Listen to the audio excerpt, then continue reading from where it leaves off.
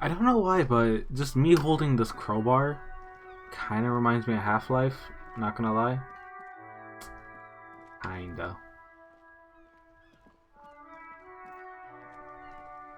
Okay, but yeah, I know we were following the fact that there was a car over here that crashed into that fence, and then it went all the way this way.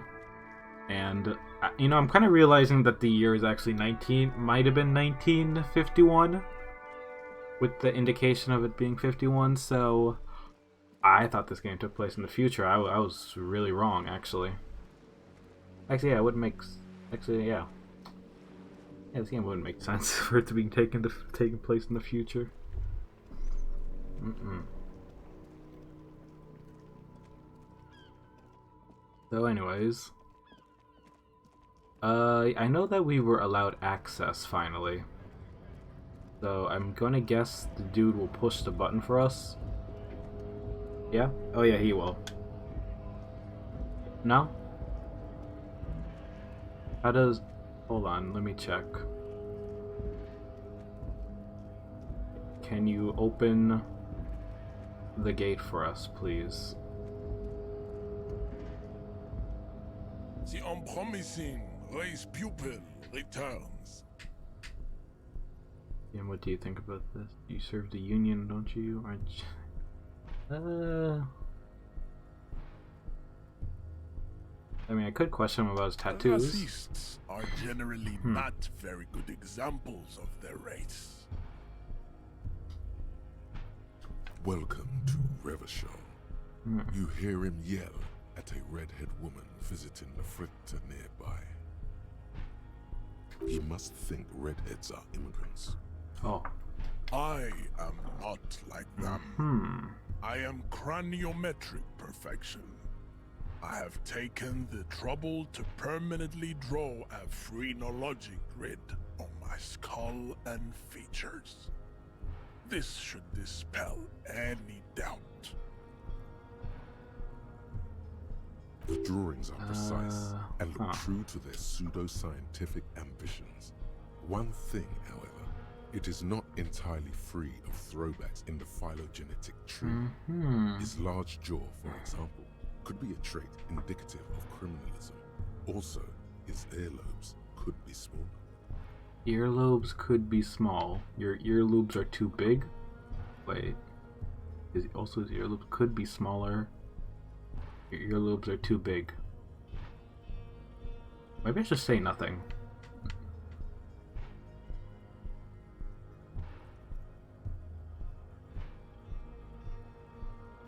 Your silence betrays your inferiority. You do not have a reply. You should enter a deep race slumber, perhaps in fourth. Can I just push the button? He said he'll push the button for me, but I don't get when he'll let me through. I don't understand.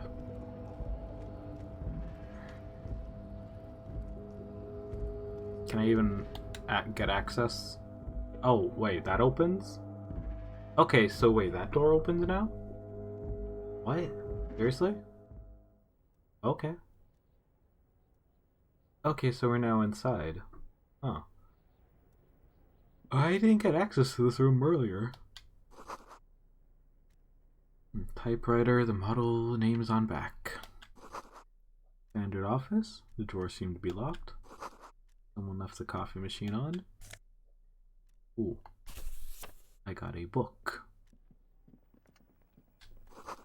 Radio emits some strange buzzing noises. The giant ass print on the pillow and a pattern of a coffee ring on the armrest.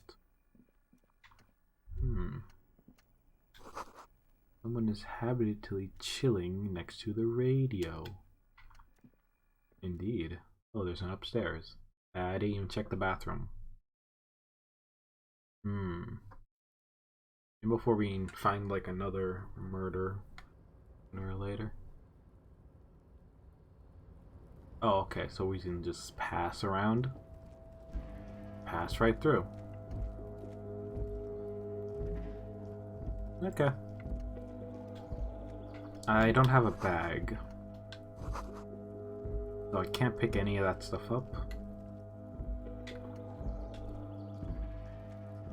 This is the night watchman's booth. The name on the door reads Rene Arnaud. Listen, it's okay to take a few minutes to yourself. Sit down and have a breather. And we're gonna just do a quick inside. If you must. Okay. But please hurry. We are pretty easy to spot up here. Nothing incriminating catches your eye. The cabinets are clean and their sparse contents meticulously organized. There's a framed photograph on the table. Take the picture or leave it alone? Let's take it. It's a black and white photo of a young couple out in a street fair. The man is young, dark-skinned, and dressed in a Royal Carabinieri uniform. The girl is smiling playfully at the camera. Okay. Why did you take that? Something about the man piques my interest. I think it can be a side thing. Fine. But let's move. I don't want to be seen snooping around here. Alright. Let's leave. No time to rest.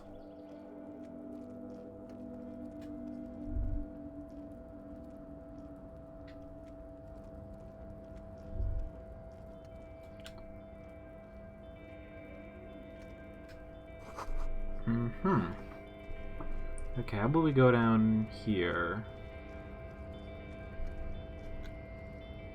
A rusting control panel with several knobs. 2 buttons marked Marche and Arrête are faded with use. It seems to control the large crane above. A container is attached to its hook block. Marche. On. Arrête. Off. Okay, so... it's on. With a loud grind, the crane shifts overhead, moving a massive metal container through the air.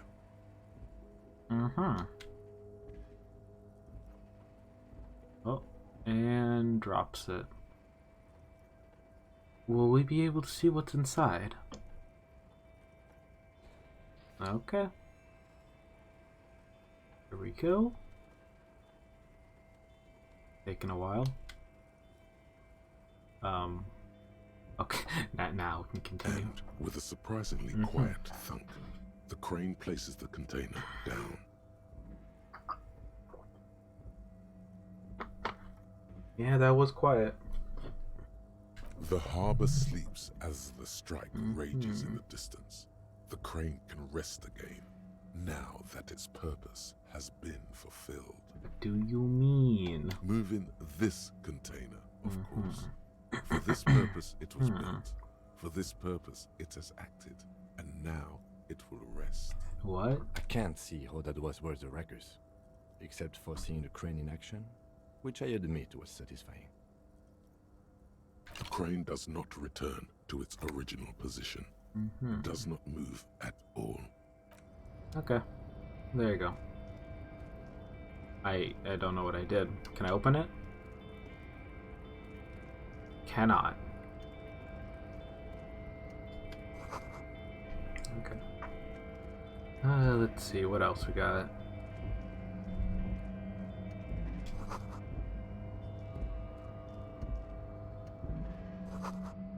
You know, I don't even know if I'm following a lead over here. I'm just wandering.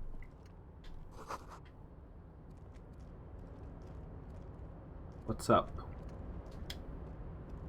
Container, container, I'll turn you nice and red. Container, container, put the logos on. The lyrics to this container song are being made up as he goes along. The accent is so thick, it's impossible not to notice he's Ubi, from the vanishing peninsula of Ubisunt on Muindi. Container, container, used to be Wild Pines. Container, container, now belongs to Everard. Hi. Everard, Hello. Everard, he looks after everyone. Okay. Huh? Well, hey there. How can I help you, mister? I see you are not a union man, mister. Did you get lost? You're not one of them scabs, are you? What is with you people and the scabs? Actually, yes, I am. No, we're not a scab. I mean, I don't personally mind. We're Folks a are just cop. folks, you know. and folks gotta eat. We're a cop that lost our gun and is unable to get our tie off the ceiling fan. Just some of the other guys don't look too kindly on the scabbing kind, if you know what I mean, mister. What's in that container over there? Point to that? Oh, that one. That should be empty as far as I know. Lots of containers here have nothing in them. They're just waiting to be loaded up. Where is everyone? Oh, most of the guys are down at the gates, keeping the scabs from coming in. We're on a strike. The whole union is. You don't have to work when you're on strike. Ha! We haven't worked for 2 months now. So no one is working? Not everyone is down there, of course. Mr. Evrard is in his office, where he always is. And Jean-Luc is guarding the gate. But Titus and his boys got into some drunken trouble and Evrard sent them on a nice vacation. For a week or so. What type of trouble did Titus get into? Oh, I'm not really supposed to talk about that. That's union business. Him and his boys stirred up something in town. Probably drank too much and got into a fight or something. I heard Mr. Evrard telling them to take some time off. Did they kill someone? No, I don't think they killed anyone. No? Let's better talk about something else. Titus and his boys do good work. I don't want to get them in trouble over a little drinking. He probably doesn't know anything anyway. Who in their right mind would tell him? Yeah. I'm looking for the leader. Oh, you want Mr. Evrard then? He's an awfully nice fellow, he is. Him and his brother are both nice fellows. They've lived their entire lives in this here neighborhood. Guys like Mr. Evrard and Mr. Edgar, his brother, are real good guys. Made Martinez what it is today. Mr. Evrard and Mr. Edgar and I went to the same school, we did, when we were boys. Oh, Mr. Evrard is where he always is. In his office, of course. What are you doing with the containers? Oh, I'm just making some covers for them containers here. Yes, I am. Yes, I am. So it's easier for the crane operators to spot them. What? Let's use our logic. What's going on here? Looks at the mountain of containers rising behind them. The containers in the yard are green in Wild Pine's livery, and the mountains rising behind Leo is all red in Union. Yeah. It's like some red infection was spreading outwards from the container yard's core. There appear to be cisterns underneath the Union container covers. This looks like a massive redecorating operation, Kim. What's underneath these red covers? Oh, I don't know, mister. They say it's some chemicals. Most of them have labels on them, I think.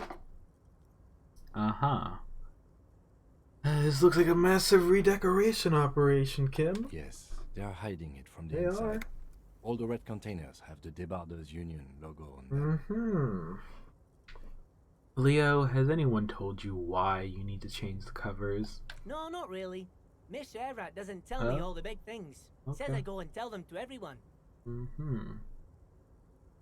Well, thank you. You're very helpful. Oh, no trouble at all, mister. No trouble at all. Do you work here? Yes, yes. Everybody needs a job, and this is mine. I'm Leonard, by the way. Leonard Bellet. Yes. But everyone calls me Leo. Hello, Leo. I'm like Mr. Everett's right-hand man when Mr. Edgar is out of town, and Mr. Edgar's right-hand man when Mr. Everett is away. Actually, Miss Beaufort is the right-hand man, but she's a lady. Who is this, Miss Beaufort?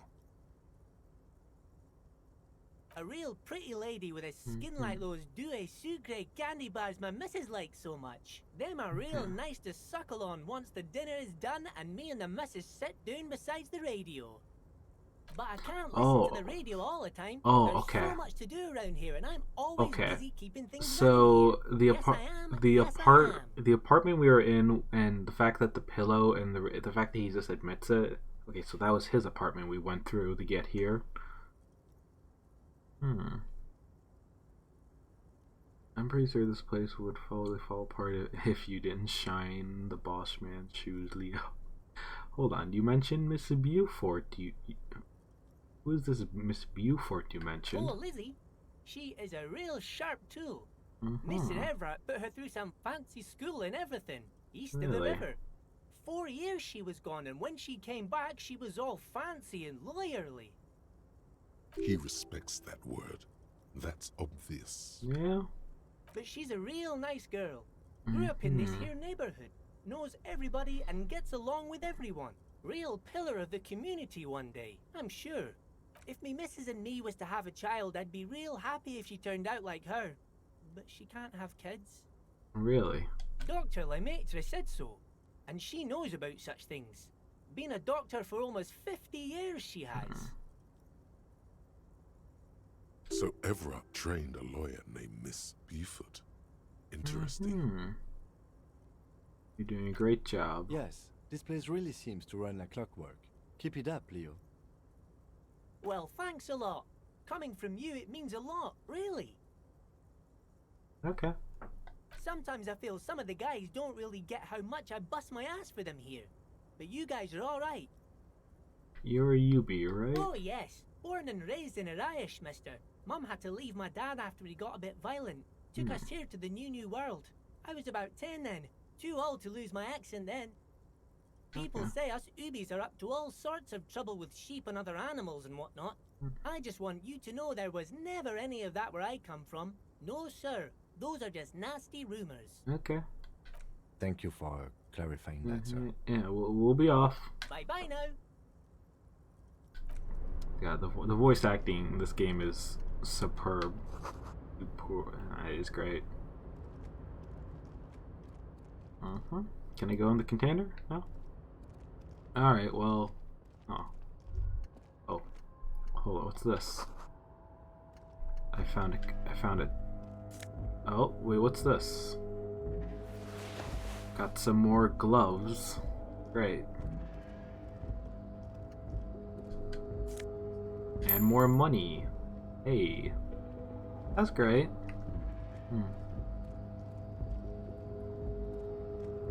We're even closer to paying off our tab, chat.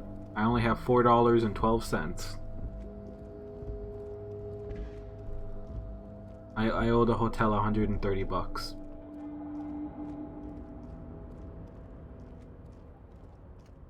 Oh, what's this? Hey. Okay, now we're $5.22 in. Hell yeah, picking up spare change. Hope we pay back the hotel. I hope so too. I even tried calling it, not even the police will help me out now. I think about it. Oh man. Can we open this? I have a crowbar. Before you stands a cargo container. Just one of many in the yard. I think there's something special about this container. Because I don't. Why not? There are a million containers here. Why are you fixating on this one? Maybe there's some contraband in here. There may very well be, but we are not here to look for that. I mean, I don't know. We are not here to interact with containers. How about we knock on... We are here to talk to the union, right? Let's knock on the door. No reply. Okay. The knock produces a hollow ring of metal. Doesn't sound like there's anything inside the container. Let's open it. You attempt to turn the handle, to no avail. The doors seem to be mechanically locked. To your left, the lieutenant considers your actions with some puzzlement. Okay, we can't really convince him. It's kind of pretty low.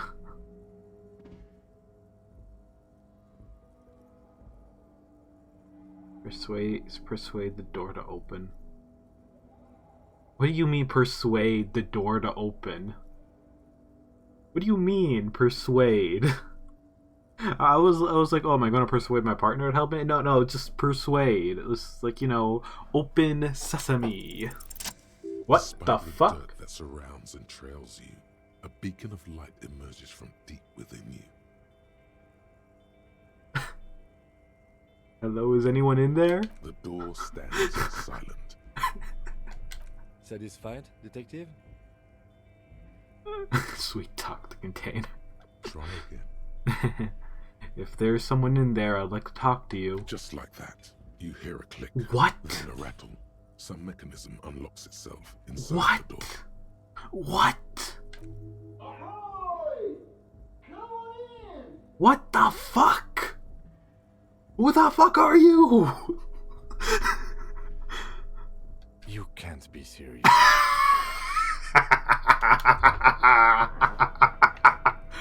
I am so... Hold on, let me quick save just in case.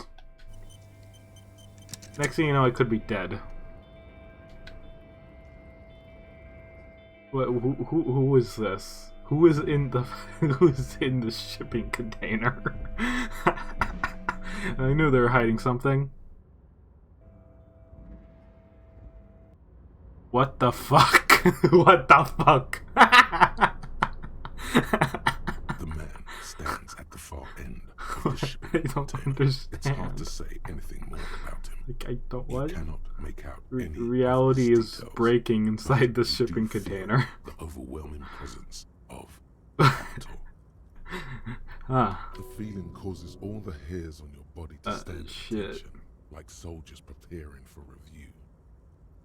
Cover my eyes. I think it... Something's amiss. Okay. The light beams bend around his face and scatter in 1,000 directions. Okay. It seems the laws of physics do not apply here. Uh-huh. They are suspended, distorted, Yeah. and echo. Trying to visualize the physics at play is liable to give you an aneurysm. Don't think about it too hard. Okay. In the general stillness, Mm. only your tongue moves, flickering as you utter. Hello. Welcome. Come in. Make yourself at home.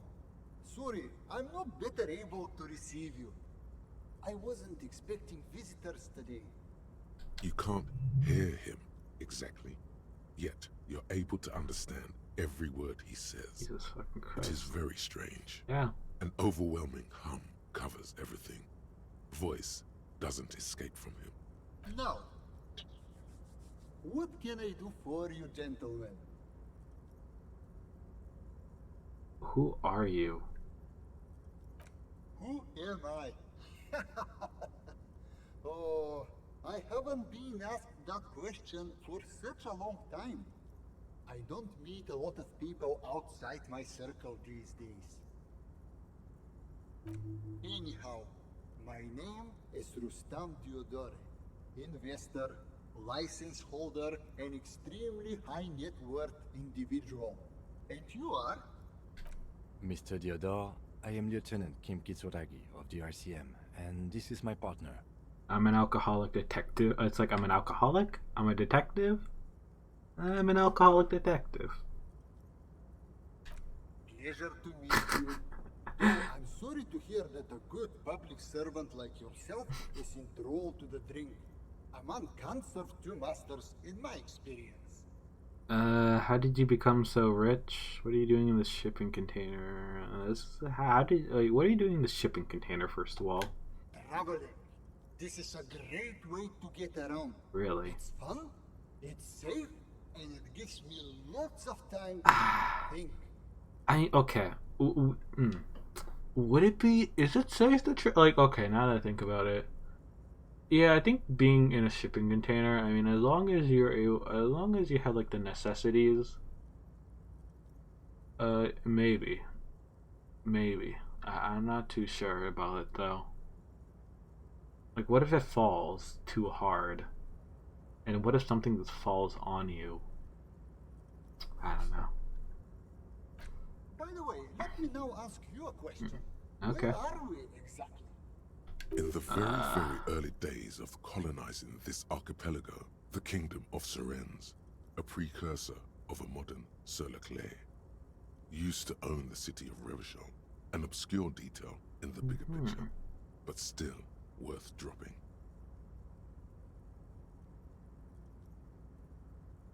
We're in the rival formerly colony of the kingdom of Sisene. We're in Martinus, the district of Ravenel, the former capital of the world. We're in Martinez. There's a pretty good hotel called the Whirl in Rags. I don't really know.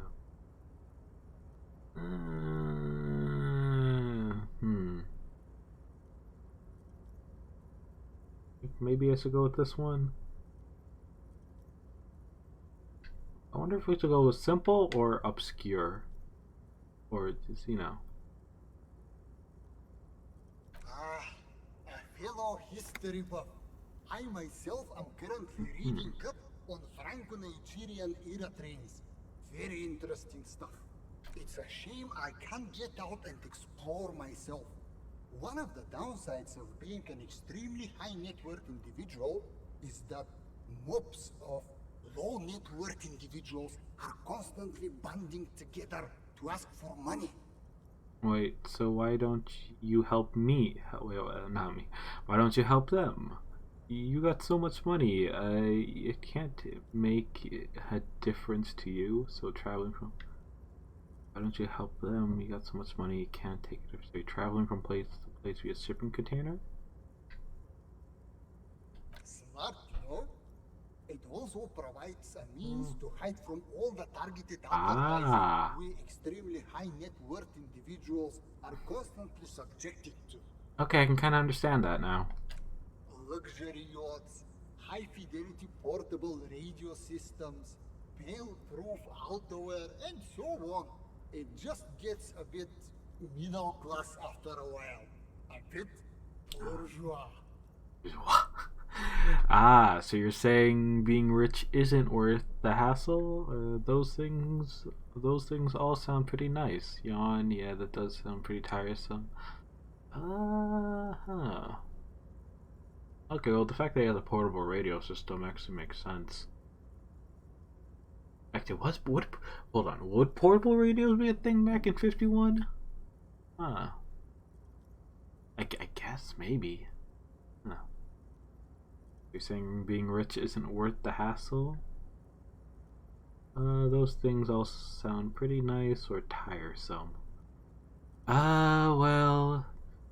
I mean, he did say he was smart. I guess it sounds pretty nice. You're saying being rich isn't worth the hassle. I guess that sounds pretty nice. Don't get me wrong. They are nice things. But once you achieve a certain level of wealth, your time and mental space become much more important than material goods. So you're saying rich isn't worth the hassle?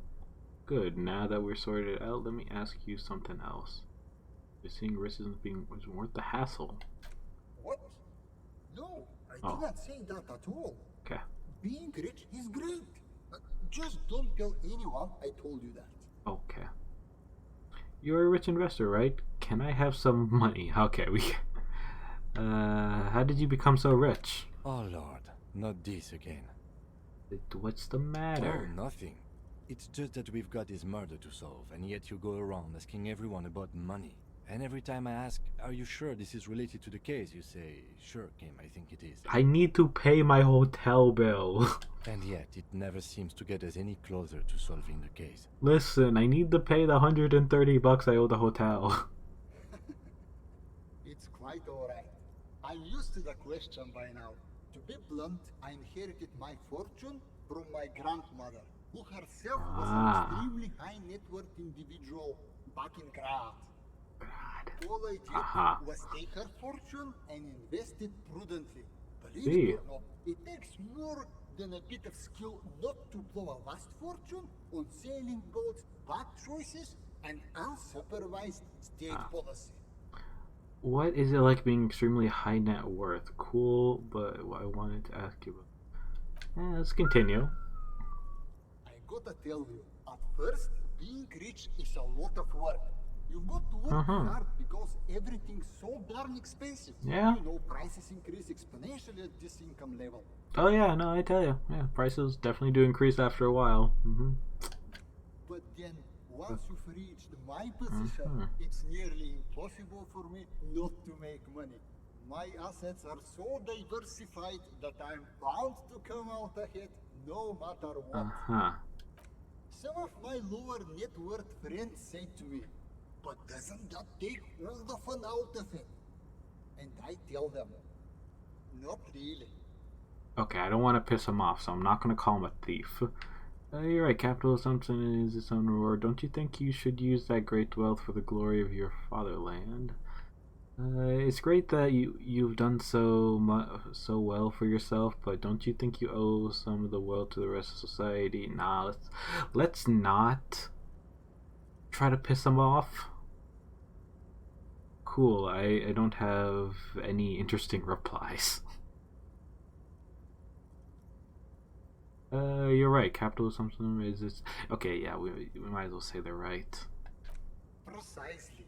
You know, I hear people talk sometimes about economic equality and fairness and all that kind of stuff. But tell me, where would we be without liberalism? In caves, whacking each other with bones. That would suck. A nightmare scenario. A world of slavery and violence. Which brings us back to the essential truth of modernism. Where we are right now, the freedom of mankind can only be derived from the free flow of capital. Man, being a high net worth individual sounds great. It is truly. It's almost entirely carefree.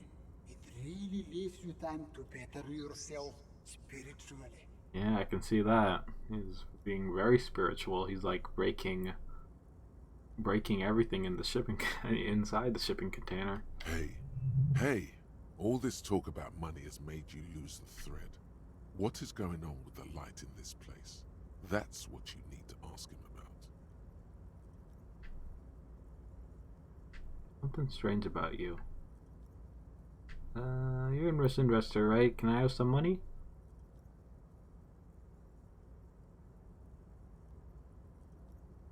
Could you please stop asking people for money? Come It on. does not reflect well on the RCM, and But to be perfectly frank, we can't afford to look worse than we already do. Kim, I can't afford to look any better than I do now. That's why I need the money. Okay, well, you're right. That was extremely unprofessional. I apologize. It's perfectly alright. Based on your appearance, I can tell I'm dealing with a civilized man.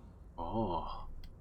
As you may know, us high net worth individuals do not have a lot of cash on hand. Investments and liquidity are enemies of one another. I think I only have coins for coffee machines. Here is 3 real. Oh. How much can you get for this?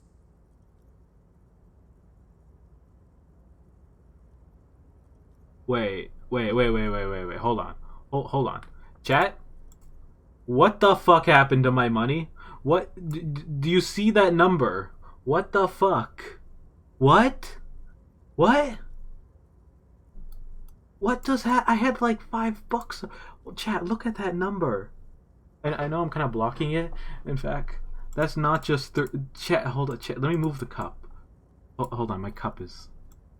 Look at that number right next to the time. What the fuck?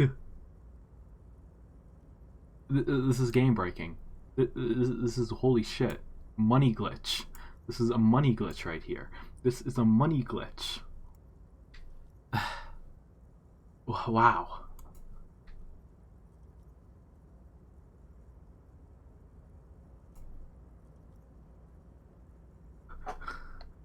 It gets me almost. Thank you for your kindness. I don't know. I met like a really rich investor. Okay, I met, what's his name? Mega rich light bending guy. Yeah, that's who I met. Yeah, thank you for your kindness. You're welcome. What the fuck?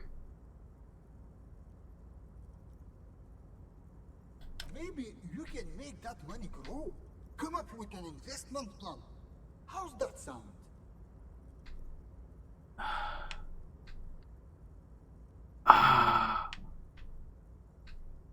Present a sound investment plan. I'm afraid if I leave this shipping container, that money will be gone.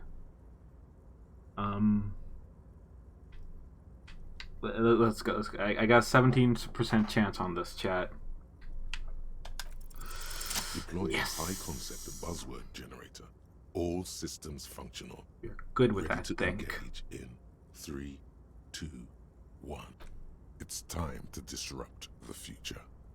You've got to stay lean, innovative, and focus on what matters most. You the children. You should invest in a youth center. A youth center, huh? Yes. What kind of youth center? Come on, tell him what he wants to hear. Gotta tell him what he wants to hear. One dedicated to instilling liberal economic values in children for low net worth families. One inspire the future leaders of tomorrow to public service. You know, a regular young sentry with a basketball courts and stuff.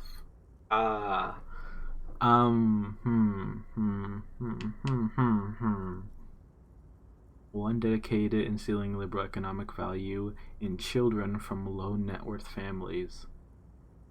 I feel like he might like that saying because, like, here's the thing though. Here, I'm trying to find some reasoning behind this. If we tell him that with this youth center, it will then bring the children from low net worth families. It'll be worth like a lot, like, right? I don't know economics, chat. I'm probably the most horrible person when it comes to like any of this stuff, but, and this is probably dumb of me saying, but would it be? I mean, so just bring together children from low net worth families and just, would that make the net worth higher? I mean, I don't want to say like, okay, for one thing, I know he wouldn't like this. One, to inspire the future leaders of tomorrow or to public service, because the fact that he hides away from the people that want his money. And then it's like, you know, a regular youth center with a basketball court and stuff. I feel like you'd be interested in the first option. Yeah? Brilliant. Yes. Without children, who'll be there to buy stuff in the future? Exactly, my friend. Yes, and if it doesn't work out, we can always repurpose the center as a shopping mall or a private equity firm. When life closes a door, it opens a window. Exactly. Yes? Yes. What's the expected return on this? Highly educated, work-ready humans, capital ready to be directed towards any number of your vast interest. With human beings, there is a risk associated, which is why they got a hold onto the century itself as a fallback. The highly educated, work-ready humans, right? Okay, yeah, I feel like the first one would work. You're deep into ultra-liberal territory now. Good work. Thank you, my conceptualization. Very impressive. You've got a natural eye for unusual investment opportunities. Thank you. I don't normally do this without a formal pitch deck, but to hell with it.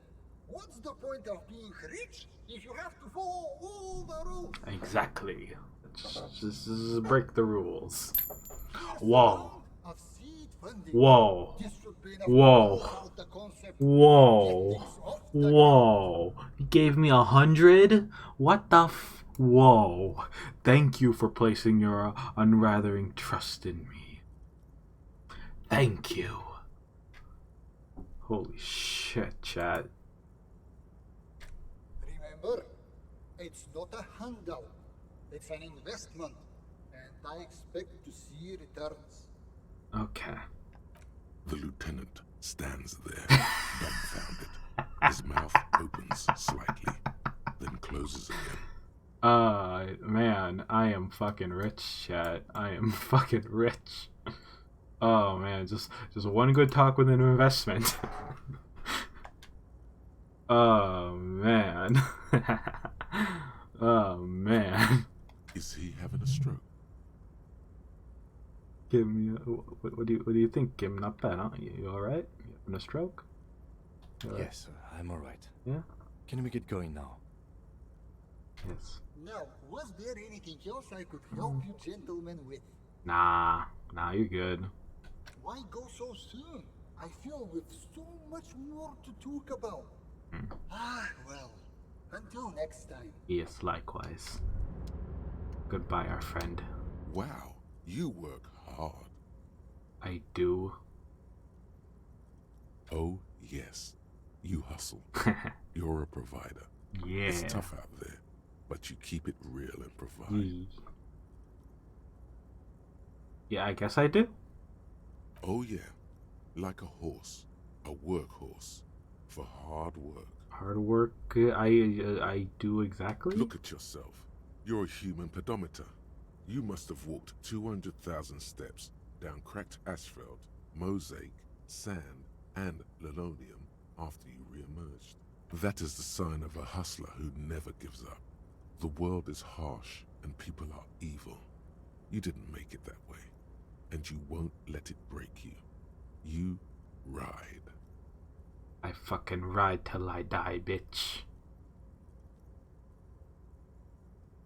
Yeah, you know, I ride a little. I ride a little. A little? You make money. You got gills, baby. Got those black papers with the faces of the innocents on them. You bring in the Franco Negros and the Solas. It ain't easy, but you do it. Day in and day out. You didn't make the rules, but you won't lose. You're a cop and a sprinter and a money printer. I guess I have made some gills, sure. Sure. And has it been easy? Is life easy? Have you not gone into cardiac arrest? Are you not about to have an anxiety attack or shoot yourself in the mouth? I lost my gun. But you still hustle 24/7, ride or die. Ask yourself. I seriously need to find that damn gun, otherwise I'm gonna get in trouble with the department. Are you rich? No, I'm actually not. That's right. Yes. You work harder than anyone. You almost rode yourself to the grave, and you're still practically a hobo. Why is that? I don't know why I don't know why am I so poor. System is broken because of that Garte guy riding my ass. There's a market for a corrupt cop out there, but immigrant cops have prices dumped and fucking taxes. I don't know what to say. Because the guard. I don't know why I am so. Because of the taxes. Oh, G-Man's right, got his jam-covered sticky fingers in your pocket, stealing from you every time you buy, sell, walk, talk, fart, so much as sneeze. Aren't taxes almost non-existent in the Gotham estate that is Revachol? Thought there were no taxes. You and I both, but they got those indirect modes of taxation. Sales tax, excise duty, extraction tax. This tax that doesn't even have a name. Plus, there's the stuff people in other countries pay for that makes them ask for more money from you here. The Gotham estate's a myth. In total, the coalition government is taking 98% of all your money. What? No fucking way. I guess I'm a free marketable from opt-in or opt-out. This isn't helping me solve my money problem and only making me into a free market type. No fucking way. I'm a free market fundamental. Are you sure? That seems pretty big number. This isn't helping me solve my money problem. Oh, fuck. No fucking way. I'm a free market fundamental now. Opt in or opt out? I don't know. This isn't helping me solve my money problem. It's only making me into a free market type. Opt out? Fuck, maybe I have some opt in. No fucking way. Here you go, hustler. Fight the righteous fight. Free the people. Keep it real. Keep it street. Keep foaming at the mouth furiously on the tax issue. Alright, good night. Okay. Oh no! Oh, what the hell? Okay, so my money went down to 108. My money went down to 100. Was that a glitch? I don't even know. Okay, so I have 108 bucks actually coming out of this all. Welp. I mean, I'm close to paying the fucking... Okay. Goddamn, taxes took 90% of my money. Hey, so we've been monitoring you internally, and now we know your Copo type. Wait, there's a Capo type? Yes. Guess what's yours? Some kind of weapon cop. Sorry, cop. I'm sorry, I'm not sure. I'm sorry. He had a cool cop? No, you're the sorry cop. Fuck. The cop who's sorriest. Let's make it official then, shall we? You know what? I am not sorry. I changed my mind. Opt in? I'm sorry. Of course you are. It's okay. See if you can get something out of this, like info. Or maybe every time you say you're sorry, you get $1 million. I'm sorry. That won't happen. Oh. Okay. Let's get out of here. I came out with at least $103. Wow. Oh, wow. Wow. It's still crazy just to think about it. Like, holy shit. Wait. Oh shit, my money went up? Wait, my money went up to 108. I'm sorry. Oh my god. Okay. Wow. God damn, I'm gonna quickly save actually. Straight up new save. For what I have done. What I've just literally been through. Wow. I got myself a lot of money. I'm a fucking hustler.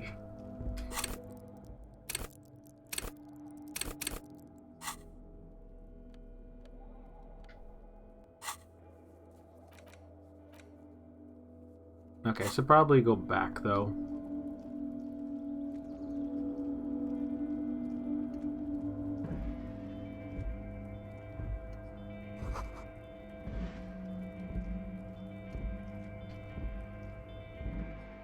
Because I just realized I probably could have like went back and checked some other stuff. But wow. Man, even then, like, the fact that we came out with like $100 is kind of crazy. Was there anything in the bathroom here? Some magnesium. Some neat office shades. Ooh. How about, what's in this? A postcard. Oh, let me see. What's all the interactable? Okay, this one? On second glance, someone has forgotten to properly close one of the drawers. It's unfortunate for the Union to just leave their paperwork lying around like this. Open it. The drawer opens smoothly. Inside is a well-organized selection of brown folders. Browse to the folders. Hundreds of documents containing logistical data. 2 kinds of transactions stand out. Materials coming into Revachol from the outside world, from Muindi, Grad, and even Ilmara, and the same materials being handed over to companies inside Revachol. Kuron, Coal City, La Delta, and Jamrock are listed among the many districts where the imports are being sold. It's hard to make sense of this thicket of company names, dates, quantities, and percentages. You try to focus, but the lines are getting blurry. Okay. I got a 28%. Let's go. Whatever's hidden here is yeah. hidden well. Concentration isn't enough. Only a trained accountant with a background in logistics would be able to really make sense of it. However, there is a little handwritten note. Okay, stuck on so the side of I the got my dice were 5 and 4. That's 9. Medium is 10 versus your total 10. So I finally got a 10. Okay. Let's take a look at the notes. It appears to be a to-do list written in large, uneven capital letters. Remember, Leo, Everard's shoes, special whirling borscht, water Everard's plants, sweep office floor, more banners. All items on the list have been crossed out, and the note itself is crumpled. Hey, look, Kim, a to-do note with a list of errands for Erwat. Everard Clare, probably. The head of the Debarders Union. Leo must have left it. Nothing incriminating here. The special borscht seems a bit odd in the list.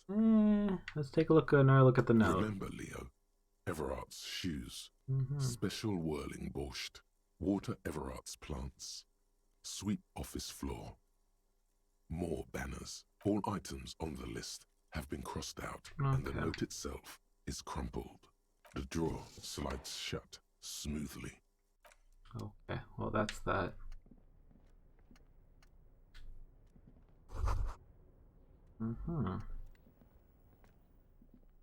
What's over here? An imposing combination of a punch clock and a payphone is looking down at you from the wall. A note on the side says, "Tokens unavailable due to strike. Use change." Okay. No, I don't want to waste my money on that at the moment.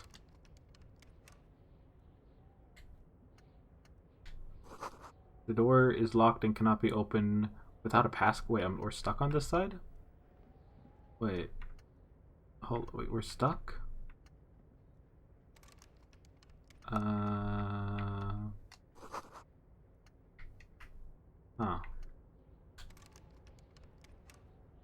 Seem to be stuck in this building.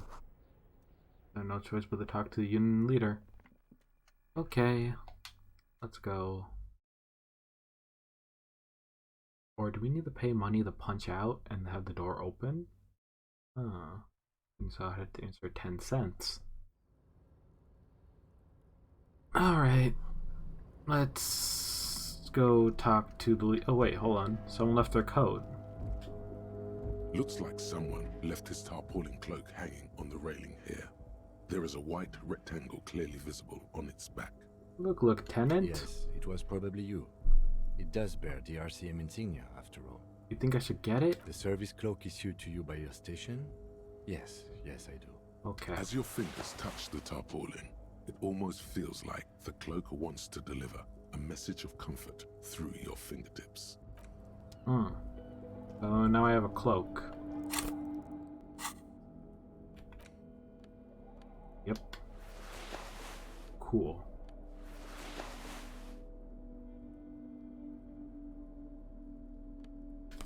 I look cool.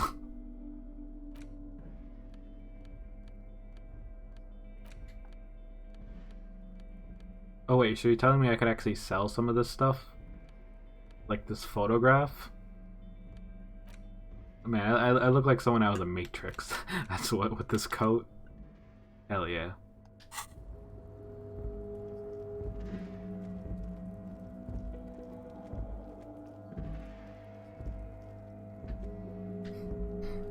Alright. Can we go down? Nope. Okay, let's just go down here.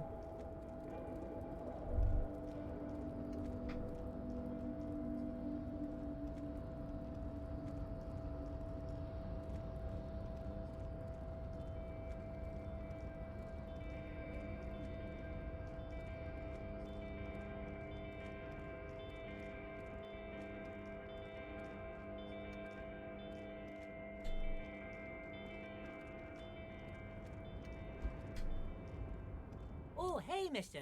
I knew you'd be back to talk with old Leo here. Yes, I did. It's like Lady Larice said when she opened a bathhouse in the basement of my apartment building. They can only get so far before they're aching to get back. And lots of folk really did keep coming back. No trouble at all, mister. No trouble at all. Okay, here it is. It's like that old saying goes, wisdom withers if not shared. Are you And old Leo is always up for sharing. Are you the Leo who wrote the note to make more banners? Oh, yes. I leave all kinds of notes for myself. That old head of mine ain't so good at keeping things in no more. I almost forgot about the borscht. What was that about the borscht? Oh, yes. I've been taking special whirling borscht to the men every day since the strike started. It's very, very good. Makes a man feel so warm and happy. I feel like I could take on Mr. Renadan's boar dogs every time the lunch is done. What do you mean by taking the soup to the men? It is if we're striking. Yes. I'm taking it to them. The borscht keeps them happy and in fighting spirits. Makes you all warm inside. They brew it in the whirling in rags. Something is off about the borscht. I'm going to look into it. Oh, sure, mister. Sure. You do that. Yes, sir. He didn't actually understand what you meant, and now he's just nodding along. Okay. Oh, we can just go inside now. What? Okay. That's neat.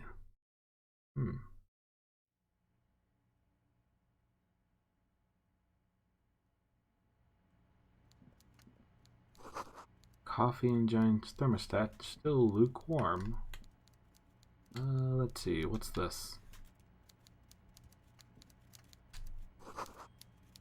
Stairs made of pallet leading up. Oh. Oh, okay, it's him.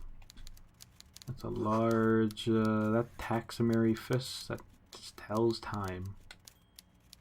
Okay, I guess you're the boss? Before you is a walrus of a man seated behind a large desk. He looks up from his work, not the least bit surprised to see you. With great effort, he straightens himself up in his chair, yet says nothing. He simply stares at you, with a mixture of expectation and impatience, well bottled. Are you in charge of the dock workers? Welcome, Mr. Dubois, Mr. Kitsuragi. It's good of you two to stop by. Please, have a seat. I'm Everard Clare, head of the Debarders Union here in Martinez. I'd offer you my hand, but unfortunately my health prevents me from getting up. You understand? He looks extremely comfortable. The tiny folding chair, on the other hand, looks like a torture device. You go ahead, detective. Whatever he has in store for you, it can't be good, he thinks. I'll do my best. Forget about that. What's with this Dubois stuff? You're getting some seriously bad vibes from that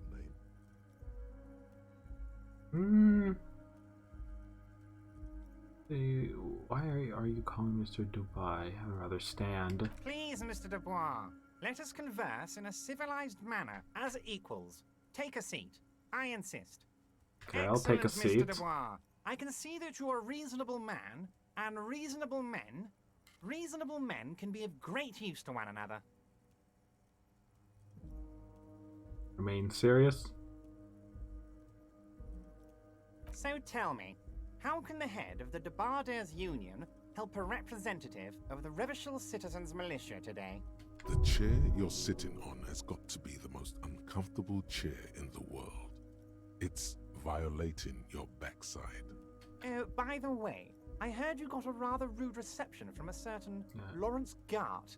Some people have no manners, it pains me to say. This should take care of that nonsense.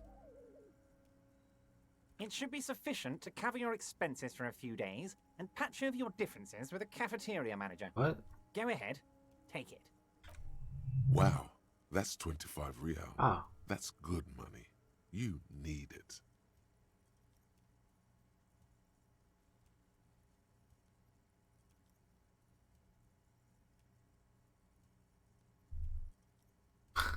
Oh, I'm looking at these choices. I'll be like, wait, do you know who Garte? Or I could be like, thank you. You need the money. Yes, I do need the money. I'll be like, thank you, Ivar. Take the comically large check. Take the comically large check by saying nothing. Keep it. I'm good. And then the final option is like, you can take that comically large check and shut up your ass and just leave it. Nah. Okay. Thank you, Ivar. Don't mention it. But also, don't forget it. I'm just kidding, of course. Another wink. He's not. Now, I'd like to set your mind at ease about one other matter. Your lost gun. Oh. Let me assure you, Union people are on it as we speak. I've got my best hounds looking for that lost gun. Oh, right. Thank you? His slug-like lips move, But all you hear is an echo. Lost gun. Lost gun. Lost gun. Lost gun. Lost gun. Fuck my morals. Kill yourself right now. Fuck. Come on. Fuck. Ah. Despair creeps into Ah. getting fat. No. Whatever noble intentions you once had, No. you're still coming up with sentences. That's a step up from total annihilation, right?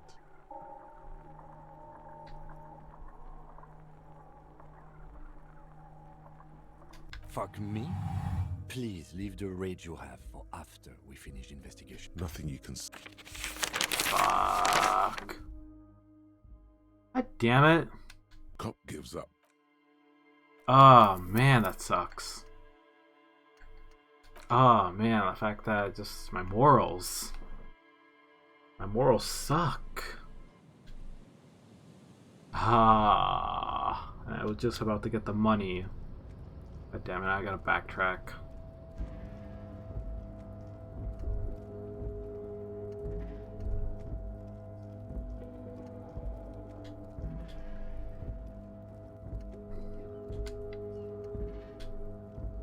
Looks like someone left his tarpaulin closed. Yes, the service. As you're Oh man, I should have saved before I went up to him.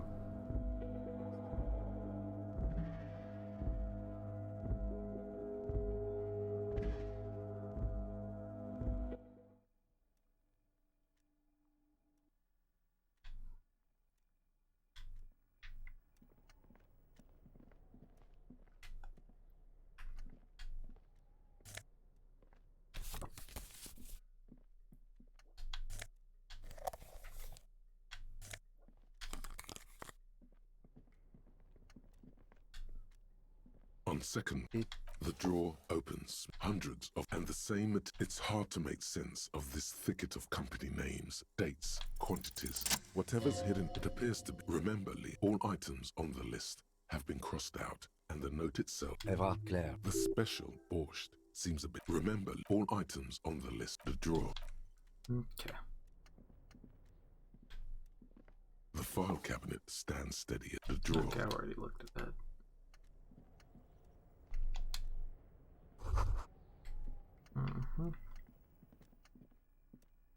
An imposing combination of a punch clock and a payphone is looking down at you from the wall.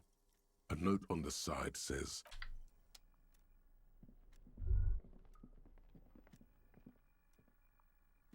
I want to see what happened if I would try standing.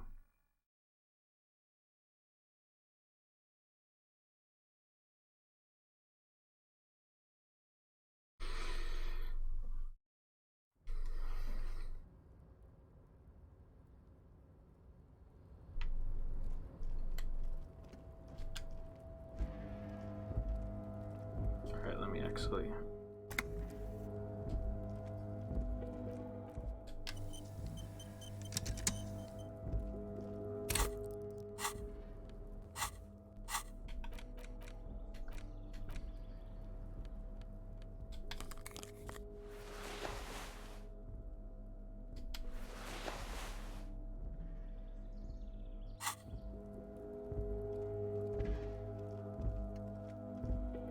This is the night watchman's booth. The name on the door reads, René Arnaud. The chair is not as austere as the rest of the booth. A thin grey pillow is attached to the seat, secured to the stiles by black ribbons.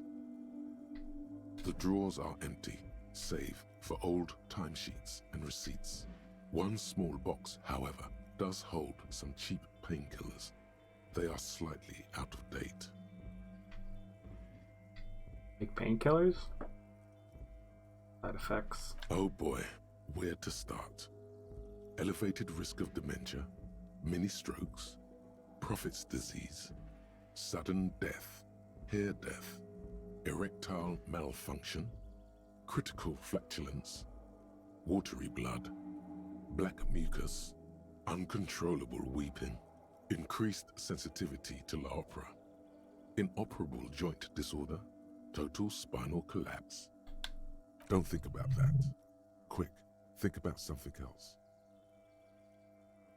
I'm a cop. I have a cop thing to do. Murder to solve. People to help. Kim's counting on me. Let's go, Mirabelle. I don't know what the big deal is. It sounds pretty normal to me. I am scared. I will never be able... Okay, well, I am a cop. The enormity of the case before you dwarfs the list of side effects. You can't even see the side effects anymore. They're nothing to you. Take some painkillers? You take the painkillers. They are yours now. Get up. You okay, our health went up by building. 1. Wait.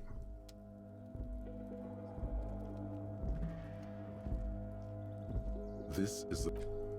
Okay, well, we already rested.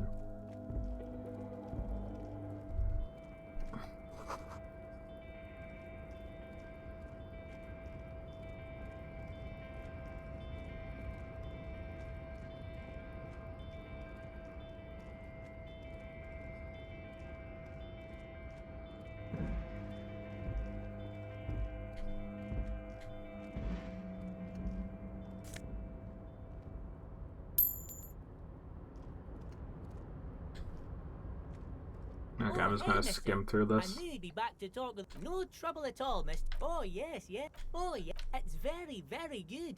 Makes a man feel so warm and happy. I feel like I could take on Mr. Renner. Yes, yes. I'm taking it to them. The borscht keeps... Oh, sure, mister. Sure. You didn't actually understand what you meant. Okay. We've already been through those dialogue options until I lost all hope. Back with the big boss over there. Yeah.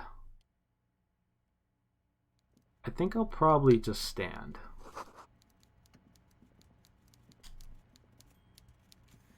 Let me just quick save.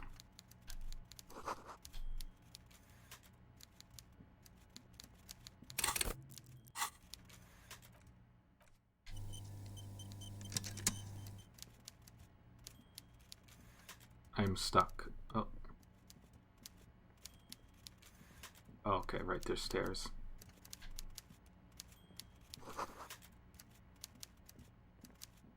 Okay, I want to see what happens if I were to just stand. Before you, with a mixture of expectation. Welcome, Mr. Dubois, Mr. Kitts. I'm Everard. I'd offer you my hand. He looks extremely comfortable. You go ahead. Whatever he has in store for you, it can't forget about that. What's with this Dubois stuff? You're getting some seriously bad vibes from that name. I gotta stand. Please, Mr. Dubois, let us converse in a civilized manner, as equals. Take a seat. I insist. Excellent, Mr. Dubois. I can see that you're a reasonable man, and reasonable men Okay. can be of great use to one another. So he gives me a wink, I wink back. So tell me, how can the head of the Debarders Union help a representative of the Revachol Citizens Militia today? The chair you're sitting on has got to be the most uncomfortable chair. Oh, by the way, I heard you got a rather rude reception. This should take care of that. It should be Wow, that's 25 real. That's good money. Don't mention it. He's not. Now. His slug-like lips move, but all you hear is an echo. Lost gun, lost gun, lost gun. How the hell do I heal myself? I don't understand. How do I heal myself? What? Despair creeps into you. How do I heal Getting myself? fat on your weakness. You're still coming up with sentences.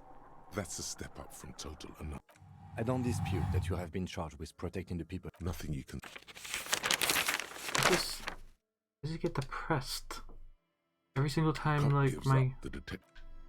Every single time my, like, gun is, like, mentioned. Okay, I'm gonna try to stand.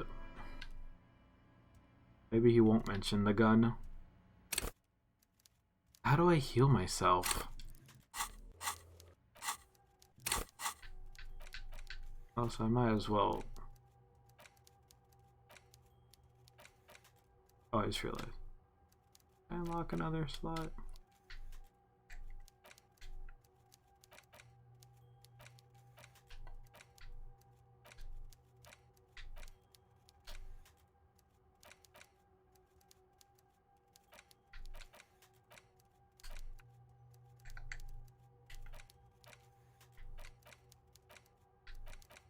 Okay.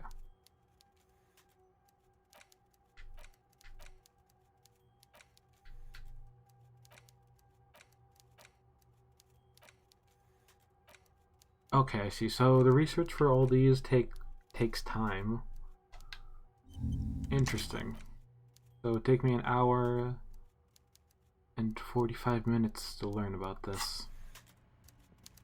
Hold on, can I actually equip other ones?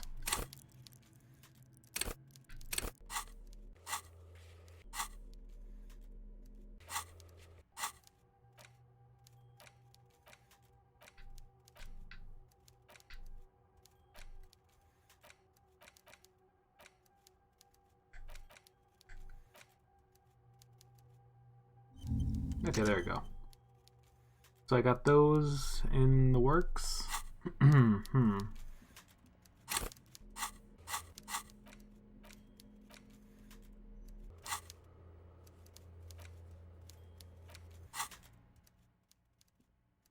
I'm gonna try to stand. Before you, with a... Welcome, I'd offer you... He looks... You go ahead. Whatever. Forget about that. I gotta Please, Mr. stand. Dubois. I Very don't. well, Mr. Dubois. I respect a man with strong convictions. I, too, have convictions. One of which is that I will not engage with any man who won't face me at eye level. Should you find yourself more amenable in the future, I'd gladly resume our conversation. But until then, I'm afraid I must ask you to leave. You're no Titan of Elysium, buddy. He's got you in a fork. Sit down or leave. Okay. Fuck. Excellent, Mr. Dubois. I can see that you're a reasonable Damn, man. this chair's uncomfortable. And reasonable... So tell me, how can the head... The chair you're... by this, it should be... Wow, that's 25 real. Hey, That's you know good Garte? money. Yes, I know, Lawrence. He's a real character. No union man in him. A real piece of work, that boy is. With a grin, he points to the checker game. It's like you're on a game show. At least, don't thank him for it. Is there anything you'd like to say to me? Or... No, that's cool. Cool? I wouldn't go that far. I'm sure there are cooler things than delivering a comically oversized novelty check to a cafeteria manager. But, sure, if that's what's cool nowadays. Now, I'd like to set your mind at ease. His Fuck. slug-like lips move, but all you hear is an echo. Lost gun, lost gun, lost gun. How do I heal myself? How do I heal myself? This is seriously annoying as fuck. Getting fat. You're still coming up with sentences. That's a step up from total annihilation. Yes, it can be difficult to be on the receiving Damn end it. of so much distrust and outright hatred.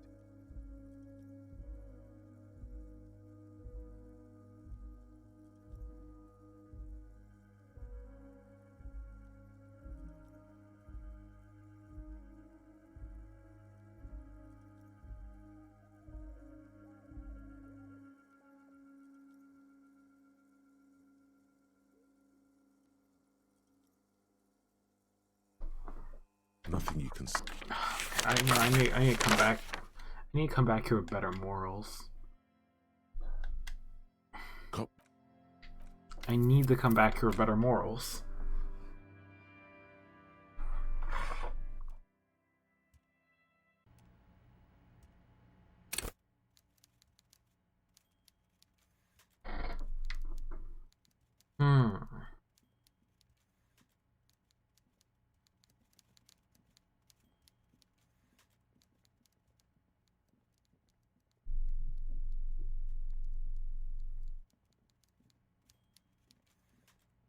Okay, what if I tell him to shove the check up his ass? Before you, with a... Welcome, Miss... I'd offer you... He looks... You go... Whatever, forget about that. Excellent, Mr. Dubois. So... The this, it should be... Wow. Yes, I know. Oh, With a fuck. grin, he points to the checker game. It's like you're on a game show. At least... You can take that counselor check and shove it up your ass. Okay, okay. I respect a man with principles. No handouts, then. Now, I'd like to set your mind... God His damn it. slug-like lips move, but all you hear is an echo. Lost gun, lost gun, lost gun. Again. Despair creeps Hit right on a D-pad when your morals go down critical. on your weakness. Whatever noble intentions, you're Fuck me? Please alright. leave the radio. nothing. Alright. I gotta hit down or hit right on the D-pad when your morals is critical. Got it. Okay. I hit right on the D-pad.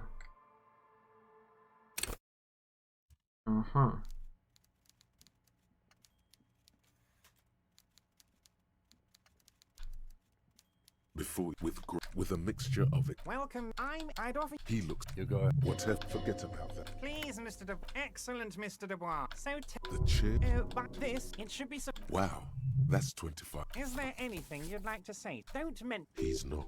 Now.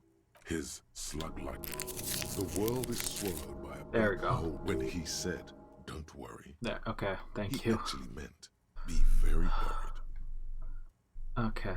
Wow, I did not know that. How do you know about my lost gun? I know everything, Harry. Right now, I know that you're worried. Don't be worried. Everything's going to be all right. It's not like you left it loaded. You didn't lose a loaded gun. Oh, Local children aren't out there playing with it right now, Okay, pointing good. it into their own mouths. It's in a safe place. Oh. I just know it. I have a feeling everything's going to be all right. It was loaded. There were 2 bullets in it. You always keep at least 2 barrels loaded.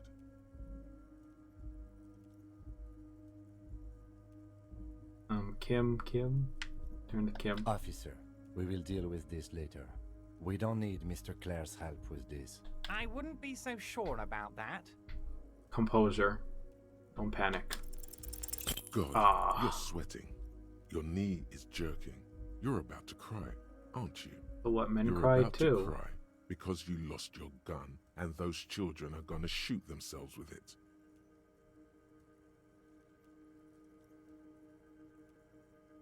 No, I'm not trying to stay cool.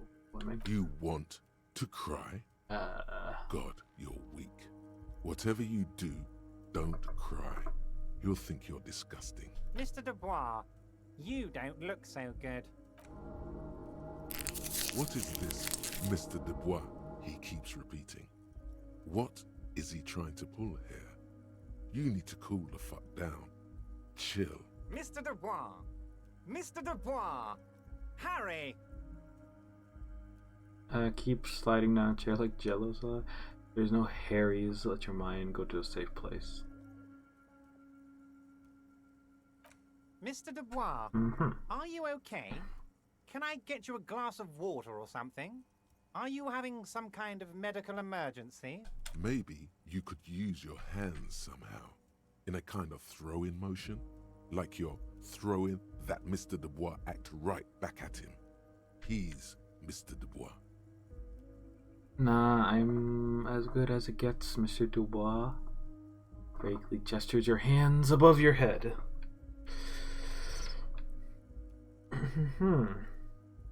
Don't be dramatic.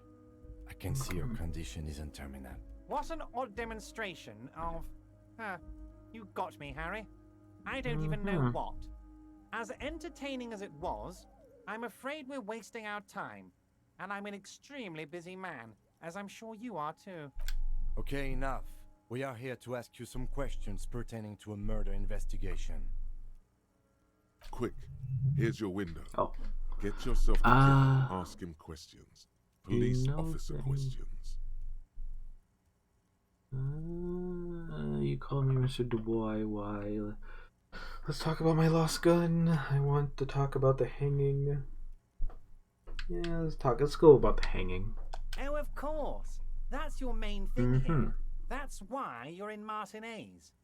I know everything that goes on around here, and I would love to discuss it with you. That corpse has been up there hanging for a week, and it's still hanging as we speak.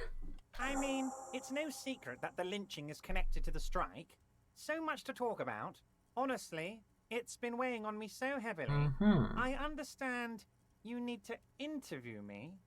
I sense there is a but. But there's a thing that's been Yeah? keeping me up at night. Really? I want to talk about the hanging. I mean, if we could just calmly talk, exchange information, we could blow this thing wide open. Really? Yes, that sounds good. Mm-hmm. Let's do that. But I can't think straight with this thing weighing on me.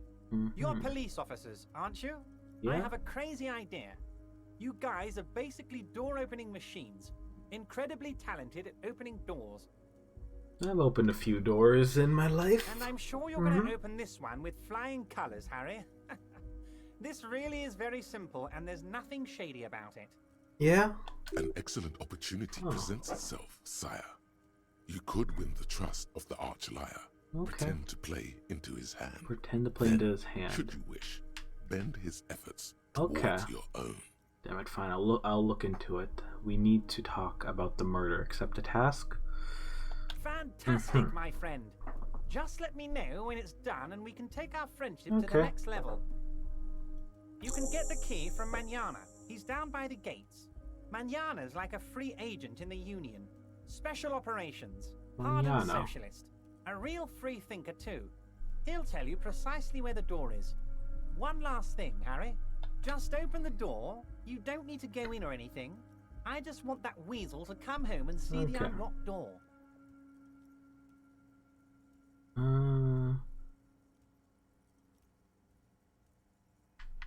You know about that mega rich light bending guy inside the container? Okay, let's not talk about him, cause I think he's hiding in there for a reason, and we don't want to talk about him to this rich guy. So yeah. Let's see. Let's talk about my lost gun. I'm looking into your shady brew. Probably not.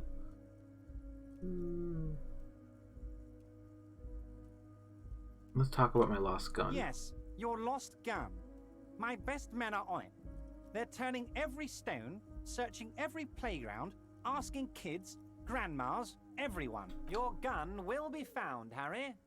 Let me assure you of that. It's just a matter of time and effort. The only way to find it seems to be working with him. He might even be holding your gun hostage.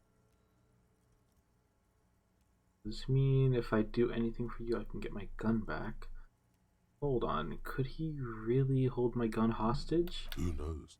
Only one thing is certain. If you work with him, you're going to get it back. And working with him might be the only way to do it. Does that mean if I do things for you, I can get my gun back? Damn it, Harry. That's exactly what it means. I'm only kidding, of course. Of course. I understand.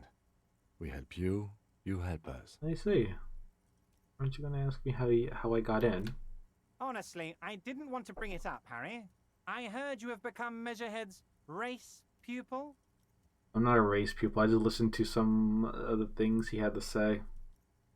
It was a tactic I needed to get in somehow. It's not like I'm a racist now. Yeah, I'm a big racist. It's basically... Oh my god. Okay, it's because of the mindset. Okay, it was a tactic I needed to get in somehow. I'm not a race pupil. I just listened to some of the things he had to say. Oh man, and we could just start going deep into it.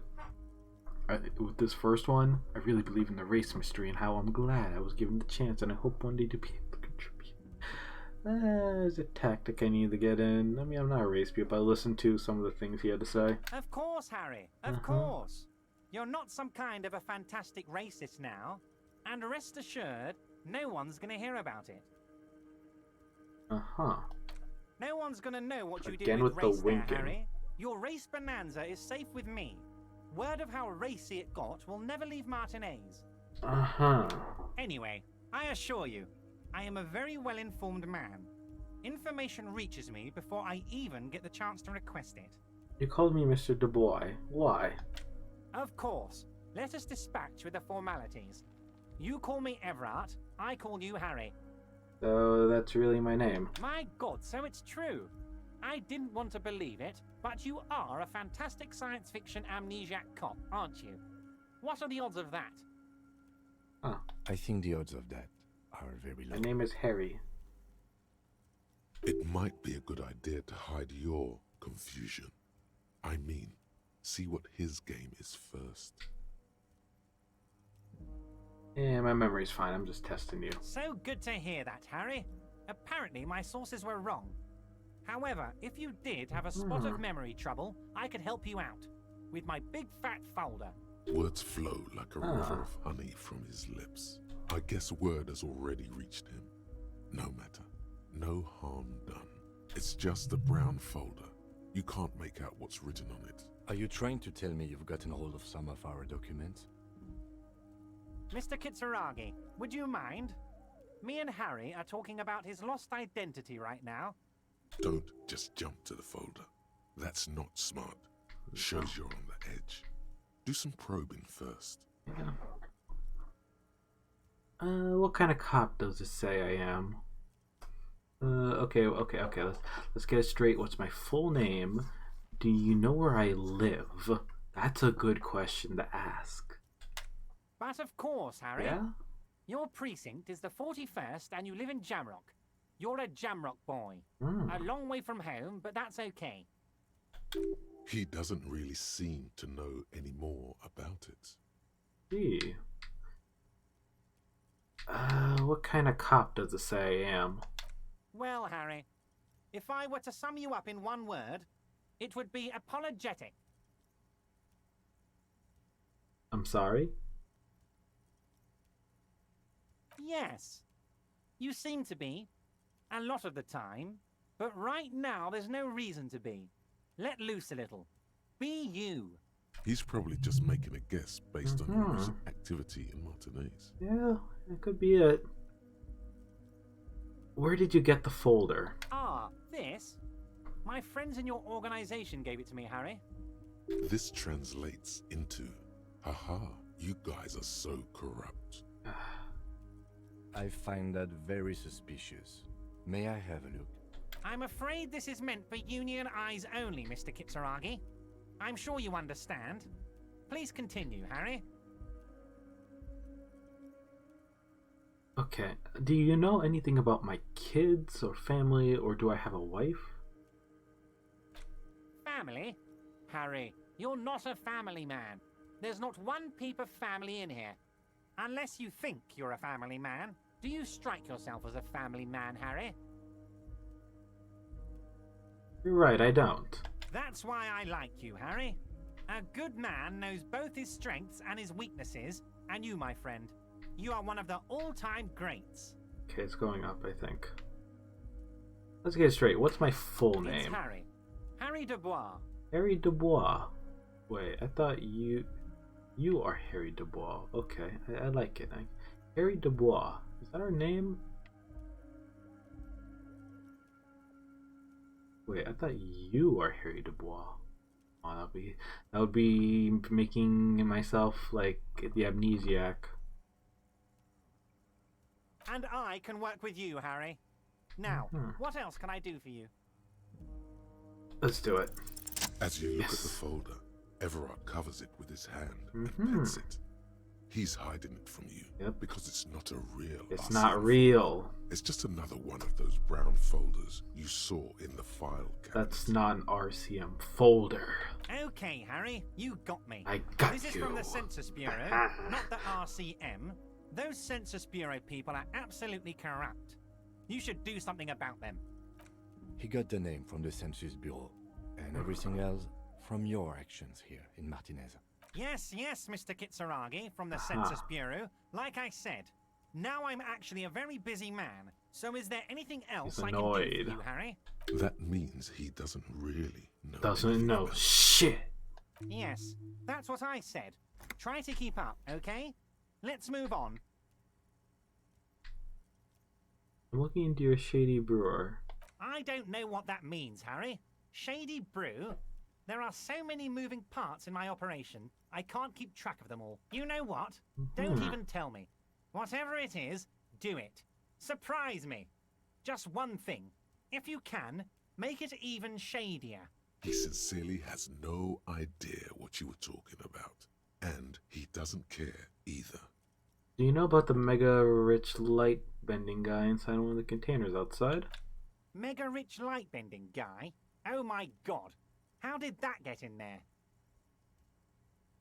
Must have been the container when someone accidentally closed the door.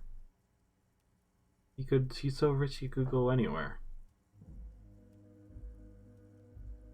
I'm like, it must have oozed into the cracks. Or it could be like, I don't know. I don't know. Damn it to hell, Harry. I specifically told my guys to check all the containers for mega-rich lightbending guys. You know, some of him may have been a fragment of my... You know, some of him may have been a fragment of my imagination. Nothing can stop an introverted mind. I think he wanted to take the Polterate to Erot. Kim, tell him he was there. You know, some of him may have been a fragment of my imagination. Honestly, Harry, we might be moving all kinds of suspicious things through this harbour, but I won't be caught transporting the light-bending mega-rich. I have a reputation to protect.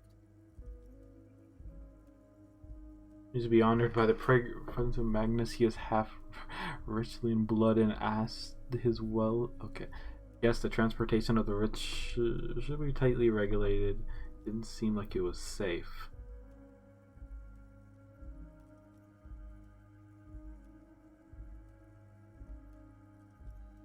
The mega rich are people too. He was a nice man. Gave me a stock tips.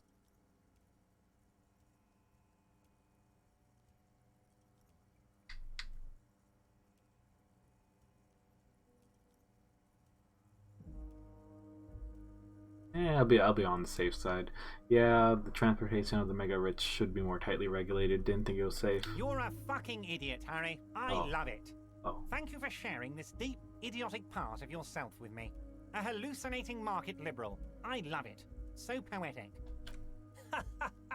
I shudder to think what you're going to tell me next, Harry. Not for 1 second did he believe there's an actual rich person somewhere in his container town. Okay, we're gonna Wait. go. You need this to get in and out through the gate. Oh. Thanks. I was wondering how I was supposed to get out. Great. Wouldn't want to get stuck in here. Here, you're one of us now. A real red and white union man. Take care, Harry. Alright then, well, that was something.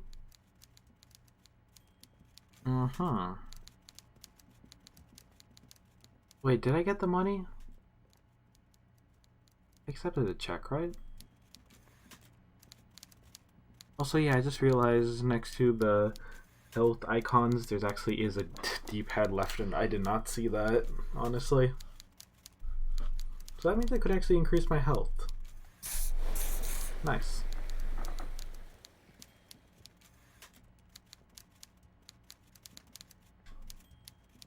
Mr. Dubois, a pleasure as always. You don't have to sit down this time, since you've already sat on that chair. See you soon, Okay. Let's get going.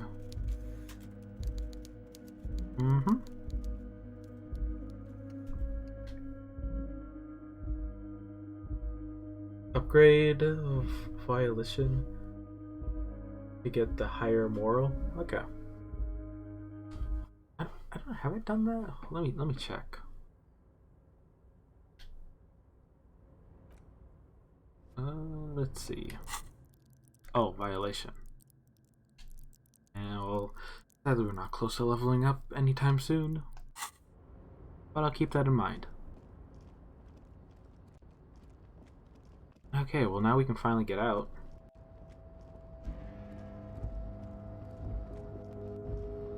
Is the audio glitching? Is it me or is the audio glitching, chat? You hear that?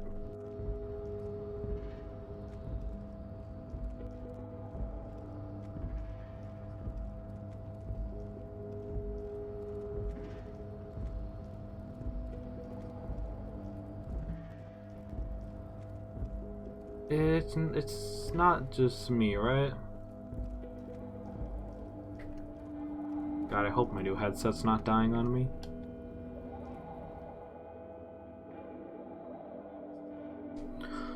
Also, I didn't realize the gate that I was trying to go through was the small door. I didn't realize it. Like, I didn't realize it was right here. Okay, I don't have to pay 10 cents to get out. I can now go in and out as I please.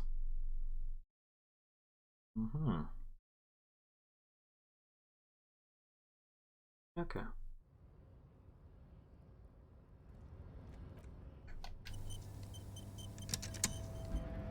So.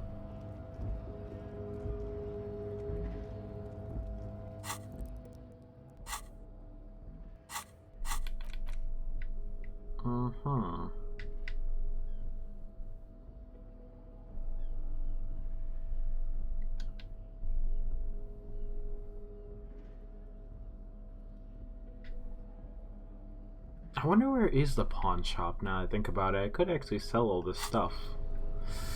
I could make a good amount of money. Also, one sec, let me just... This...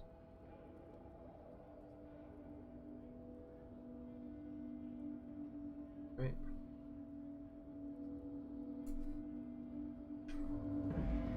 Okay.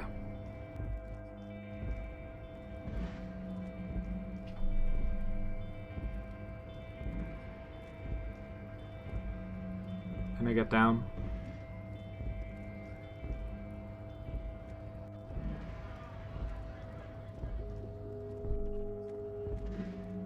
Is the audio purposely glitchy?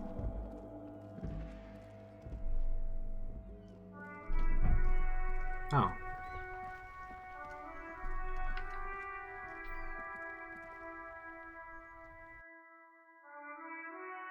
Alright. I might as well go ask about the locked garbage cans that were outside.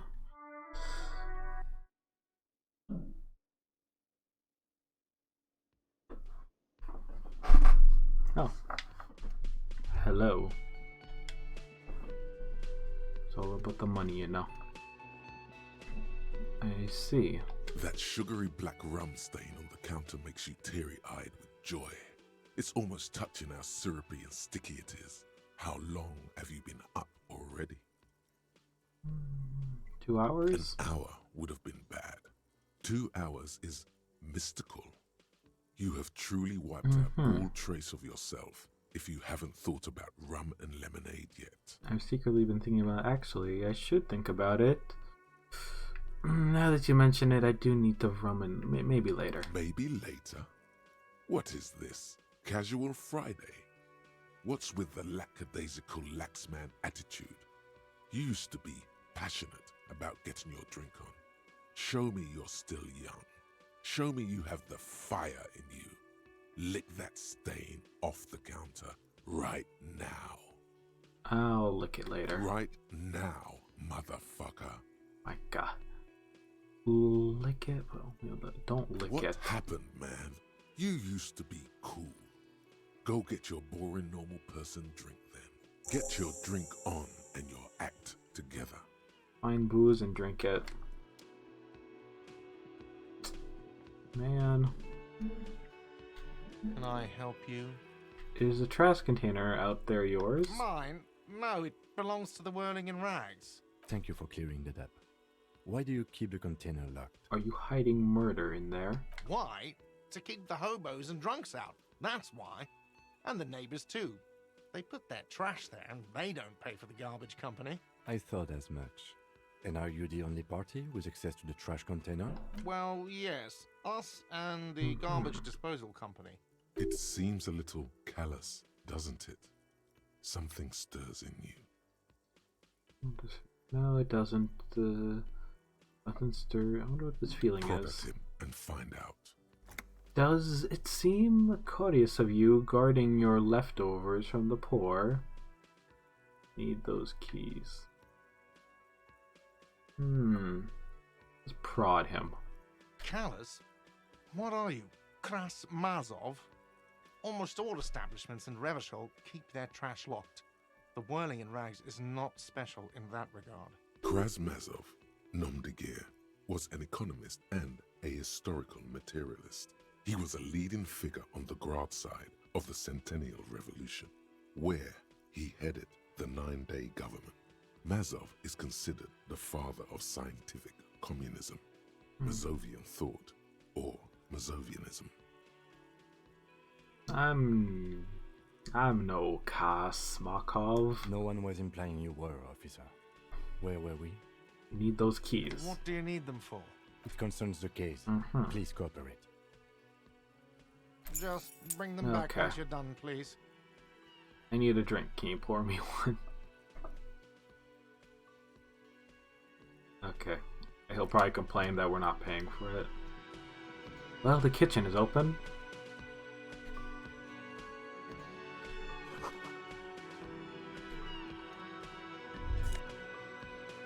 Sure. A little bit more coin. A thin man is smoking below an exhaust hood, occasionally sipping from his mug. This must be the Whirling's cook. Okay. As you step in, he nods toward the table and Hello. says something in a completely foreign language. Okay, it's definitely not his name. Whatever you do, please don't call him Garancy Quebec. Please. It's not funny. Hello, sir. We got a couple of questions. Mr. Quebec, I'm here on official police business. Hello, sir. We got a few questions. The man puts his cup down and replies something, his left hand drawing arcs in the air.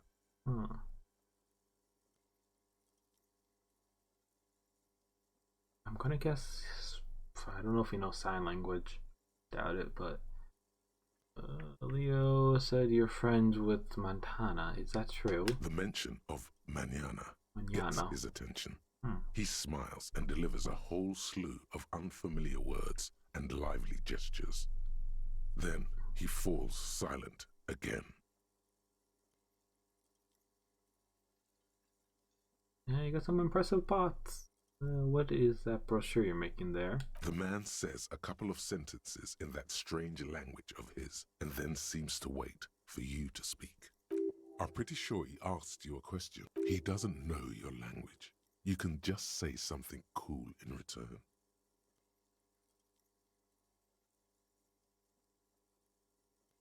Mercury, say something cool. Mercury rise and run your fingertips through your hair. Boss need more vodka? Okay, so it's vodka that keeps the men happy and in good spirits. Clever move by the Union. Of course, vodka. Now that makes a very, very special borscht indeed. Turn it up and then ask for some yourself. Turning it up seems like a dangerous idea, honestly. The place is a powder keg.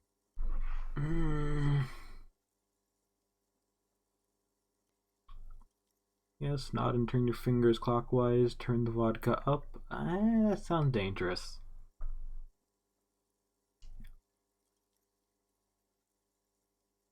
Cut it. The cook gives you a long, disappointed look, then turns the stove off and seems to wait for you to speak. Got some impressive pots there. He smiles and bangs his ladle against each of his pots in turn.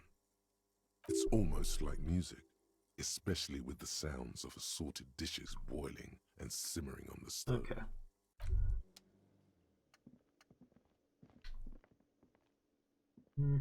You see a heavy steel door with a prominent dimple lock. It's painted blue. Touch it. The cobalt blue surface feels rough to touch. The stainless steel door is flush with its frame on every side. Old cobalt paint, rough on the fingers. 40, 50 years since this was painted, maybe. See. Well then. It leads to a side building, adjacent to this one. The old building next to this, half ruined. Whatever is behind it must be older. Try pushing The it. door does not budge. Wonder what this door leads. It's a door in the back of the kitchen. Why do you care where it leads? It's part of the whirling rag, so there's something in the place that makes you want to know. Eccentric. But okay, I suppose we could look into it. As a side investigation. It's hardly a side investigation. You already have a name for it. Door in the main investigation will merge into a stereo. No, this door is a mega investigation. I'm calling behind the blue door. Gart is the person to ask about this. The cafeteria manager. Fair point.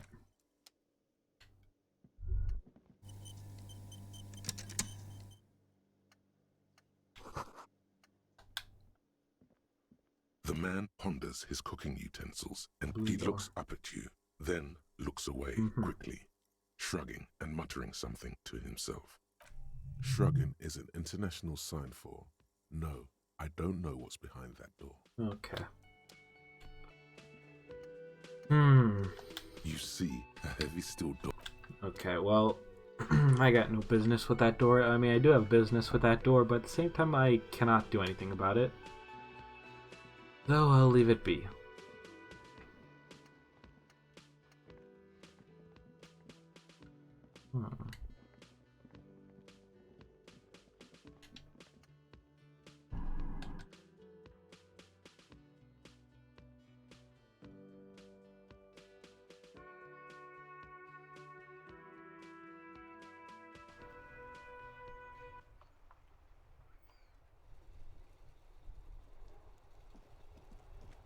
Okay. I haven't actually been in this building before. Is this the pawn shop? I didn't check the sign outside. Oh. What is this? Oh, this is the bookstore? It looks like it. Welcome to Crime, Romance, and Biographies of Famous People. My name is Plaisance. Oh, it's a library. Be welcome, and please take responsibility for the energy you bring into this space. Are you the owner of the store? I am. The proudest owner of our little shop of culture. Who's the little girl standing outside? Annette, yes, my daughter. Oh, your daughter. I hope she wasn't slacking off again with her nose in science fiction. Tell me, was she at her post doing her job like a proper girl? Yes, of course. Wonderful. Did you talk to her? Not really. Why not? Was she not friendly enough? Were you not compelled to talk to her? I just kind of walked in here instead. Oh yes, okay, that makes sense. Yeah, I actually didn't talk to her. Yes. Do browse our books, sir. See, the way you handle her strikes me wrong. And as a quiet trooper, she is a great value add. I'm here to dismantle the free market and abolish child labor. Okay. As a young girl should be. With the proper attitude, she'll have a bright financial future. Yeah, okay, let's change subject. The woman before you scans the store, her shoulders rigid and tense. What if I buy a book? Then why are you talking to me? Everything is on the shelves to browse. Don't you feel compelled to buy anything? What types of books do you shelves have? there? Go, be drawn. Everything is on the shelves. Take a look yourself. The shelves compel you, don't they? She smiles and nods, seeming. Okay. Let's see. You see a set of tattered curtains blocking the way to another room. A strange cage-like trinket dangles from the curtains. Excuse me, officer. The back room is strictly for employees only. I'll ignore it for now. Quickly do a quick save. And in we go. You see a tattered set of curtains and what's a behind the curtains? Cage-like trinket. Nothing. Why aren't you browsing the books? Don't you feel compelled to look at the books? I'm a police officer. She speaks almost as if she's trying to put a spell on you, urging you to buy more books. Oddly enough, the more she tries to draw you away from the curtains, the more alluring they become. Yeah.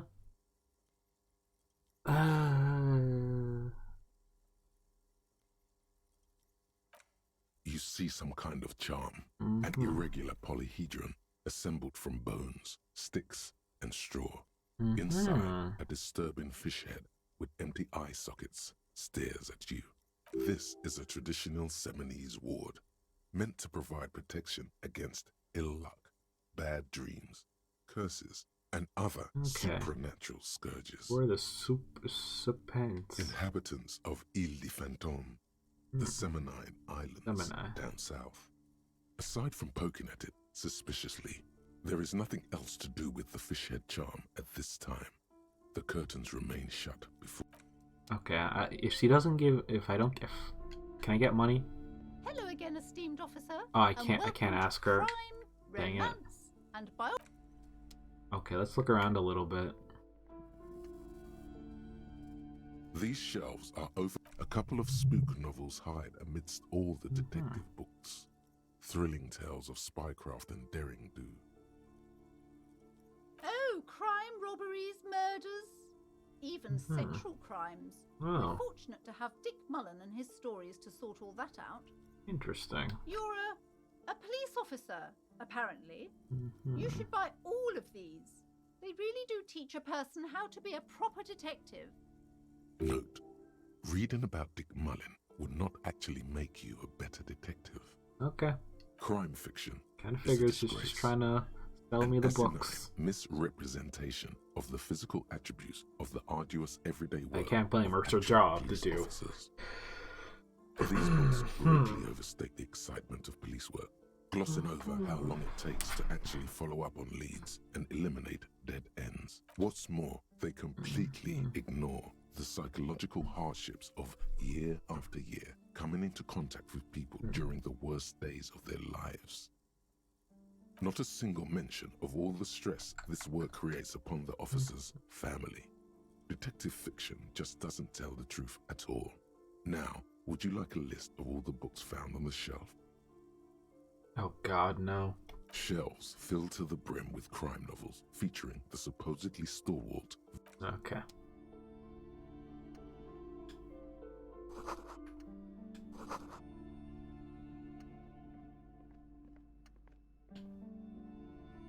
Several maps have been attached to a bulletin board hidden inside the alcove. They're held up by small pins. The board has come loose from one corner. The maps look old and faded. Your eye catches a map of Insulinda, a map of Revachol, and a map of Martinez. Let's look at the maps. This large map displays archipelagos. You see a constellation of small dots on the light blue emptiness of the Insulindic Ocean. The largest in the northeast is La Caillou. You are here. Another far away in the southwest, Seminese Islands, Ile de Fantôme. Ozon, Laurentide, Fas à la Mer, Archipelagos, North Arcade Islands, all just specks of dust on the vastness of the Insulindic. On the edges of the map, the color fades into a blur of dotted lines, black and white, disintegrating into mathematics.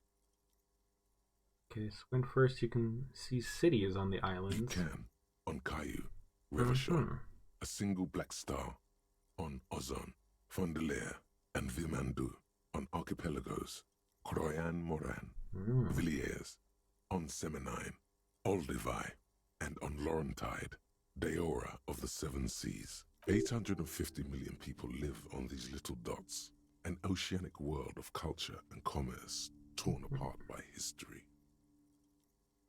The ocean breaks apart into a tangle of cosines and azimuths, all pointing into pale nothingness.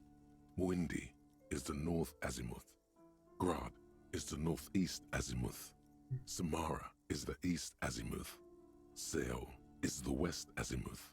Isolas, they're called. You have little idea what they are. Distant stars, gods, but looking at them makes you feel almost non-existent. Whatever they are, the Isolas are immeasurably large compared to you, and very, very far away. Perhaps they are gods, gods of distance and outer dust. Okay, let's look at the other maps. The north coast of a verdant island is shattered by the delta of a river. It is the River Esperance. Countless bridges put the shards back together, connecting city blocks to river islands. La Delta says a great artificial heart in the center, teeming with life forms and construction.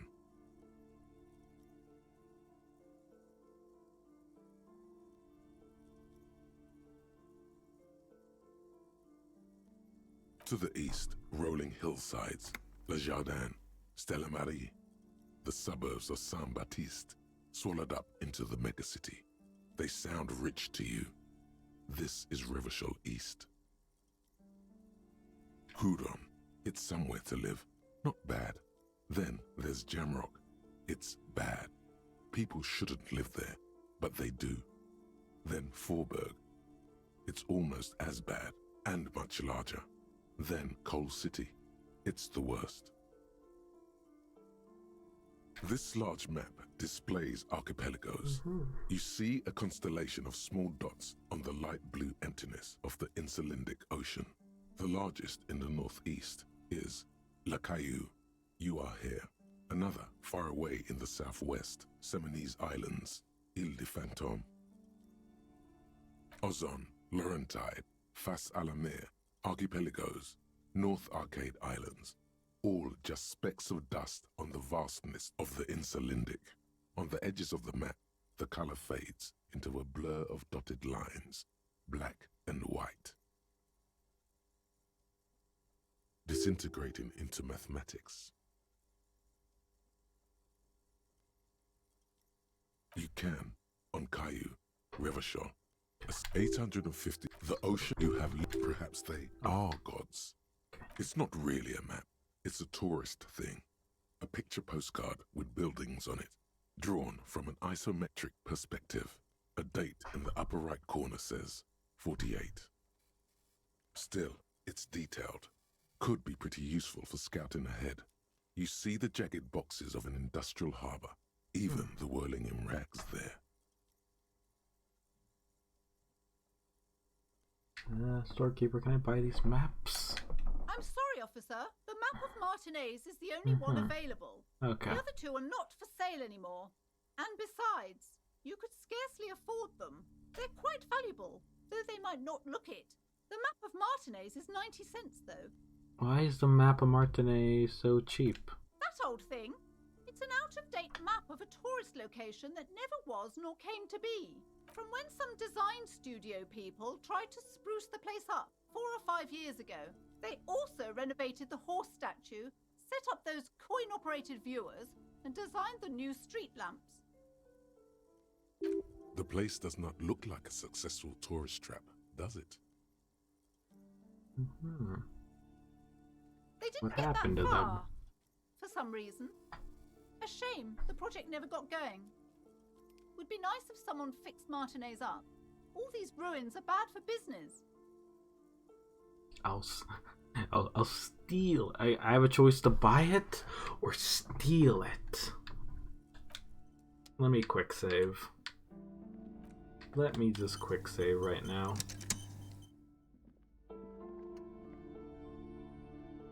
The maps look old and faded. I'll steal Your eye it. catches a map of Insulinda, a map of I'll Revachol, steal it. and a map of Martinez. No one will ever know.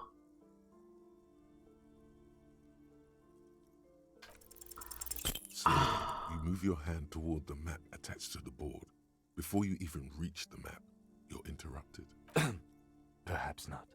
It's against RCM policy to defraud small business owners. Damn it.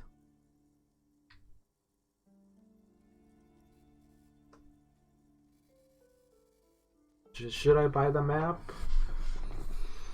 I mean, at least I'll have a map of the place, even if it's outdated.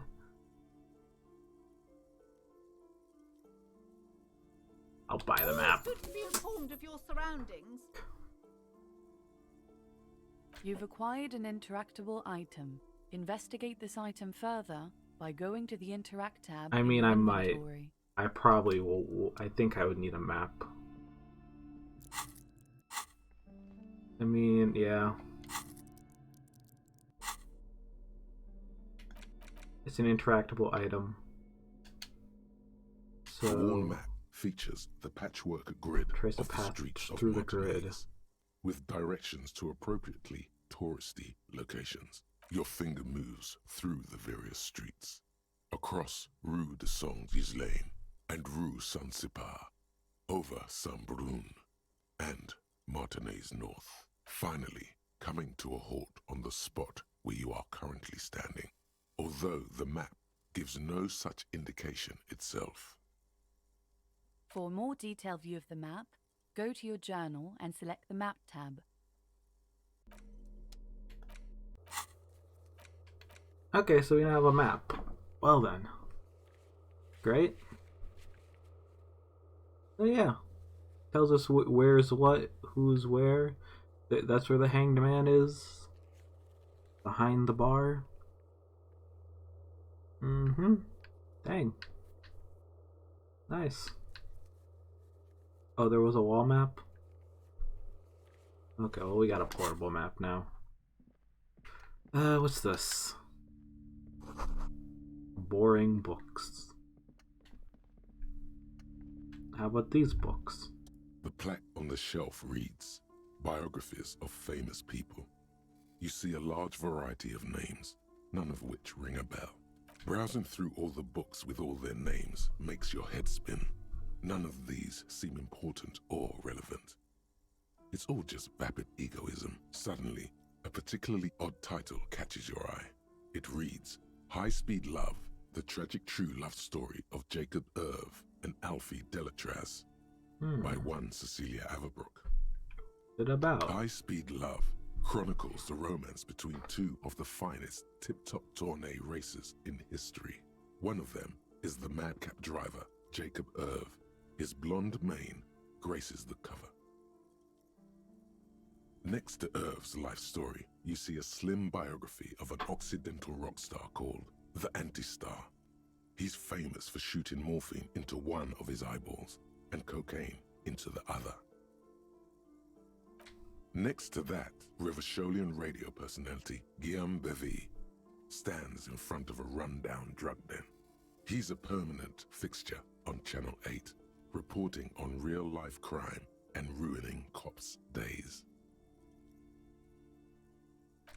I really must insist you buy one of the books. Reading them is not for free. Do still browse though, but not too long. I'm sorry, I did not mean to rush you. You are browsing. Go ahead. Take your time. Storekeeper, is there anything to note in the shelf? I would say... The Greatest Innocence. Yes, most certainly. It's an important educational tool, delving into the depths of history, religion, and their relation to innocentic power. Great, I don't need to know anymore. Shelves full of biographies of famous people. I'm not buying a book. I'm not buying the Great Innocence. It's like $4.70. I'm not gonna waste any. I've already bought a map while I was here. Okay, let me just quick save. We're opening the curtains.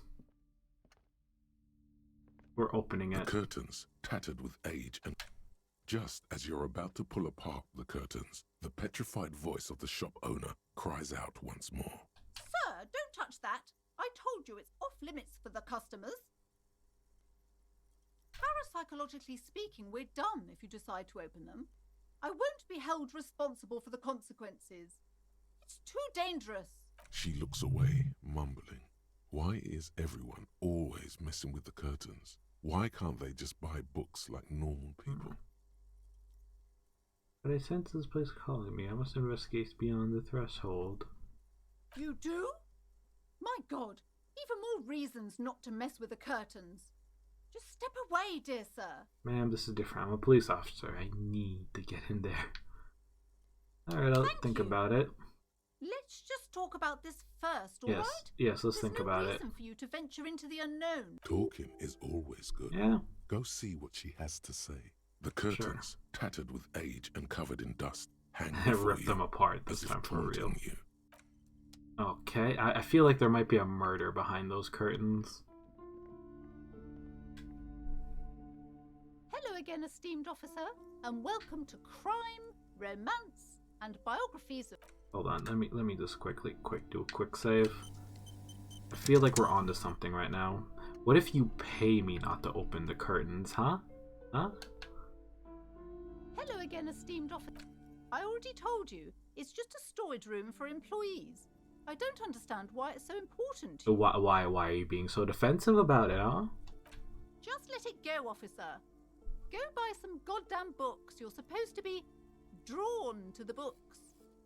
She's so tense, it's a miracle she hasn't slept in half yet.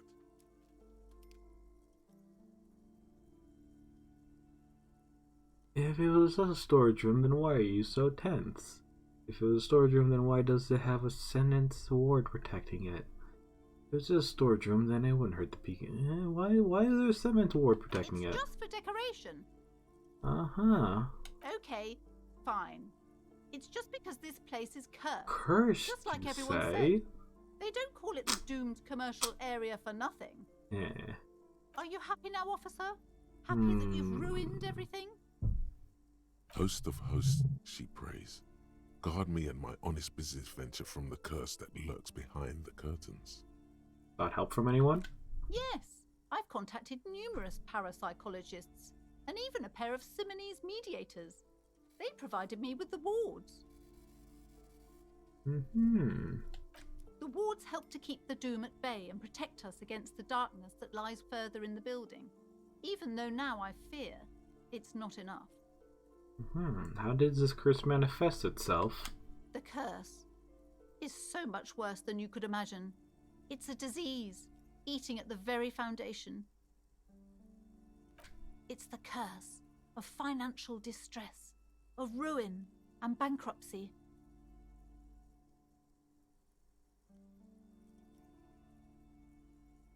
Wait, that's it? I was hoping for something more paranatural. But officer, there's nothing natural about entire companies declaring bankruptcy. I'm talking about cacodemons feeding off bad business practices and disappointing income statements. There's something wrong with this building, I can tell you. Ever since I arrived, I've sensed an eerie lingering presence. As if I was unwanted here. Is that pendant part of the ward as well? Oh, this? No, it's a special Himian amulet, blessed by desert pygmy shamans, with a spell of compulsion. It's to compel people to buy books. There are numerous spells cast throughout the store. I had the books anointed with a different inducement spell, for example. It's guaranteed to boost sales 15%. Desert pygmy shamans. That sounds like a rather questionable way to describe a group of people. Doesn't seem like the spell is working. There are no customers around except you. I don't want to call it a scam. There are hardly any customers in the store. Do you think it's really working? Sir, I am well educated in the commercial and esoteric arts. I know what to do and what to avoid. Have you ever thought of a sale? I'm only trying to help. What about some neon signs and blinking lights? You could always try to be friendlier with customers. Maybe try to reconceptualize your business. Martini's doesn't look like the best place for a bookshop. I don't know. Have you ever thought about the sale? Discount my wares? I can see, sir, that you don't value books very highly. Besides, this would only tempt the phantoms of doom. They can sense the desperation, you know.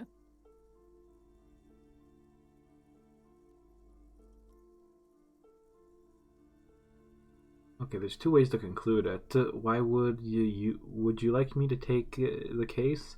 I could investigate and see if the curse is real, and I don't think the curse is real. I just want you to let me know. How about we take the case?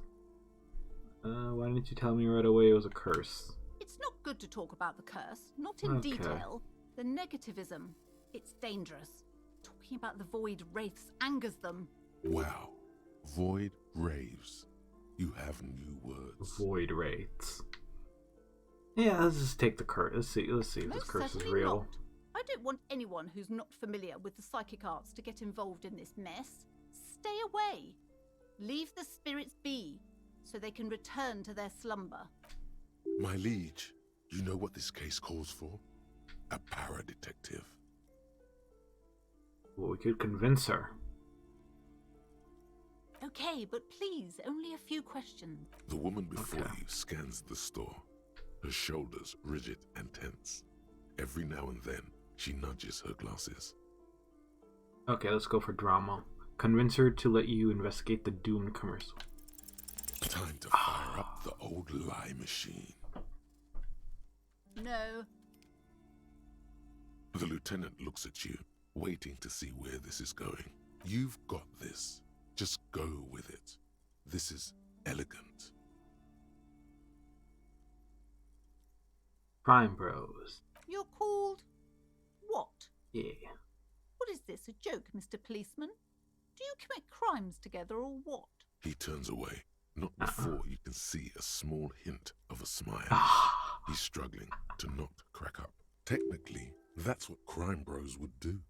Yes, commit crimes. No, not like this. We call crime bros because we like to solve crimes as brothers in arms. Sir, I really don't have time for your jokes. Fuck. The situation is very serious. I'm locked out.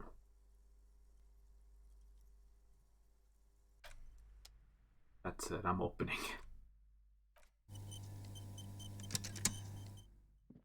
That's it, we're going in. The curtains. Nothing. Now, please. She speaks oddly enough. The more she tries, Rip it open. you see a dimly lit room full of dusty furniture and trash. A doorway stands in the back, covered in dozens of scary little Seminese wards, your shadow looming over it like an omen. I warned you. You're unleashing forces beyond your understanding. I'm going in.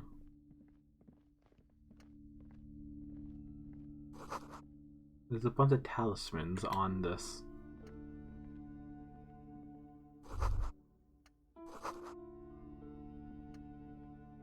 A heavy door with a missing handle stands before you, covered in dozens, if not hundreds, of Seminese trinkets and Knock on the door. only an echo. No one. A hollowed. Break it only an open. Echo. A hollowed out dark echo. Yeah, it worked. We're gonna bust in. Ooh, fuck. Ah, my shoulder. You smash into the wood and see a small crack appear on the door frame. It's going to take one more try to break through to the other side. But you've done it. You're not thinking of trying again, are you?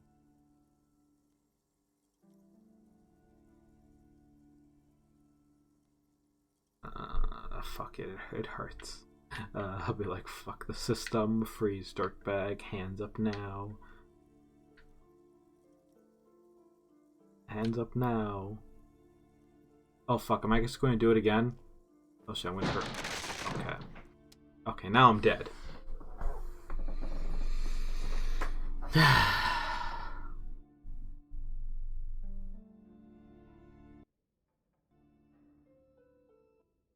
Oh wait, no, I'm alive. It's a bunch of it's just a bunch of weight lifts and stuff like that. What's so spooky about this place?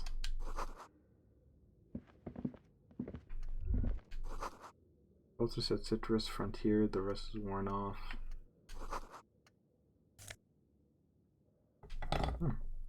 Shot put ball.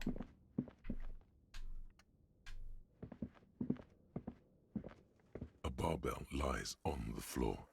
The color has worn off its weight plates. It's 60 kilograms. Your triceps hum at the sight of these weights. Show the world what kind of beast it's dealing with. Lift them. There are no collars on the barbell. This is a safety hazard. Look, Kim, there's no collars on the barbell. You're right. The weight may fall off. Better not touch it then. What kind of bastard will remove the collar? It should be a felony. It would be a violation of EPIS safety regulations if the gym was still operating, but it isn't. No one's supposed to come here anymore. What's over here?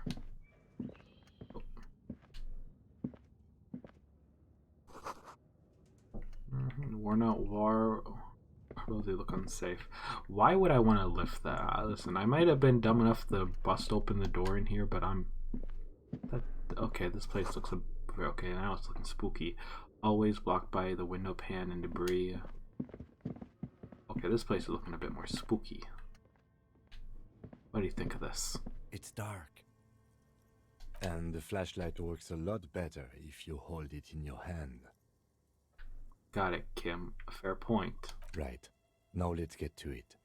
Okay. Some areas are inaccessible Okay, I without see. your flashlight. After you've acquired it, go to your inventory and equip it in a held slot to continue exploring. Thank you for the reminder, honestly. I need it, so I'm just gonna go equip the flashlight.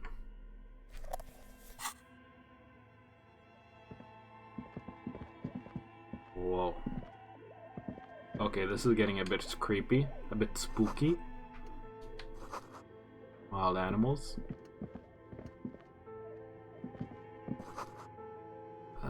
Airship rotor covered in spiderwebs reminds you of the blade. Oh god damn it, auto saved already. We lost it. Should have done a save. Oh well. And there's money in here. It was worth it. Naked mannequin torso, a strange yellow color. That's probably due to age. What's this? Your flashlight slides over an old green chalkboard covered in scribbles, Huh. sketches, and schemes, like some ancient I cave see. mural. Some of the writing has faded with age, Back to but you can drawings. still make out sections here and there. These lithe, pointy-eared creatures appear to be different types of welkins. You make out autumnal candle welkins, casting wax-based magic, translucent welkins, with organs shining under their skin, and even ether welkins, hailing from the vast emptiness of sidereal space. You should adopt one of those welkins as your persona. No longer a mere man, but a welkin. A Welkin. I can't help but just think about that Welkin's coffee ad. Just thinking about that, like, does anyone remember Welkin's coffee? I think that was like, I forget if it was, what was that? It was like first iteration of Kermit the Frog. One of the welkins, towering among the rest, appears to be different, however. Examine the Welkin. It's Vara Hamira, a high welkin, his face white and scarred like cracked marble. This is clearly a welkin supremacist. The note says, all non-welkin races will be purged.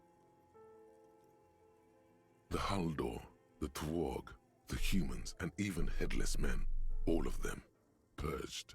Imagine a world filled only with welkin, green welkin, dread welkin, and the high welkin. Welkin's To rule coffee. them all. And I remember those as, like, if you're not drinking Welkin's coffee, you're, and then just insert just that Kermit puppet just doing like the most horrible thing to the other puppet. An inordinate amount of time has gone into drawing these little welkin creatures. Who are these creatures? Who drew them? Are they real? So many questions. This looks like concept art for a project. It's not really real. Well, this has been educational. Just look at those details. So much effort. The photo Photos. collage depicts barren, icy landscapes wrapped in perpetual night. You see permafrost and glacial landforms, dead trees grown in under the snow. Entire oceans have been frozen from shore to shore. There are pictures of settlements on dried-up riverbeds, abandoned in a storm. Animal corpses in the dark, carcasses and bones. You see primitive oil rigs built into glaciers, boreal dvorg, yurts under the snow, great mammoth-like beasts of burden. Albeit dark and cold, this vision also feels cozy in its own way, like eggnog or morphine, a much-needed respite from our own world. A pinned postcard reads, "The heat death scenario. A desperate fight for geothermal energy engulfs the world as Wirral becomes untethered from its sun, Inspect the notes. drifting through the universe." The handwriting is only partly legible, but you can still make out 3 slogans: call in, tune out, Wirral untethered, and Heat death of the universe. The full text reads, heat death of the universe is the new black. Another note says, the biggest advancement in role-playing systems since the 30s. Inspect the schedule. This is a monthly calendar from the year 50. Cryptic words like sprint, daily minimi, and GPI span the marker-drawn grid, the grand scheme of production and money.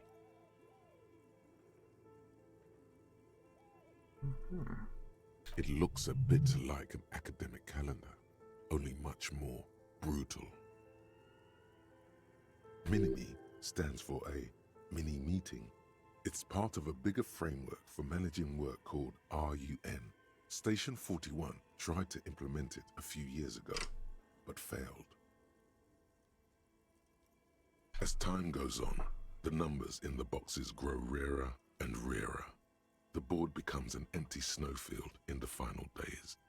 Only failure and regret dwell in this region. Looks like they didn't make it. A note in the bottom left corner of the chalkboard says, see the prod schedule filament for details. Okay, well, we saw everything on that. Okay, there's more. Development of the most advanced RPG in the universe.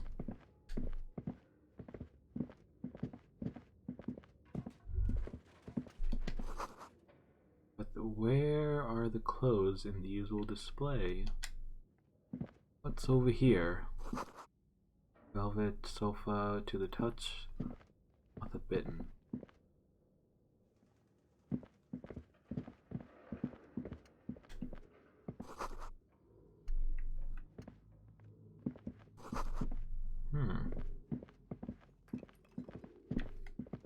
Oh wait, there's a thing right here. What's in here? Something.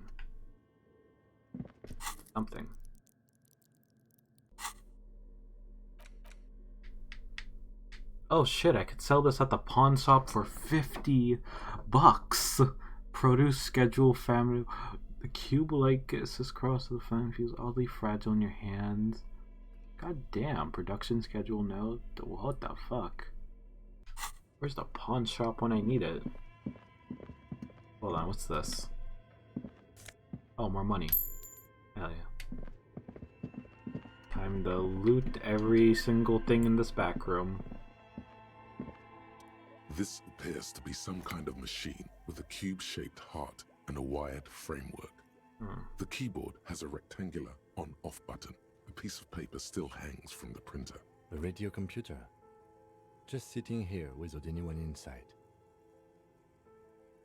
What he means is that these things cost money. Why would anyone just leave it behind? They could be dead. This is the Ream Civic radio computer. Think I should turn it on? Model RC5120. Did I? Equipped with a failed mainframe and a Ream-compatible printer. I should maybe turn it on. We have one of these down at the station, but I never really learned how to use it. The machine lights up like some prehistoric animal stirring from its slumber, revealing fluorescent play and print keys on the keyboard. The hatch on the machine's central compartment is wide open. Hold on. Before I actually hurt myself, quick save real quick. Okay, let's actually look inside it. Tiles on the cube are still smoldering, casting the framework in a soft... It's empty, like a beehive without its brood. Some cables have been left dangling, disconnected. The filament you have would fit perfectly inside the compartment. Do I want to put in the filament, though? Okay. Like a smooth draw, the filament slides into place. On the keyboard, the play key starts blinking. Press play. A bar of fabric right above the keyboard starts producing a soft hum. The sound of static seeps through the machine's planar magnetic driver. The static gets louder, slowly filling up the abandoned hall, until a voice speaks out, crackling and old, cutting into the air. Good afternoon. Fortress accident en rue de Saint-Ghislaine. This is East Insulindian Repeater Station 1. Please repeat. Is this the production schedule?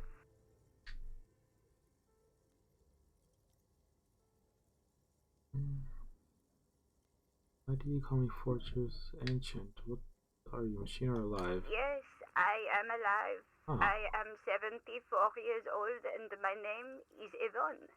Now please repeat. Is this the production schedule? She repeats passwords. Programming people are all paranoid. My partner tells me that you're all here because of radio computer guys are all paranoid. Okay, but where are you? How did you know where I am? I work as a repeater at the East Insulindian repeater station. It's my job to know where you are, Fortress Accident. As for me, well, I am sitting in my cubicle, surrounded by a wall of radios. Now please tell me the reason for your call, Fortress Accident. The filament you have inserted into the reader. You mean the glowing thing? Ah, right. Thanks for the explanation. That was a question. Have you inserted it into the core? Yes. Good. Please repeat the password. Password? Of course it would have a password. That's why there's a human administrator involved. I'm really bad at password. Can you give me a hint? No. A hint system is not part of the protocol for repeater stations. I don't know, password? Received. I will register this login attempt. Don't worry. Passwords have a way of turning up sooner or later.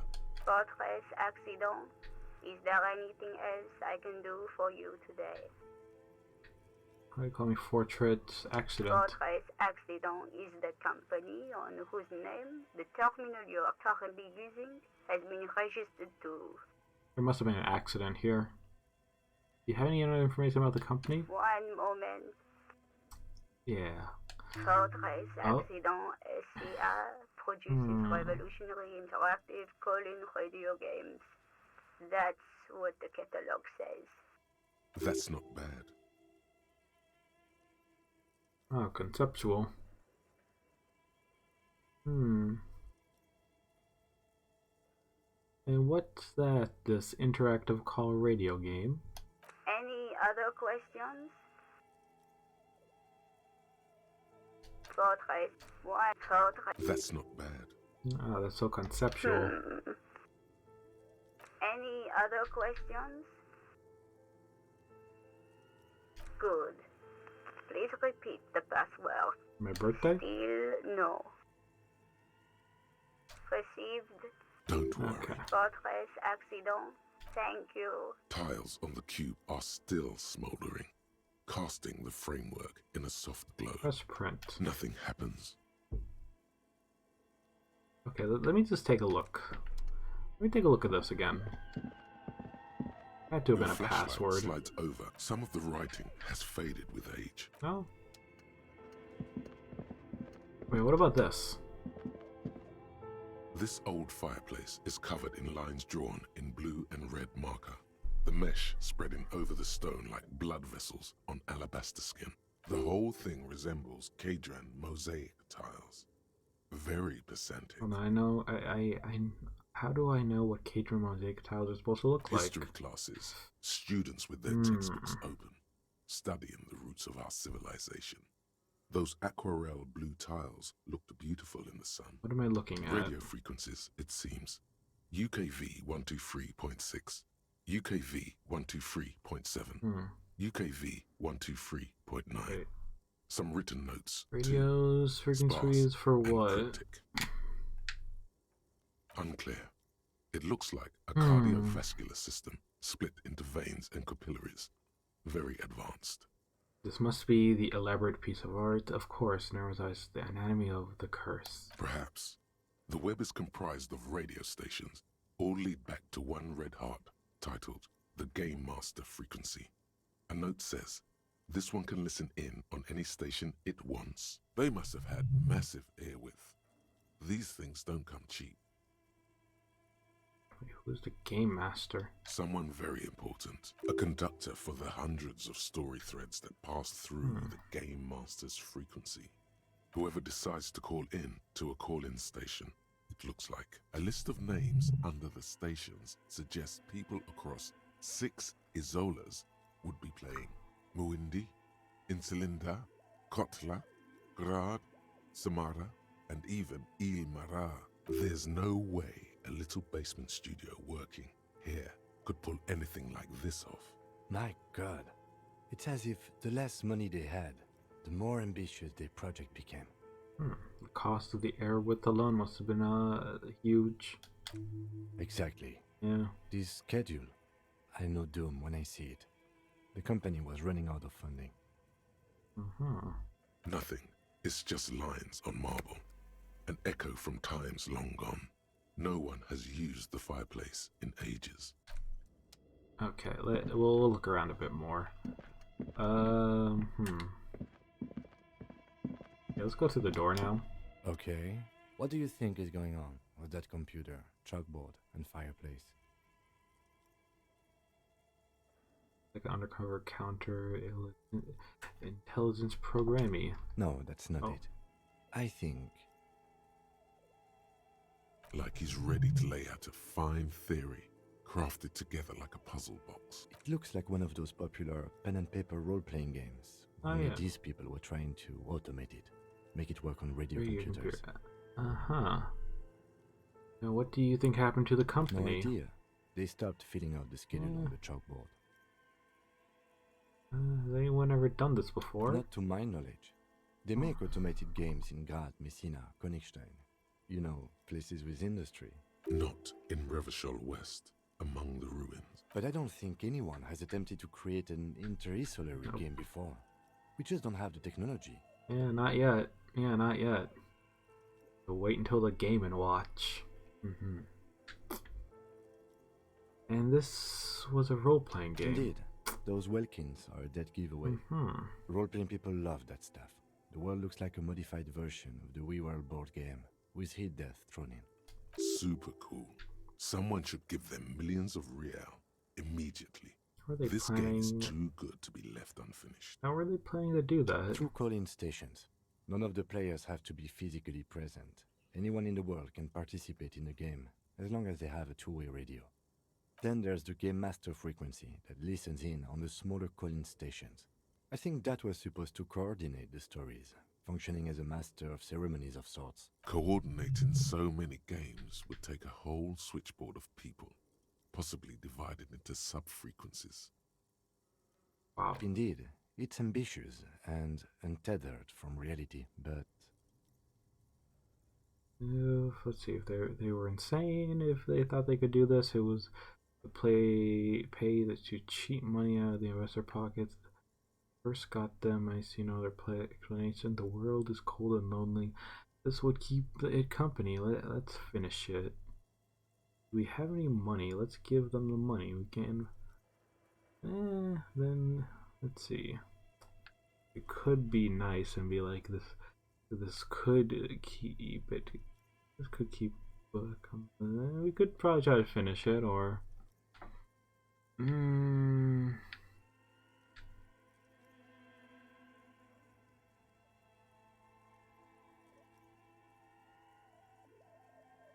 It's too late for that, I'm afraid.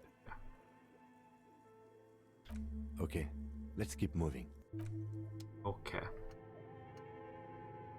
How about it?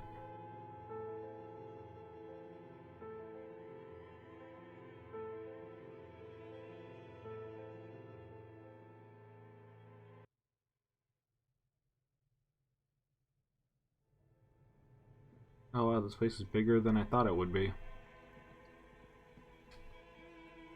You see a terrifying ice bear with a strange compartment in its belly. The door is covered in frost, and the bear's eyes are glowing red. The bear looks oddly realistic. Is it taxidermy? The lieutenant doesn't answer. His eyes are glued to the animal. A gust of freezing cold air rushes to greet you. You hear a low grumble as the bear regulates itself. This is the inside of a refrigerator. The lieutenant takes a peek inside. His hand has found the holster of his gun. Inside the refrigerator. The shelves are empty. All you see are crumpled ice cream wrappers, With the brand name, Revachol Ice City, a handwritten note has been attached to the door. What's the note? Fridge is huge. You pocket the note and the little fridge magnets keeping it on the door. Oh. Examine one of the ice cream A wrappers. friendly cartoon bear smiles back at you from a glossy cellophane wrapper. It looks nothing like the fridge. Oh. The paper still smells of vanilla and chocolate. What's a giant bear-shaped fridge doing in an abandoned cellar in the first place? Good question. It looks like an ice cream fridge. Yeah. So they try to sell ice cream from this hyper carnivore? What an unfortunate marketing choice. Indeed. It looks like someone's carved that out of stone. What is even Good worse, sculpting. the bear is still costing them money to this day. The fridge buzzes with energy. The electricity bill on this thing must be catastrophic. Yeah. It's surprised it's still on. Or, I don't know, the lights were on, so I'd assume it's still on. Still running. For some reason. Until they cut the electricity in this place. There's something over there.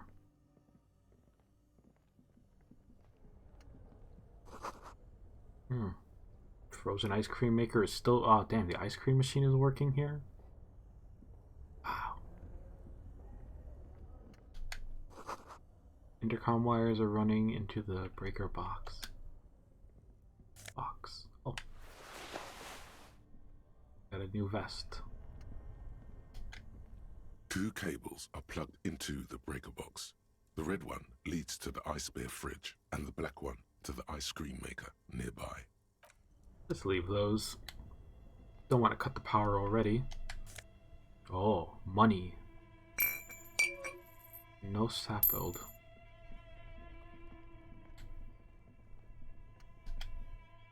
Alright, well this is honestly interesting. Like this underground area, I got like so much money down here.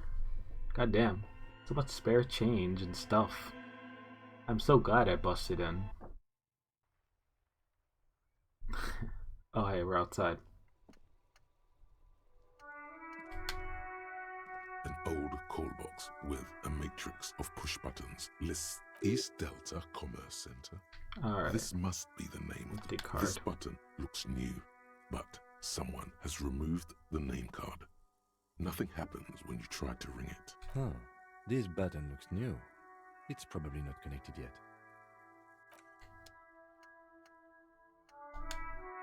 Okay, I accidentally went back in.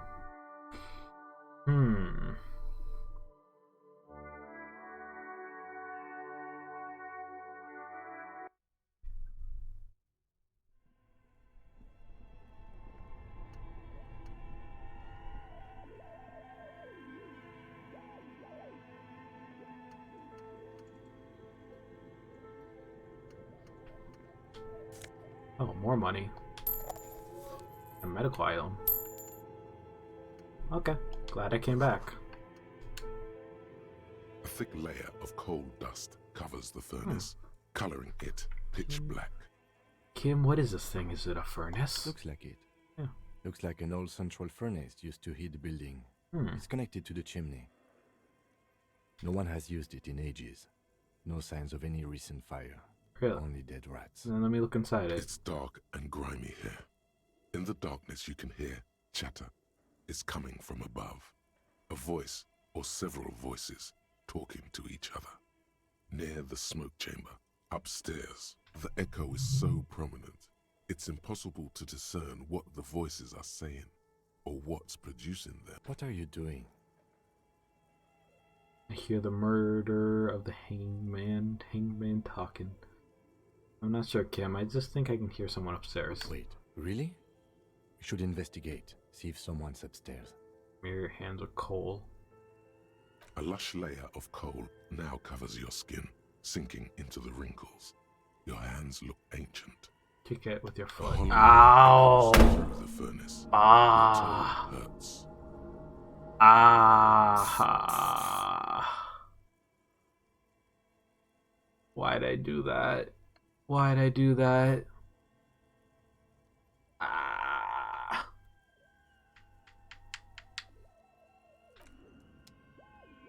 Why'd I thought that was a good idea to kick it? Man, I can be dumb sometimes.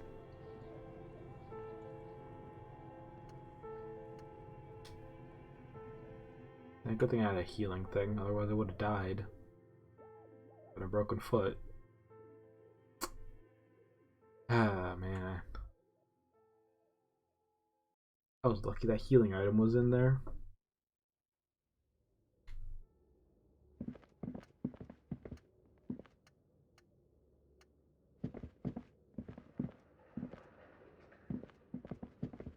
Oh, can we go upstairs? Oh, cool.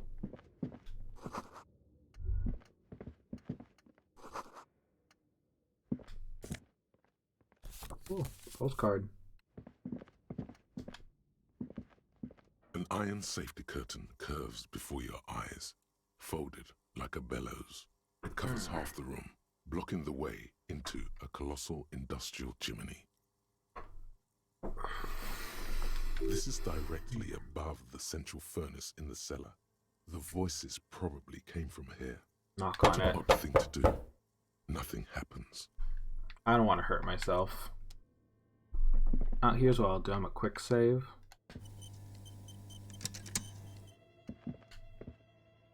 As before, this is direct. Still nothing.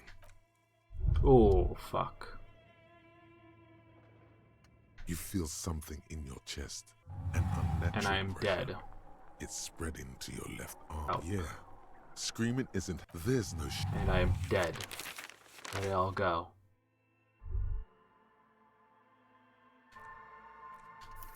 I knew that would happen.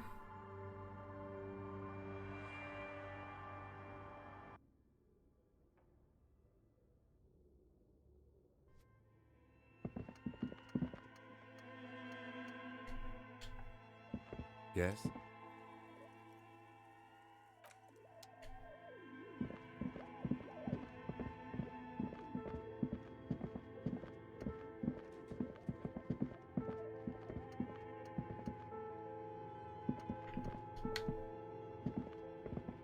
Your flash, some of the writing has these trends. You should at one of the Welkins, towering among the rest. Your eyes glide over force. This, it look minimi, stands for a mini Step back and meeting. look for something Your else. eyes glide over the hand. The full text reads, Heat death of the universe is the new black.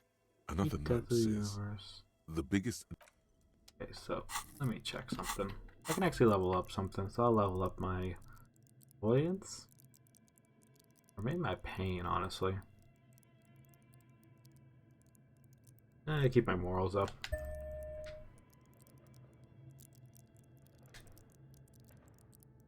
Alright.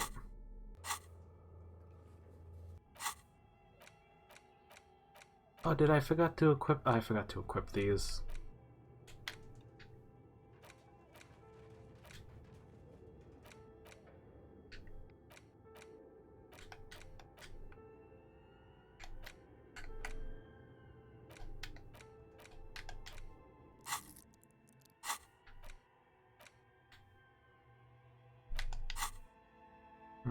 Actually, hold on. Let me...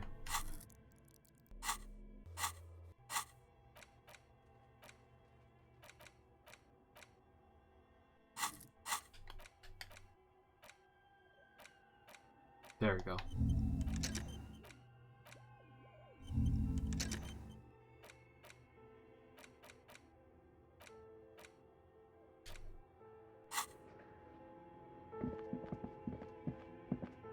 That would explain why I haven't actually learned them yet, because I didn't have them equipped, because last time I died.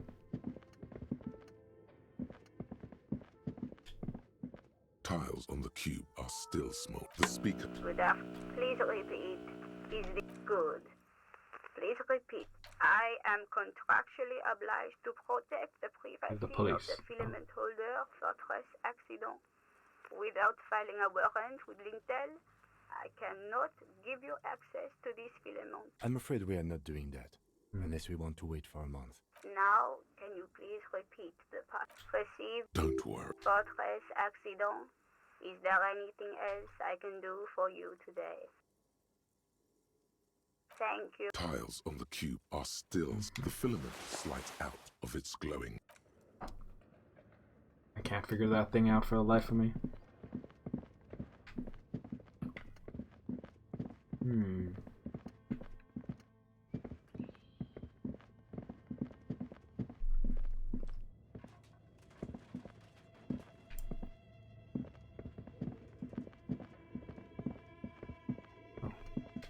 Looks like someone tried to reconceptualize their business here. Really?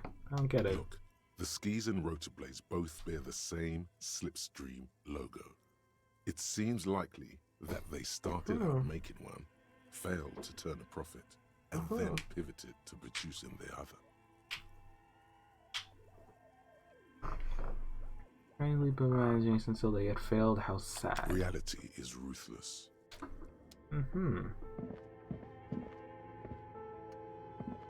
Oh wait, there's something over here. Oh wait, no, it was okay, it led me down here.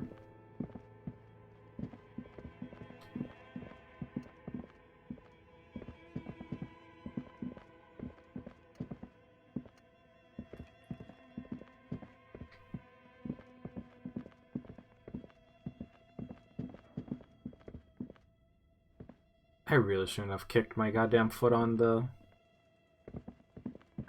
cold thing. I wasted that health, otherwise I could have used it to knock harder.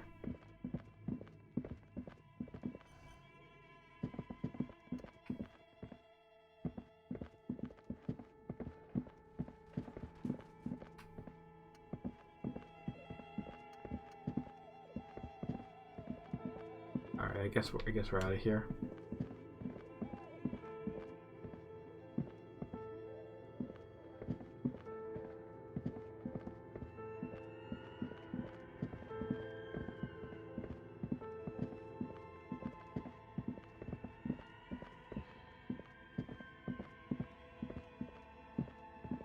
Yep.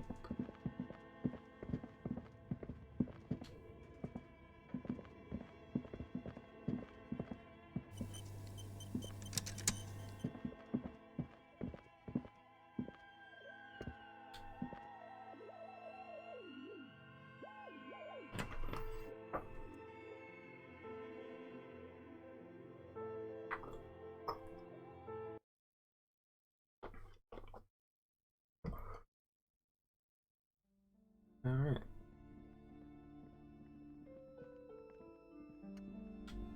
You broke down the back door, the wards, the door.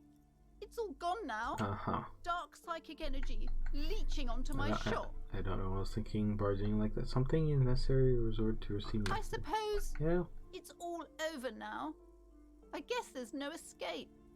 Well, we'll look around. Can I tell you what I saw? Okay, I'm willing to listen. Okay. We are set on the path. There's little else to do. Her facade has dropped. Now you see the curiosity behind the fear. But before we go on, did you encounter the malignant entity? No. Yes, the malignant entity that lives inside the chimney. It takes the shape of a woman, a witch probably. I've suspected that she knows more about center the curse furnace. than I she heard lets on voices ever coming since I from first there. saw her. Yes, I've heard that. It's enormous. Hurt my foot on it. She has barricaded herself behind some metal security curtains upstairs. God knows what she's doing there. Some unnatural magic, I assume. You should go find the entity and ask what happened to all the companies in the building. And do return to me after you've talked to it. I'm quite anxious to know what she has to say about the curse. If you're really interested in cracking this mystery, then we should go back to the furnace. Oh. Maybe you could yell into it or something. Make some noise. You'll think of something. You always do. Okay, fine. We'll go yell into the furnace then.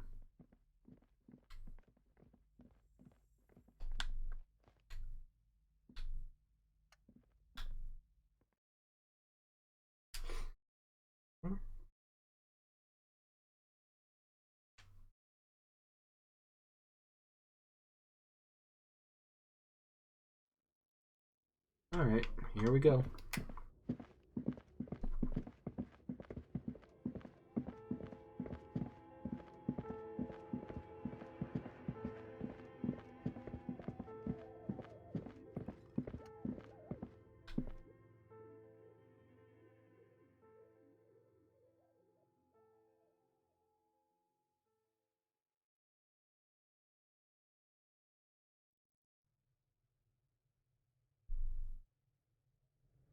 Okay.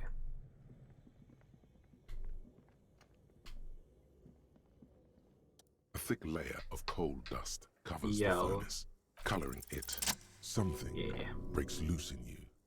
A mighty bellow echoes throughout the chimney's depths. The chatter of tiny voices above suddenly cease. Then... Hello? The police.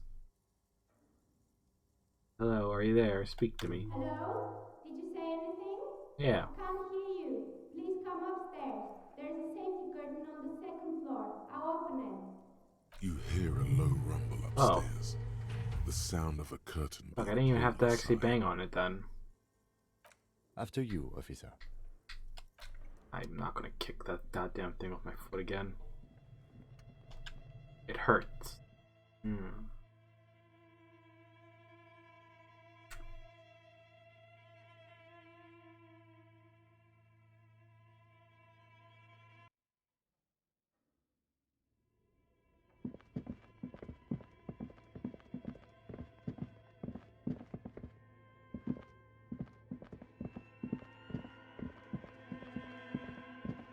Oh, okay.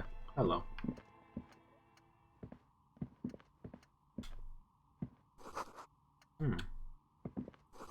Oh wow, someone is actually here. Hello. I'm Nia. Did you try knocking on my window? I must have missed you. I've been listening to my Milius. So what kind of dye are you looking for? She's got a direct view to the backyard. You should interrogate her about the lynching. Oh wait. Hold on, what do you mean by Milius? Yes, a Mili is like a call-in station. You need a two-way radio to access one. That's why I have these.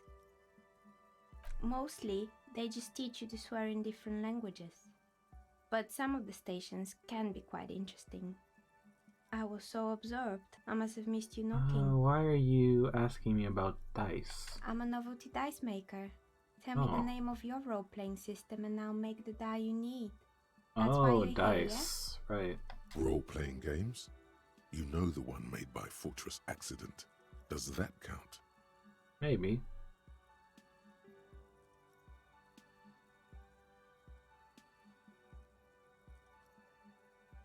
Okay, I should be like, sure, I like role-playing games. I need some dice.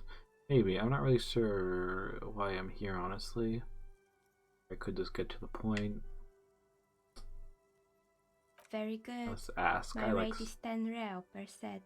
Unless you want something really unusual. Take a look around and see if there's any particular stone you want to use. It almost looks as if the stones and dice are a natural part of the room, growing out of the shells like stalagmites. Could this help my chances in rolling the dice? No falsehoods are present. She's a novelty dice maker and doesn't have anything to hide. Ask what you need. I became a dice maker. How did I become one? Yeah. It was a business decision. I was a regular jeweler at first, but that's an unfocused field with too much competition. Some of my friends were role players. They asked me to make some polyhedral dice out of cobalt. That was my first order. I grew it from there. Do you like role-playing games yourself? Not especially. Okay. I like working with rare materials and a steady pay. And role players as customers? They're nice people. Some of those nice people have big bucks to spend on novelty items. What do you know about a man who lynched behind the wilder in rags? Anyways, what is this place? We're inside the chimney of an old central furnace. It's strange, I know. But when I arrived here, all the other rooms were taken, so I had to build myself a makeshift home. Besides, I don't really have to pay any rent here, so that's a plus. Yeah, that's true, honestly. Yeah, honestly, that's pretty good. Pretty good. Creative. Yeah. When she arrived here, there was no room anywhere else. She must have known the other businesses. I heard this place is cursed. Did you know that people called it the doomed commercial area? I've heard the stories, but I don't think those stories are true. Wait, and how do you explain what happened to all those companies then? Plaisance is the one who sent me. He's convinced me this place is swarming with malicious energies. Plaisance, the bookshop lady? Yeah. I've heard that her business is doing rather well. Have the energies spared her somehow? She's a wise woman. Sees substance trinkets protecting her against a curse. Actually, the bookstore isn't doing that well. There's hardly any customers. And she exploits her own daughter to keep the company going. This curse is bidding its time before it strikes home. Sooner or later, everyone will fail, even her. I don't know why the bookstore hasn't gone bankrupt yet. That's what we're here to investigate. Actually, yeah, the bookstore isn't doing so well. Alright, but it's not just the bookstore that's still up and running. What about the whirling in rags?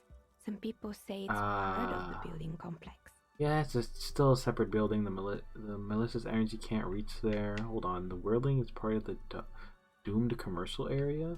No, the whirling isn't doing well either. The waitress just took off and customers are having trouble paying bills. You're right, the whirling doesn't really look that cursed. Yeah, I agree. The whirling isn't doing too well. And then there is me. I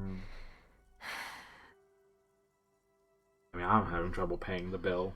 I only have like $117 out of $130 I owe them. Yeah. I've been here for 14 years, selling novelty dice to role-playing enthusiasts.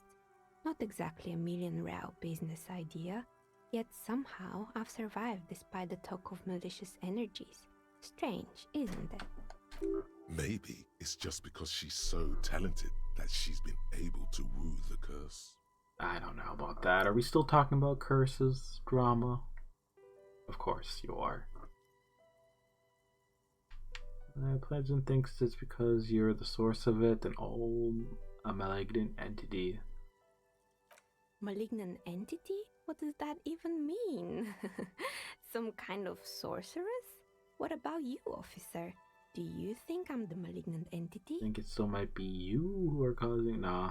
I'm starting to see that there's no curse, only a business decision and natural market fluctuation. Honestly, I'm not too sure this was... nah. There's no curses. Exactly. Truth is always so disappointingly mundane and boring. But I'm glad we got this sorted out. Yeah. Anything else I can help you with today? That's all she has to say on the subject. She's been thorough and truthful, as far as we can see. Yeah, now I have to the other tenants. Everyone else is gone. More or less. Are you interested in anyone specific? Oh, quite a lot of them spring to mind.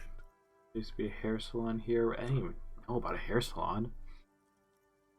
What happened to the gym? Let's start there. It wasn't really a gym. It was Artemiteps Boxing Club, a community project created to steer at-risk youth away from drugs and crime. And how did the community project work? Judging from the kids I've met so far, it didn't really work well. It didn't. If anything, it made the youth situation in Martinez even worse. At some point, someone started a rumor that the punching bag downstairs was full of amphetamines. It's not really full of that. No one would store their drugs like that. Yeah. Eventually, the coalition took away the funding and the club went bankrupt. This was a few years ago. It's gotten much more peaceful around the plaza ever since. There used to be a hair salon here, right? Yes, I think it was called Androgynous Orlando or something similar. They weren't a big hit around here.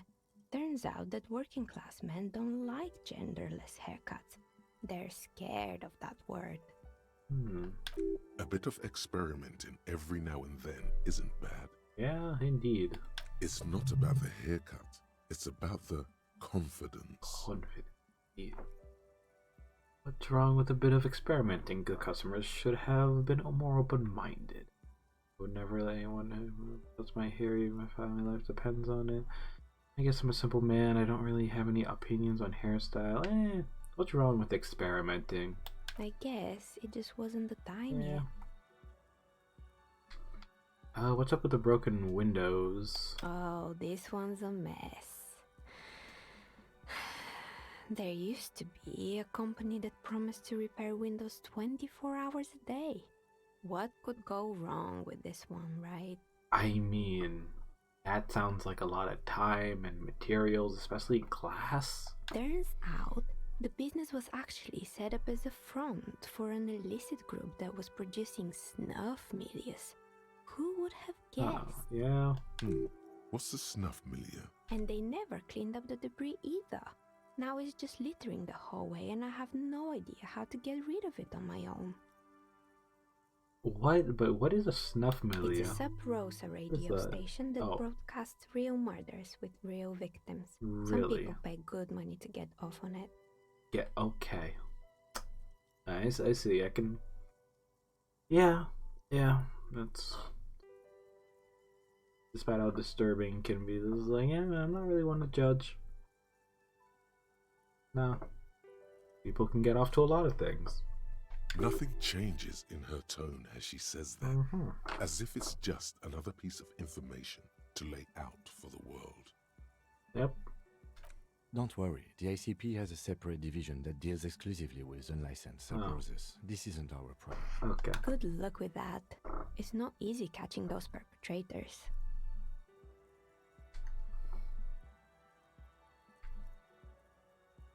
I found a creepy mannequin. There used to be a fashion atelier here, but I have forgotten the head designer's name. They were doing well for a couple of years, until the insect rights activists came. Insect right? Wait, what in the name of insects? The atelier produced a certain collection that used chitin among the materials. Apparently chitin is made in the Occident, where it's extracted from beetle wings. And you know how all kinds of political movements are big in the Occident. The activists shut down the biggest chitin supplier, which of course caused the price to skyrocket. And, naturally, all the most fashionable tastemakers refused to be seen in chitin from then on. The atelier went bankrupt before they could finish the collection. Okay, so they made clothing out of bugs. Insects don't have any brain or feelings? Actually, insects do have brains. Okay, but no, yes, they do. I understand what you're saying. I think the protesters took it a little too far. I mean, if you look at the products nowadays, you got like freaking edible, well, was it crickets and stuff like that? And it's like, you could always get one of those bugs that are like, I think it was called like amber or something, or like in a popsicle. No, those are popular with scorpions. As she shifts around, you notice several dead flies on the windowsill in front of her. Legs up. They're not moving. Anything else? Okay. Does someone here make stuffed animals? I saw mounts lying around. You mean Mr. Fabron, the taxidermist? No, he mostly just did drugs. Oh. Anything else? You know a lot about this place. Honestly, I'm surprised. What about the rotor blades and the skis? They were made by a company called Slipstream.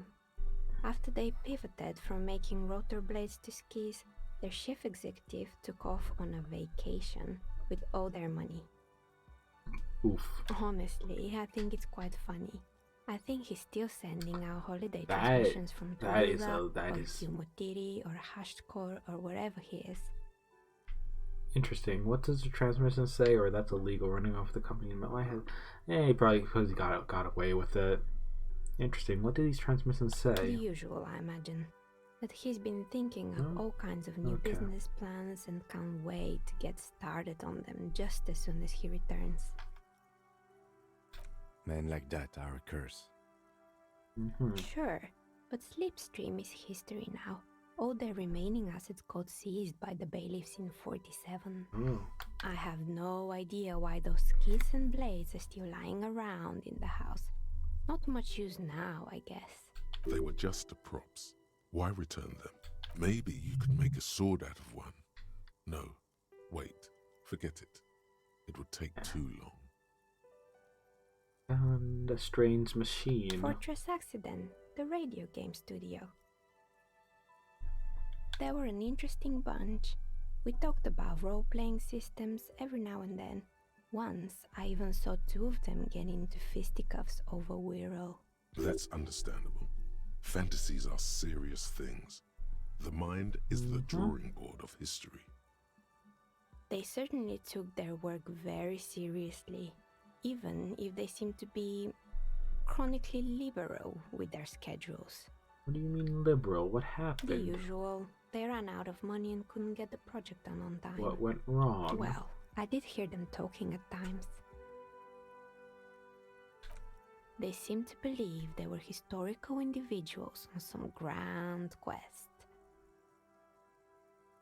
She sounds almost mocking when she says that. From what I've seen so far, the progress did look quite impressive, really. They must have been on a gigantic ego trip. It looked impressive. Yes, but when the money started to run out, they just began to complain a lot about capitalism. You know, how the markets are rigged to keep out new businesses and so on. In the end, they just didn't get it done. They didn't have enough willpower to produce something truly historic. And to show up to work on time. Well, showing up to work on time is incredibly hard. That's too bad. I would have supported them. The project looks great. You're right. They should have just tried harder. They had everything needed to succeed. I'll go with the second one. Not the wisest decision. You would have lost all your savings. Yeah. The result is 1 on a 20-sided die. Okay, thank you. Anything else? There's a terrifying Tex-mixed bear in the cellar. Oh boy, the fabled Revachol ICT. You're in for a treat here. The place was owned by two guys who had some rather innovative ideas about marketing.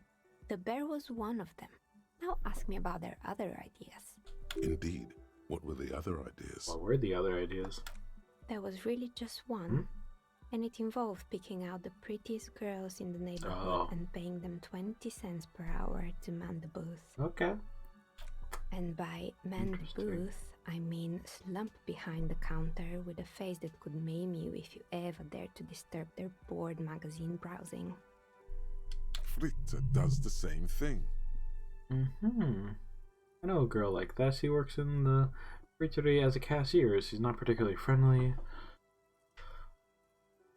What do you expect? 20 cents per hour. Dogs pay. I'm surprised they showed up to work at all. That was an award-winning idea. How else could you choose people around? I don't have an opinion employing teens, but I just want to know, did it work out for the bit? Probably not. I'll go with the first one. Employing silky teenage girls is a widespread practice, yes. Unfortunately, they always come in packs. I'm talking about acne-ridden girlfriends and gorilla-like boyfriends loitering near the shop. At least that's what happened with Revachol ICT. And they already had the bear. What about the bear? The bear. It didn't work out? Of course not. The bear was terrifying. No one wants ice cream guarded by a hostile apex predator. To make matters worse, the fridge didn't work too well either, and half the ice cream came out malformed and partially melted. Eventually, Revachol ICT lost the price war to its rival, Glacé 5000. Glacé 5000 sold caramel sundaes for only 5 cents a piece, out of regular fridges. The bear is doing the best. The bear was scary. Every time I saw the bear, I felt scared, like it could become alive any moment. I'm sure the bear is doing his best. Maybe, because the taxidermist who made that bear definitely wasn't. Doing his best, I mean. How come? He said that the bear was his vision beast. Vision beast. He said he met his vision beast while high on desiccants. Called it Megatherion. Sounds cool.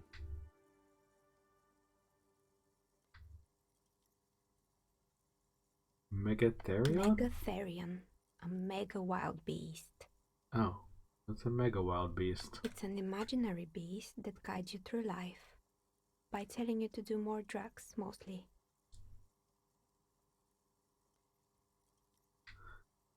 I don't do drugs. I mean, is drinking considered a drug? I mean, I do drugs. I got a vision of a beast myself.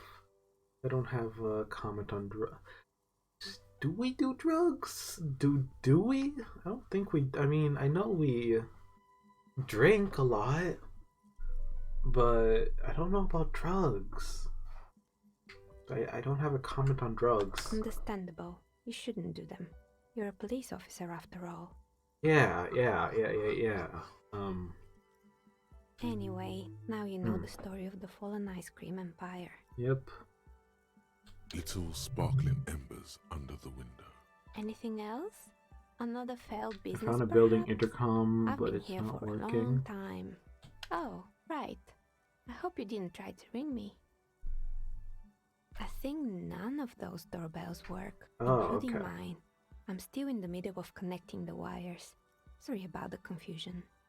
The doorbell with the empty name card must belong to her then. You're telling me that doorbell with the empty name card's yours? That's right. I haven't even written my name there. As I said, it's quite useless right now. It doesn't work yet. I got a few more questions about the building. Sure, I'm listening.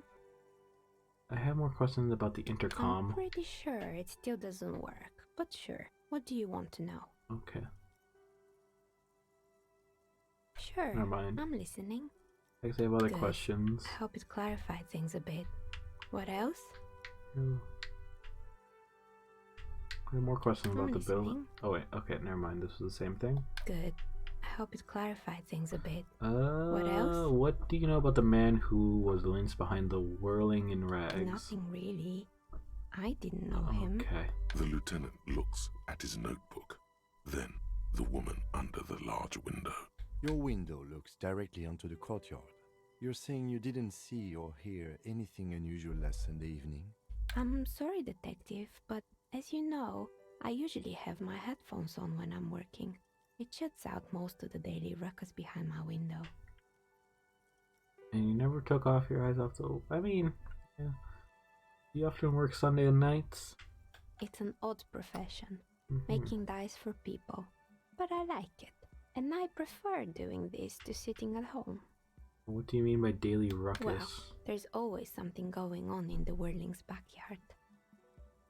During daytime, there are usually those kids. And lately, I've been seeing a lot of drunk workers hanging about.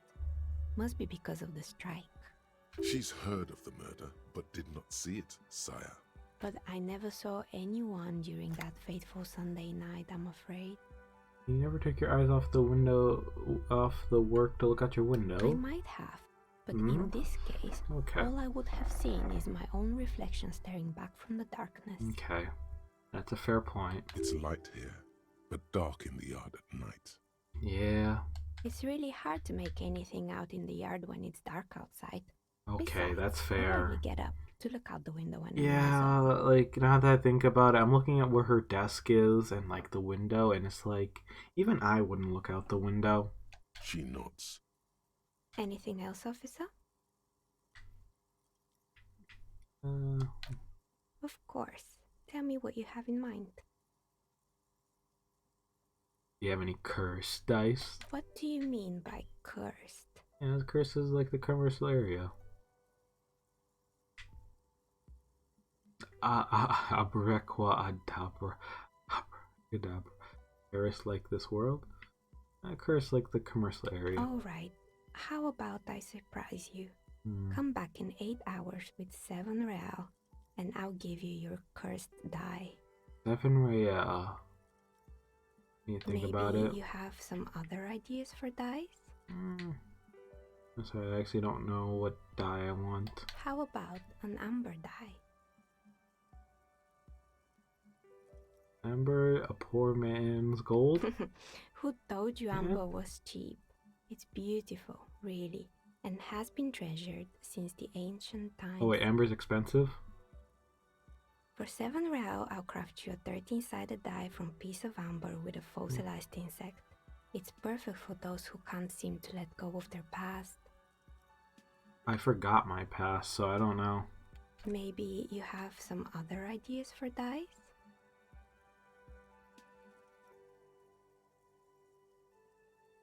Looking for someone to help me with my work. I think I have just the right one for you. Two polyhedrons, red and blue, cradled in her palm. I don't get it. You're a police officer, right? Here, catch. They're a gift from me. A beautiful woman tossing you a gift. Whatever you do, don't overthink it. Catch it. Mr. Smooth moves. moves. You snatch the dice out of the air with one hand, just like you're in a movie. The other thing, act like you've done this 1,000 times. Wink. What are the odds? Yeah. The red one is made of bloodstone with a lapis lazuli inlay, and the blue one is the inverse. I believe these dice are your lucky charm, officer. Aw, thank you. She winked back at you. Can you believe it? You truly are Mr. Smooth. Aw, Moves. thank you. My hand-eye coordination. I just like how, like, this narrator just narrates, like, these parts of our psyche for us. You definitely need luck in Martinez. Was there anything else? I don't want to bother her with that. No, nothing else. It's too great, honestly.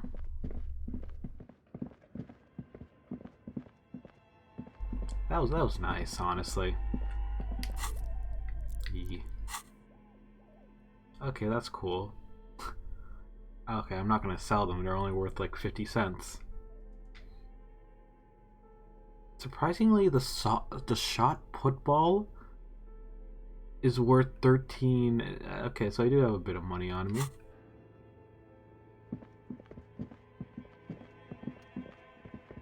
I wonder though, is there anything I can still do with this? Tiles on the cube are still smoldering. It's empty. The filament you have would fit perfectly inside the compartment. Okay, now.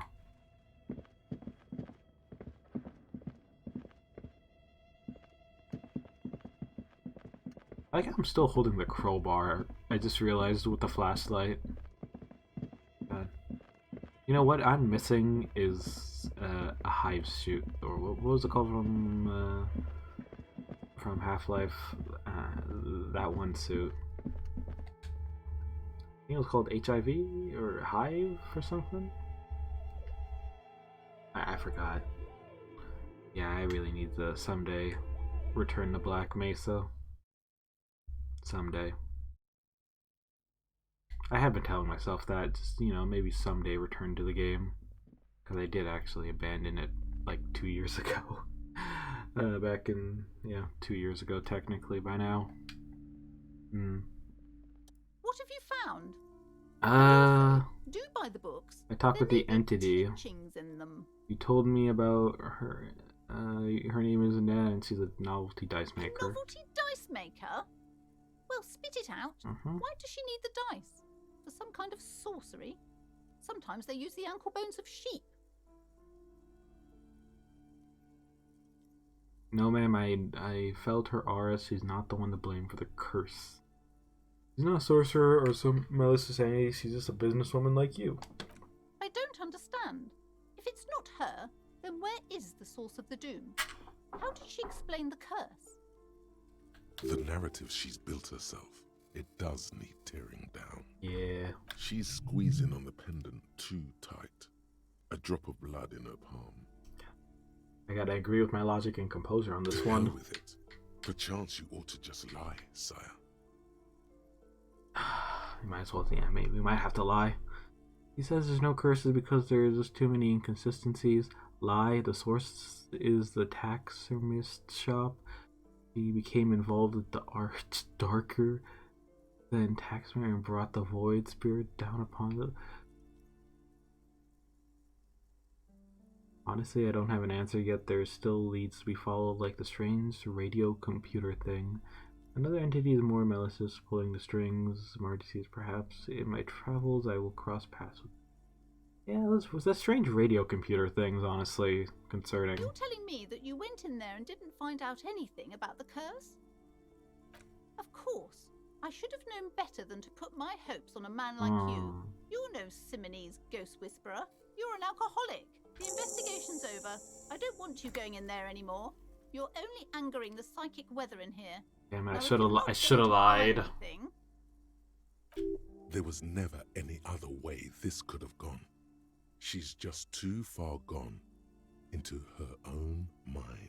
I am sorry we had to disappoint you, ma'am. Okay, but please, only a few questions. You wouldn't want to disturb the spirits. I didn't want to get her in trouble. That's the thing, that's why I didn't lie. Yes, The Simonese are very crafty, and their wards are extremely powerful. Lesser wards simply won't do here. The woman before you scans the store, her shoulders rigid and tense. Alright, there's nothing more for us to do. Okay.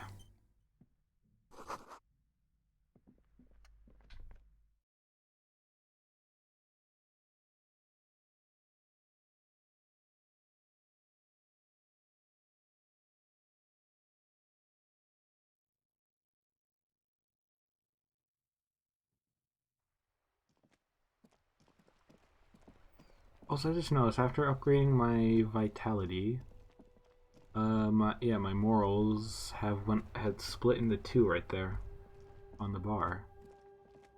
Oh yeah, we should actually go check out that one. Yeah, I forgot. I forgot to go check out the back with the key. The street sign reads "Fuck the police." Okay. Okay. Jeez.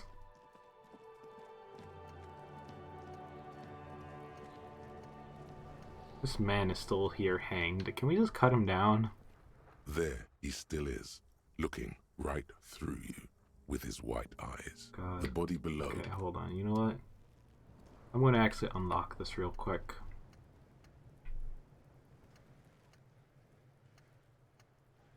Oh, wait, what are you doing behind there? Hold on, let me check this. This trash container is locked. Open padlock with key. A padlock that says, with a well-oiled crack, Open the lid. lock pops open. The smell of rotten food rises to greet you. You see soggy cartons, dirty rags, and organic waste. We're just in time. This hasn't been emptied for over a week. Pick up the rags. Look at the under the box of the carton. Let's close it real quick. Okay. Maybe I should... Okay, I have an idea. We should return later, officer. I don't think we were thorough enough.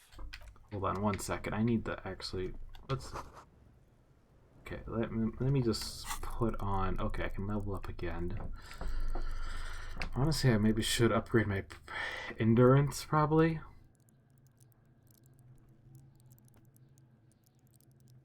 Hand-eye coordination, it's at a 4. My endurance, though, could use some tuning. My authority, intimidate the public, assert yourselves. Ooh, some good choices, honestly, looking at this. Yeah, there's some good choices looking at all this. Man. But, go party plan.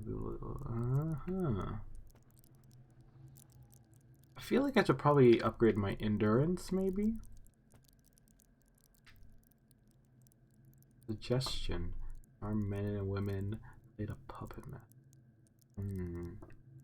That's the only thing, besides this and authority, that's the only thing I have a 0 on. I don't know if I really want to be...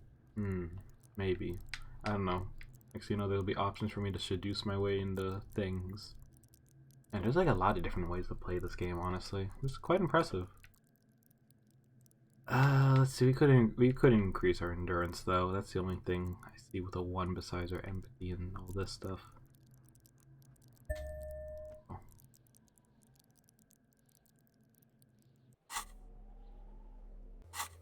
And there we go. My health has became a 1 into a 2.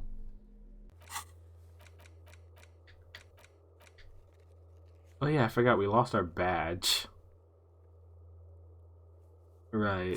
We might stumble upon it sooner or later. God dang, I still got like 4 hours and 54 minutes to learn all this stuff. Alright, let me actually...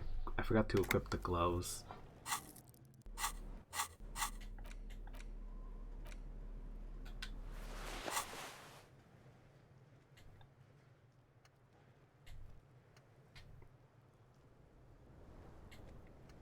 The trash container stands. The smell of rotten food rises to greet you. You see soggy cartons, dirty rags, and organic waste. Look under the box of cartons. You see milk and egg rest with 1 broken egg in it. Some pasta wrapper. Picking up the soggy packages somehow feels familiar. Yeah? You've done this before. The movements are recorded in your elbows, the methodology in your fingers. You're used to this. Dumpster diving? No, searching for evidence in the trash. Ah. Drive further. A box falls into pieces in your hands. pt2 cereal.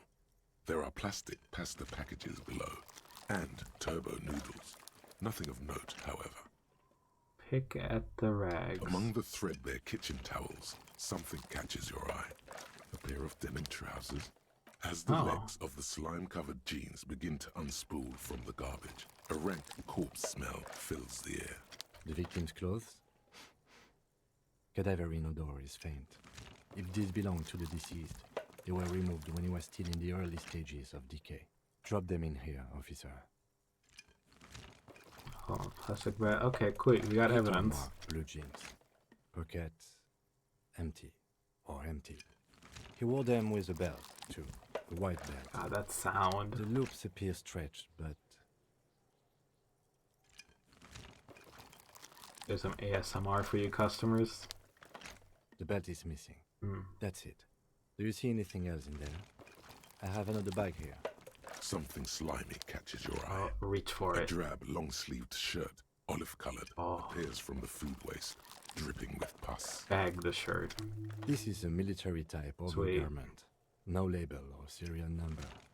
This is the kind of rib-knit shirt that's worn over light armor to conceal it in an urban scenario. Anything more? The rest of the rags are just kitchen variety waste. A yellow old mug that catches your eye. But other than that... A thrown-out towel, a mug, that's all. All right. We should go to Gart again and ask if he knows who put the clothes in the trash. It could be as simple as someone from the hostel cleaned on the yard. Or that one. I'd advise against confronting that force. Yeah, we need to ask kids who put them here. The fuck's he on about, kids? You hear that, Kuno? He thinks you're an infant or something. See? You think someone from the whirling might have been involved, maybe? Not really. All we know is the victim's clothes are in the trash. The lid was locked, and his establishment had the key. Yep. It's just a small loose thread. Honestly, that's like the loosest thread we had so far, but it is something. The lieutenant nods, then looks back Let's into search the the trash food container. waste. It's just organic waste, cold and slimy on your hands. Apple and potato peels, mostly. Unidentified sludge, and the occasional chicken bone thrown in for good measure. But hey, what's this? Elbows out, there's nothing more here. What? A blue piece of plastic sticks out from the apple peels. It's shiny. Looks like the corner of something. Pick it out. Something larger. A clipboard. A blue plastic clipboard with moist papers hanging from it. They look badly damaged, but you can still make out forms and notes, written in a man's handwriting. Officer, is that your paperwork? Oh my god! No, it can't be. Yes, it is. Look, this plastic has the RCM street grid on it. You've even got an autopsy form. God, that's embarrassing. If you don't mind my asking, how could you have let your paperwork end up in the trash? God, that's embarrassing. I think I didn't want to be copy anymore. I flushed it down if I was out from the toilet.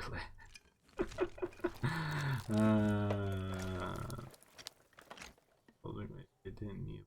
I'd rather not talk about it right now. Understood. The mugs. I'm getting the mugs too. You pick out a broken mug with an oddly racist depiction of the yellow man frolicking in saffron. What? An antique? Only in its social sensibility. I'll take the mug. But I could sell it. Sounds of muffled gong. Oh. You said you didn't want to talk about the ledger. However, now that you have it back, it would not hurt to start taking notes on the case. Officially. Okay.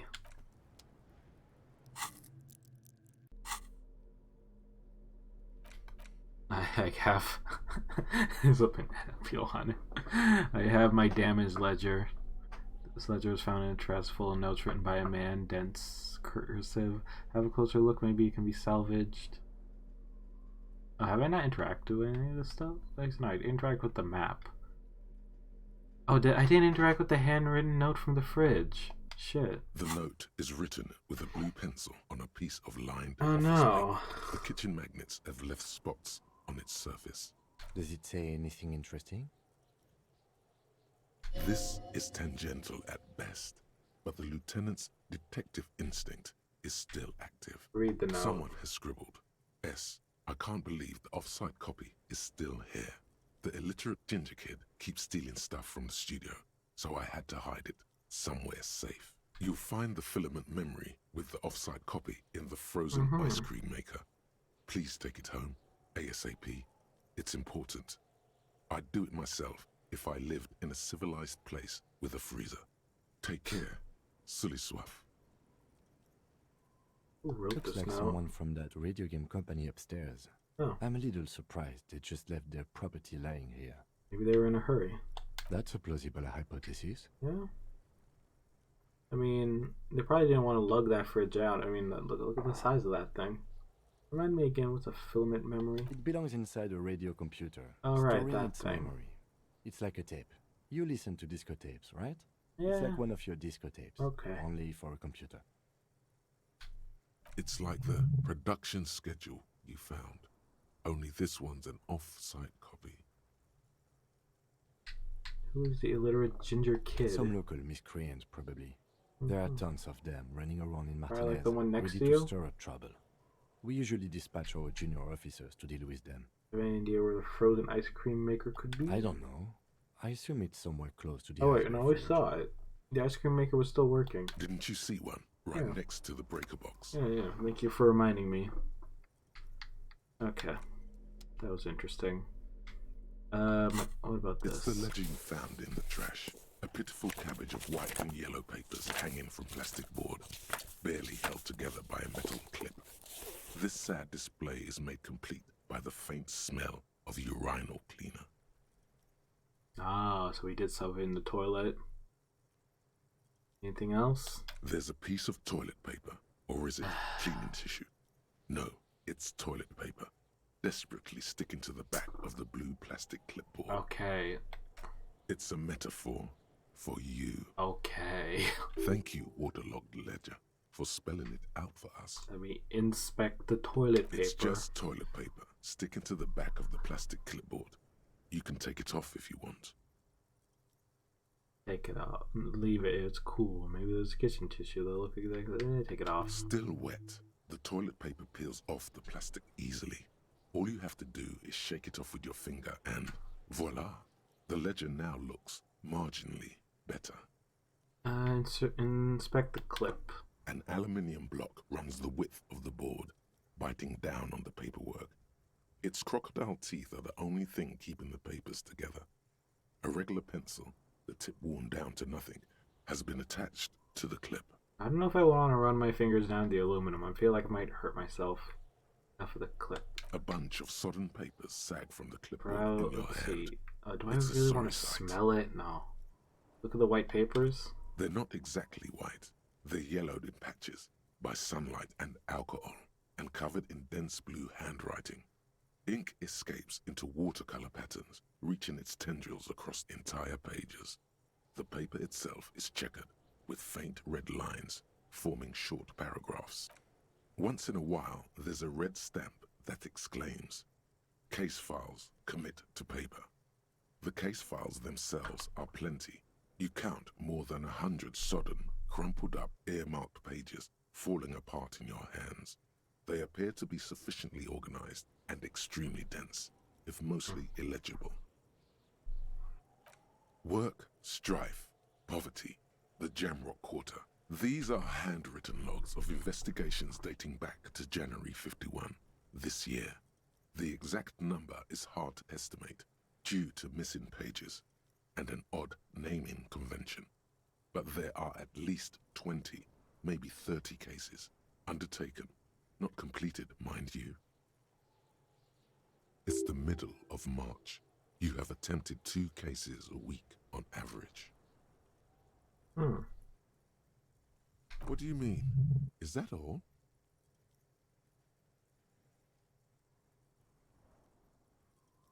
That's it? 2 cases a week, good caseload. Oh, there was a mention of a naming convention here. Count the pages. I have to open an official case to their room. That it? The notebook is annual. It says 51 on what remains of its cover. A molten strap of cardboard. Everything prior to this must have belonged to a previous volume. In short, there was more. Huh?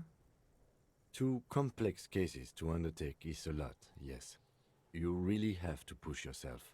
I would not suggest it, lest you start making mistakes. 2 cases a week appear to have been my load, Lieutenant. I'm not sure I complete them, though. 2? That's a lot. I didn't mean to say you are making mistakes, by the way. That was presumptuous of me. I'm sure I made plenty of mistakes. It's okay. I mean, we all make mistakes. I flushed my goddamn pager down the toilet, so... Or, yeah, my clipboard. Like a fan of gills, the checkered papers dry in your hand. A ledger, the right? handwriting is extremely dense, if mostly illegible. There was a mention of a naming convention here. Yes, it appears you employ a, shall we say, robust yet literary system. Each investigation has its case number written on the margins. Yet, still more tellingly, most are accompanied by a name. A title, one might say even. One that draws inspiration from snoop fiction and vespertine cop show staples. Oh my, and they written in capital letters too. Yes, all caps. One is called The Next World Mural. Another, The Square Bullet Hole Murders. Another yet, The Unsolvable Case. More? Others appear more light-hearted. The guys on a couch in an unexpected location, and the murder at the Ukar Parlor. Even the rare article-free collapsing tenement. Murder features prominently throughout. Okay. It's going to take an effort to piece these case files together, but it can be done. Once you're done inspecting them up close. Kim, my cases have appear to employ more kind of naming conventions. You mean the alphanumeric? Officer, precinct, time of arrival at the scene?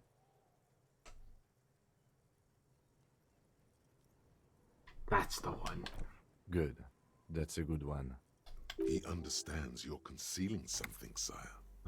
But do you also use the titular? No, I don't know what you're talking about. Right, of course. Like a fan of gills, the checkered papers dry in your hand. The handwriting is extremely dense, if mostly illegible. I count the pages. I have to open an official case if there's room. There is, for precisely one more. 15 pages near the end remain untouched by the damage. The checkered grid forms a structure of passages, breaking the case into subtasks to accomplish. Once all the tasks are accomplished, the case is complete. Commit to papers. Sadly, the ledger only comes with an old, worn-down lead pencil. It's unfitting of this monumental event. The ledger only comes with an old, worn-down lead pencil. It will do, barely. But I could always ask Kim for a pen, but Kim, do you have a pen? the lieutenant looks at his blue notebook. 2 fat, shiny pens hang from the binder, like large caliber bullets on an ammo belt. He is not really saying anything, just standing there, looking at them. Fine, I'll just use the crappy pencil. Absolutely motionless at first, then animated slowly, imperceptibly even. The lieutenant begins to browse his notes again, leaving you to the case files. Ah, okay. Onto the paper with a brash free hand, uncannily similar to the rest of the letters. The wording comes easily. It's almost robotically simple, a language developed for mental rigor and simplicity. Inspect the victim's body. Interview the cafeteria manager. It's not exactly poetry, but poetry would be out of place. Cross out the ones you've already finished. A satisfying slash sounds across the paper. You're done, it seems to say. And you're a swashbuckler with that pen, Harry, and it feels good. Feels like completion. Morals went up. Things to be done and things already done. The composition of reality. This is an extremely useful tool for a detective of the Citizens Militia. Now all that remains is to name the case. Lieutenant, do you have any chances of named our case? No, actually. Any ideas? Ooh. Okay, what? Okay, we got the Hanged Man. Furries are at home in the mirror. What? The Setting Sun. Shit on a Stick. I actually don't have one. Let's do the Hanged Man. That's the only one that makes sense. Great. That's great. That's actually what I was thinking too. The Hanged Man. Good, strong name. Yeah. We have a very good name for the case. Nice. I'm going to start calling it the Hanged Man. It's good we sorted this out. Okay. I'm done inspecting these. You don't exactly close them, so much as distance yourself from the smelly papers. They're a little further from your nose now. Browse the case file again. Browse the yellow papers. In the back, you see thin, translucent copy of paper. Some neon yellow, some bright red, all covered in boxes, like marching armies. These look like official forms, waiting to be filled out. Then rip them from the binder and hand them out, according to type of form. What type of form are they? 3. The topmost are misconduct fines, the middle ones are station calls, and the bottommost are field autopsy forms. Each is easy enough to make sense of. You don't have to be an intellectual giant to do police work. I think I should probably choose field autopsy. Yeah. A dozen pages of thin copy paper, bright red in color. You see the parameters of a deceased human form waiting to be filled in. Age, sex, condition of internal organs. Misconduct fine? A monetary penalization ranging from 20 to 250 real. Severe cases allow for 1,000 real, but that requires special paperwork. The details of issuing these fines are spread out over the rest of the fields.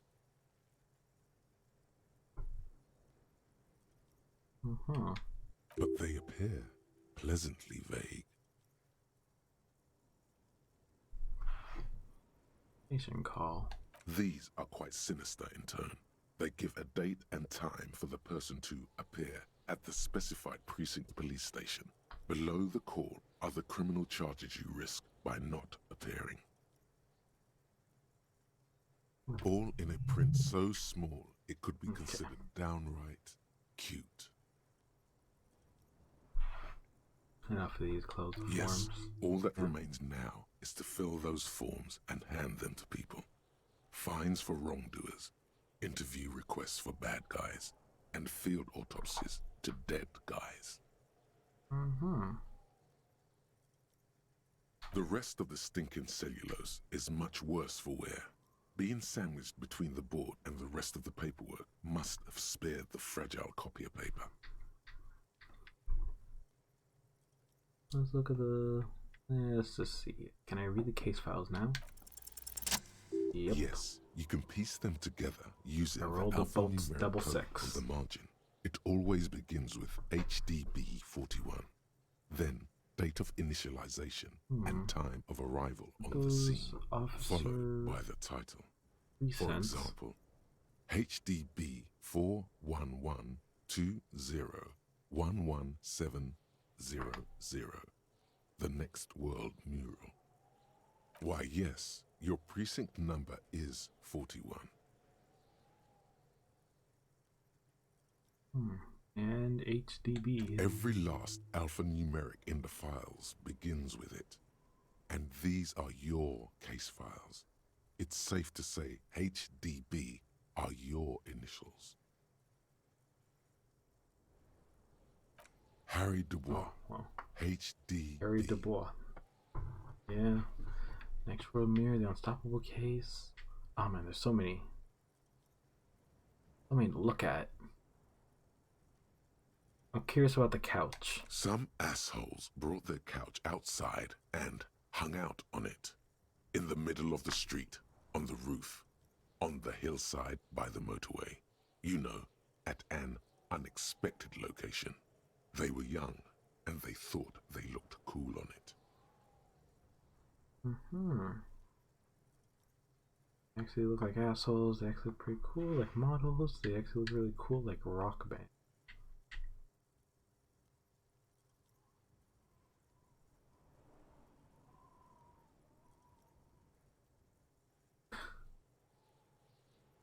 I mean, why the fuck would you bring models, I guess? Yes, as you said here, total assholes. Total assholes. Young people are the worst. So anyway, you got a complaint about the damn sofa, or couch, or whatever it was. They were leaving it out in all these unexpected and whimsical locations. They took it to where they also took photos of themselves on it, and smoked cigarettes, and drank coffee because they felt it's intellectual. Cigarette butts, coffee cups, stupid couch. You had to clean it all up, and you did. So congratulations to you. Damn. Case solved. Did they ever catch those guys? No, you didn't have time for that. These notes show that you have what is called a real goddamn job. You don't have time to be chasing down the couch assholes.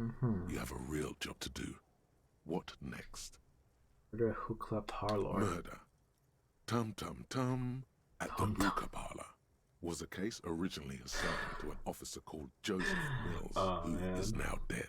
Of circumstances completely unconnected to murder at the hookah parlor. How? Beaten to death by a throng of Villalobos gang members when him and his partner J.M., only initials mentioned, answered a call one night. It's a sad story, and it isn't really represented in your case files. Stop stalling and get to the murder at the hookah parlor.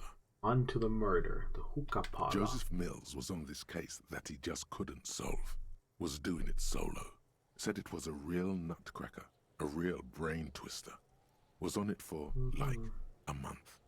The captain got impatient. Shit or get off the pot, Mills. Mills didn't get off the pot. Not yet. He kept at it for a couple of weeks more, racking his brains, running with every theory, as outlandish as they seemed. Still couldn't solve the murder at the hookah parlor. Go on. Okay, so the case is handed to you because Mills isn't getting anywhere, and you look into it. Here's the setup. A young man is found dead in a hookah parlor. You know, those places where you go and smoke bubblegum-flavored vapor all day.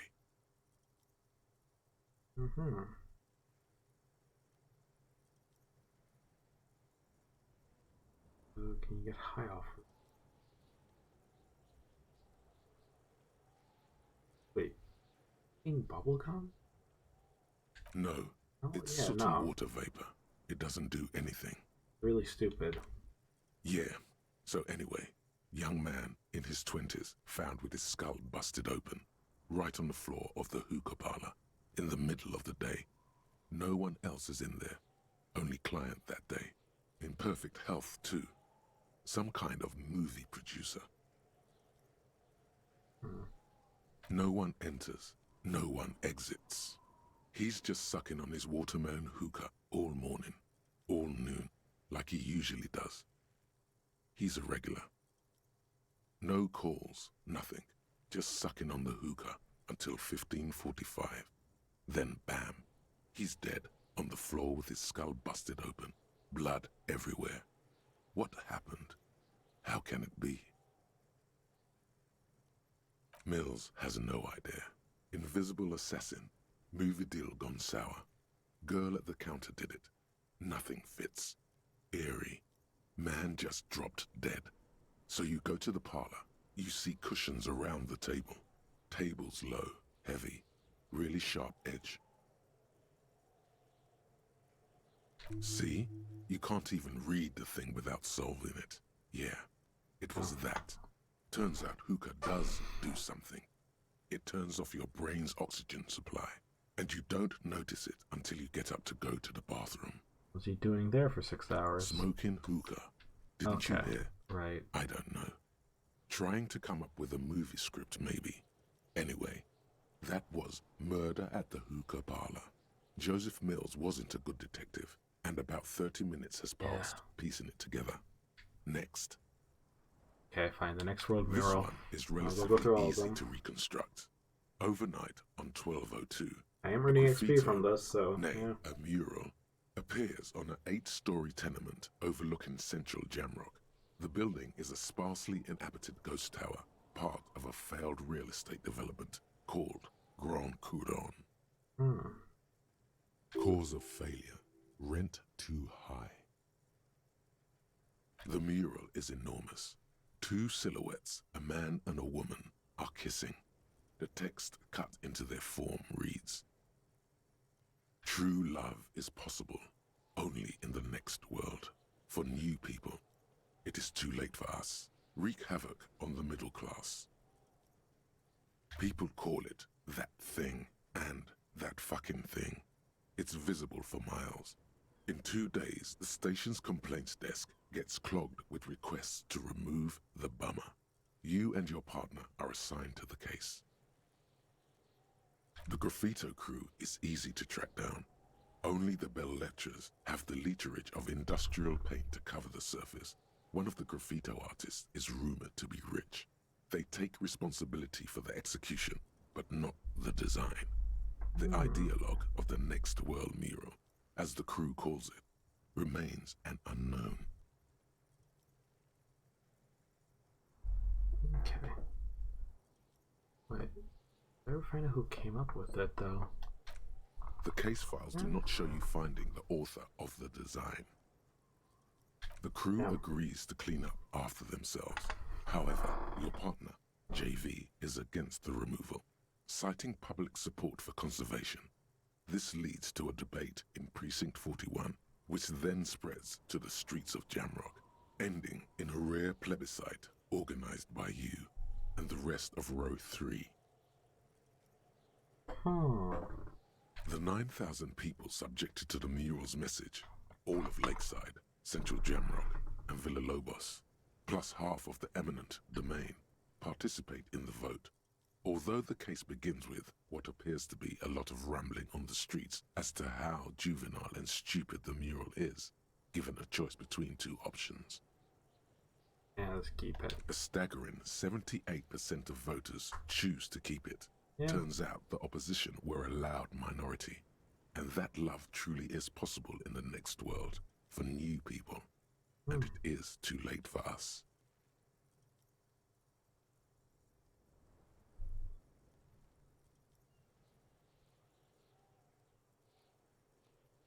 Well, there remains a wreck half the middle class are not to be blamed for its human nature.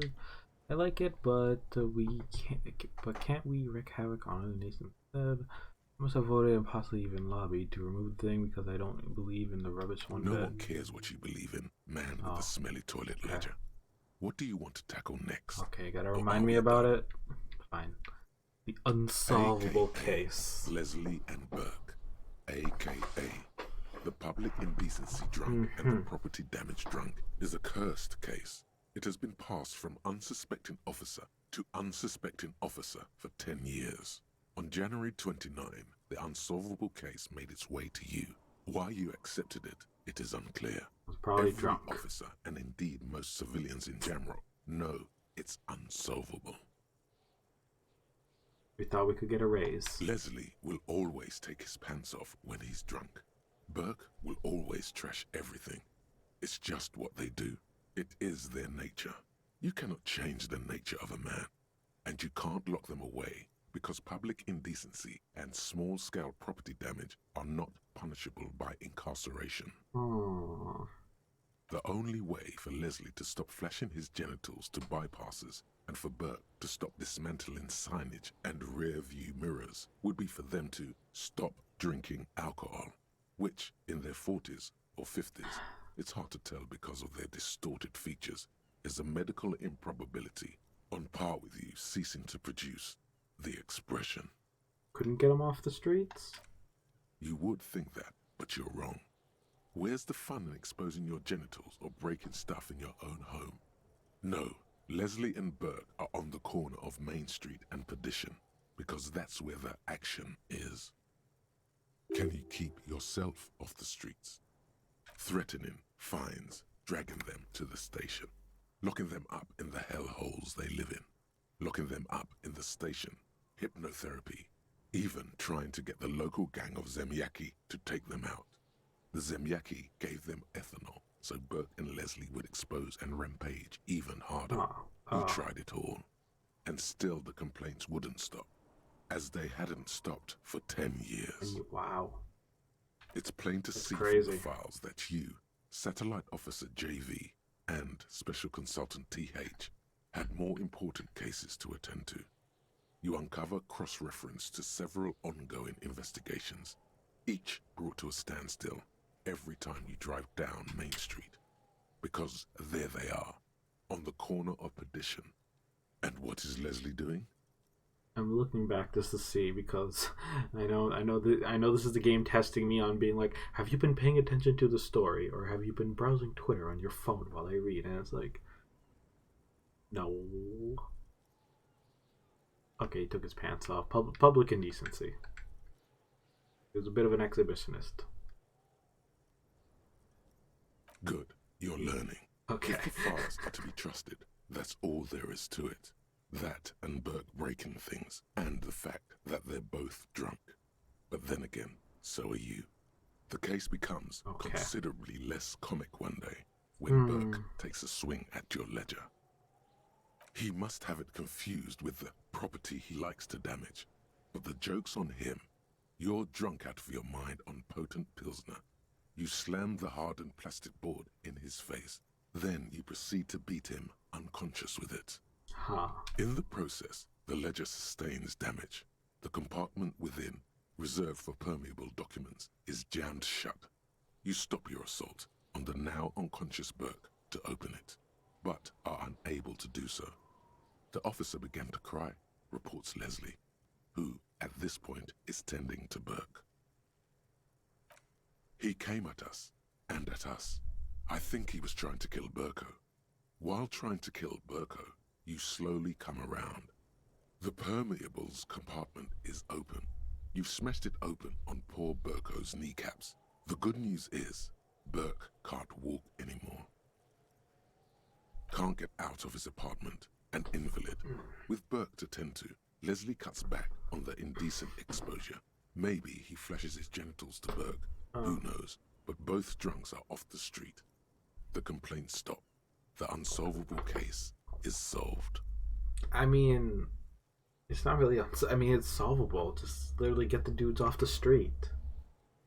Which is also why the officer responsible narrowly escapes a disciplinary hearing.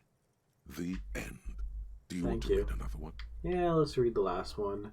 The square bullet hole murder. It would be very interesting to read about these, wouldn't it? I mean, there seems to be a square-shaped entry wound in the victim's forehead. She's been sitting there for weeks, on her rocking chair, with a square hole in her skull, staring at the wall, her mouth agape. That's all you got. Really? From the half hour you spent piecing it together, all you know is the entry wound was square-shaped. You never found the bullet. And then another body showed up, also with a square hole in his forehead. Dang. This has to be like the square killer or something. Who knows? Those pages are missing. What next? One day you will still catch the man with the square gun. The square gun. Well, the next you know, it was a freaking nail gun. I don't think those exist back in 51. Not much has changed in the meanwhile. Let's see. A bunch of sodden papers still sags from the clipboard. The acidic stench of rotting food is rubbed off on the cellulose. It now forms the base of the experience. This base surrounded by a faint air of spoiled meat, the stuff of death itself, and then sprinkled liberally with the citrus zest of toilet cleaner. You know, like the bits they put into public piss bowls. probably called Fermi Discrete, or Axel, or something. At some point in its journey, the ledger has seen the inside of a public toilet. Oh, Sylvia's already told me I dunked it in the toilet. Shut up, nose. I don't need your help. I don't need anyone's. Yeah, we were told. If you knew it was dunked in the toilet before getting chucked into the trash, why are you sniffing it?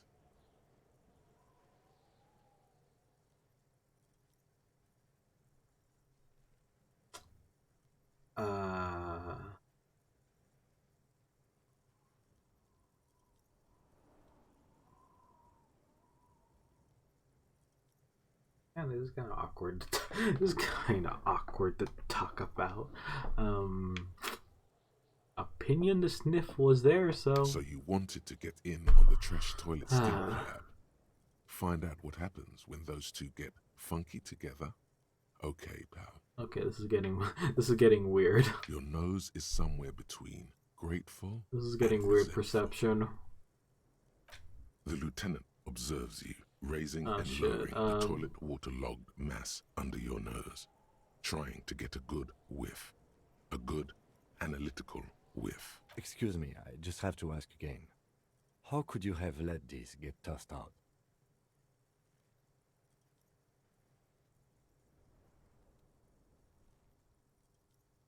I think I didn't want to be a cop anymore, so I flushed my career down the toilet. Literally, okay, fine. I'm sad to hear that.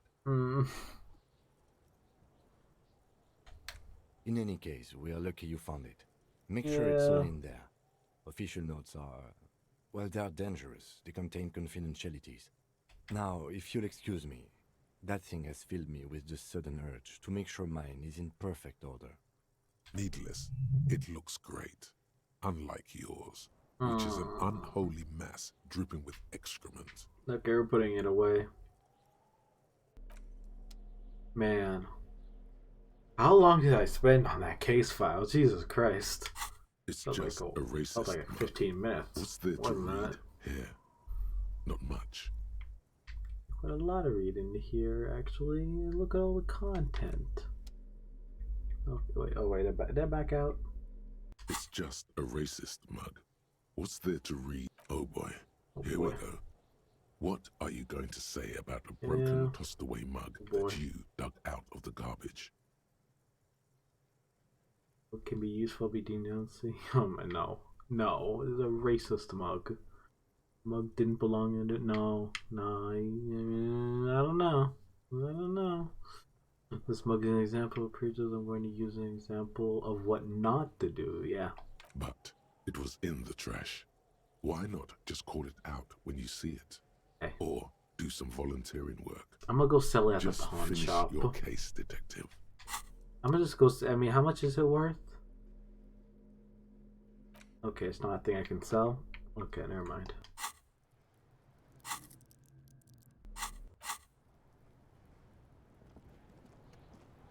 What's this? We're getting reports empathy? Of normal, reasonable, temperate, political opinions somewhere in Martinez. What? This is because I keep saying none of political stuff is that. You must be mistaken. I'm a radical. That's me, Mr. Reasonable. Someone who got to keep it sane around here. The air suddenly feels calmer, more transparent in a strangely tender way. Perhaps it's the hangover. Perhaps it's a temporary surge of serotonin. Probably the hangover. Something tells you. It's time to become a citizen of the Kingdom of Conscience. Where's the Kingdom of Conscience? No more talk. Sign me up for a passport. I knew we could trust you. Remember, real democracy is just around the corner for Revachol. When that real democracy kicks in, we are all going to be so much happier. Alright, welp. Unlocked another perk. Might as well, I don't know, maybe we should interview the kids? Okay, I saw something on the floor. What's this? There are several footprints in the mud, left by work boots. Anywhere from 6 to 12 pairs have walked here. Kind of boots? Heavy workers' boots with reinforced toes and hobnails all over the yard. Isn't this something an industrial worker would wear? Let's point to them. Noted. Get an extra count. Maybe more than 12. No. 8 pairs of boots have shuffled back and forth in the mud. 1. Standard work boot. Steel reinforced toes, number 46. 2. Standard work boot. Steel reinforced toes, number 44. 3. Hobnailed work boot. Steel reinforced toes, number 43. 4. Standard work boot, number 45 or 46. Wait, which one is it? Not more. 5. Another standard work boot, steel reinforced toes, number 44. 6. An aberration, light as air, even pace, same make of boot, but number 41. No, female. I'm going to presume it's male? Impossible to tell. Could also have been an adolescent. The gait is undeveloped. Count the rest. 7. The glowing outline of a standard work boot, number 46. But the imprints are twice as deep as the others. The weight exceeds 200 kilograms. 8. And yet another standard work boot, number 44. There's an aberration in the pattern of the sole, however. The right sole is smoother, more worn.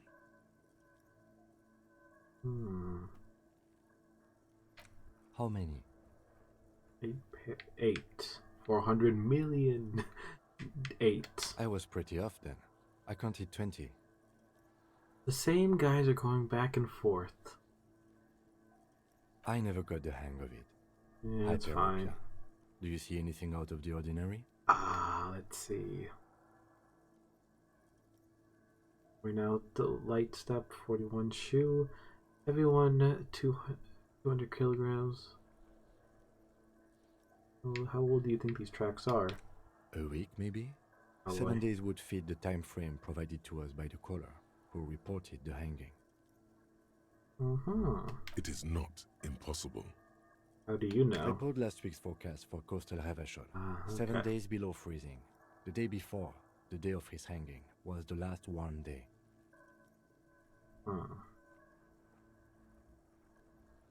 Correct again. Okay. Sub-zero temperatures would preserve the tracks in a good state.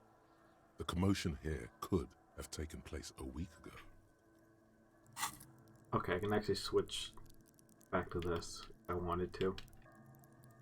Okay, that's good. Can actually switch back actually. Alright. Light step 41 shoe. A woman or a kid? I don't think there's any way to be sure. I can't tell. Understood. Anything else? Like light steps, it could be a kid actually. Or a kid? It could be a kid. How do you know? He knows it's hard to discern sex from a person's gait. Fuck. I don't. Understood. Anything else? Everyone 200 kilograms imprint. 200? Could it be the combined weight of two people, one carrying the other who's tied up? Let's say a heavily built worker carrying a similarly built, soon-to-be-dead man. Yeah. He might be right. 200 kilograms of living weight is unlikely. Okay. One of them must have been carrying him over?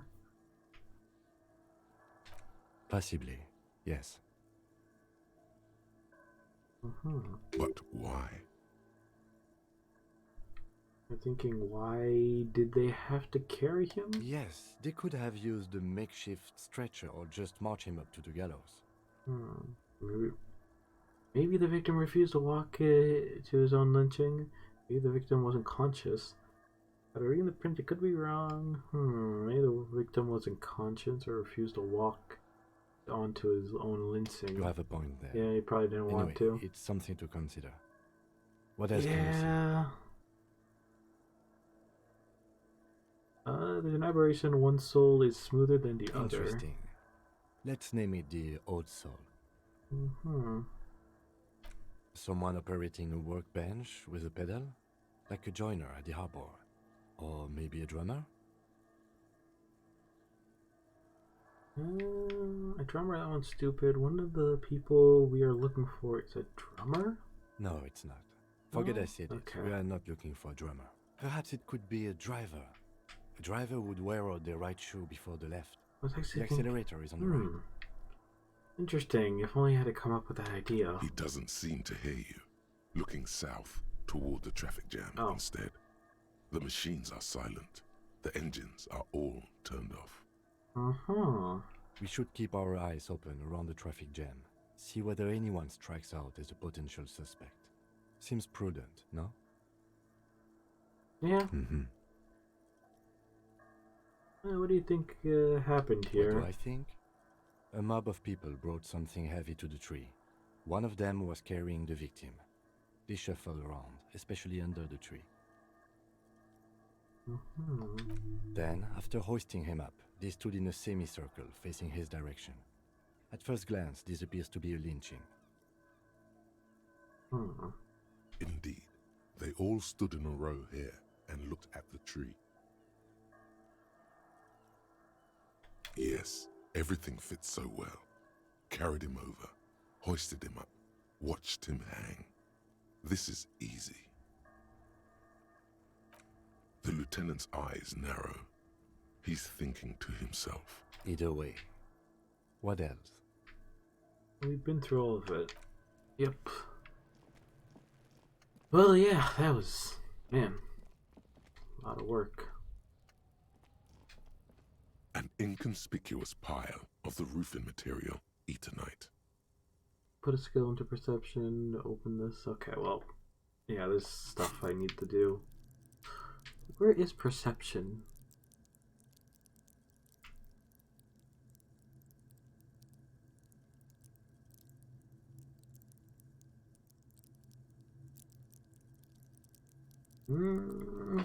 Oh, right here. Okay. Okay, I'll have to put another point into that to unlock that then.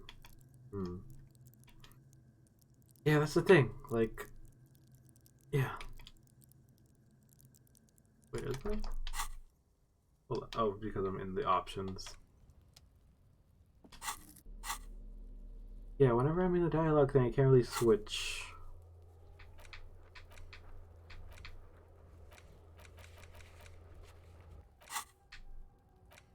Okay, we're actually almost done reading these.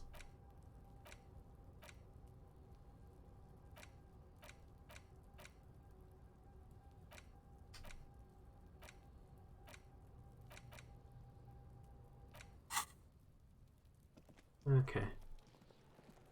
What? He wants to talk? What's up? We should think about calling it a day, maybe. Yeah. The nights are still miserably cold this time of year. We haven't paid the cafeteria manager for the damages yet. Should take care of that then. Don't have the money. Let's talk to him anyway. An officer of the RCM shouldn't be sleeping in the street. We'll figure something out. Okay. I mean, I do have $117 if he's willing to take that, and then I can pay the rest off later.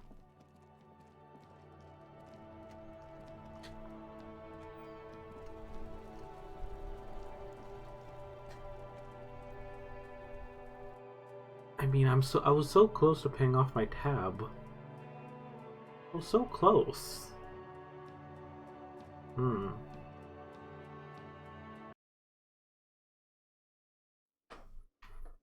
Okay, let me actually do a save.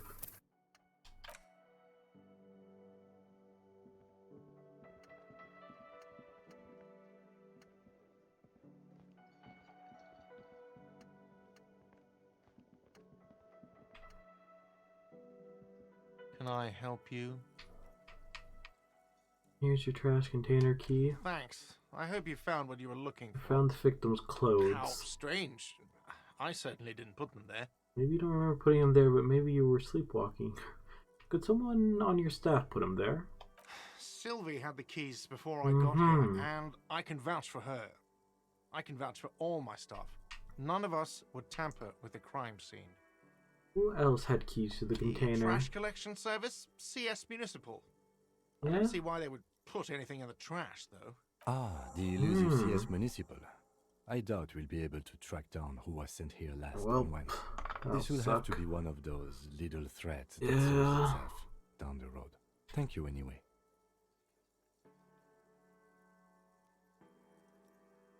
Yes?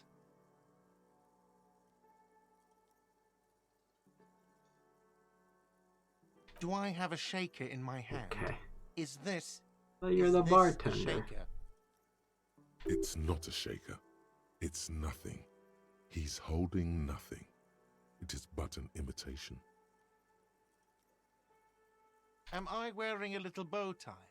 Am I wearing a bow tie and doing this? Am I smiling? Do you see me smiling and shaking my little shaker? No. Do you know why? Because you're not a bartender? That's right. I'm the cafeteria manager. I'm glad we cleared that. Was there anything else? Play it calm. This man needs to understand you need a drink to help the community deal with police stuff.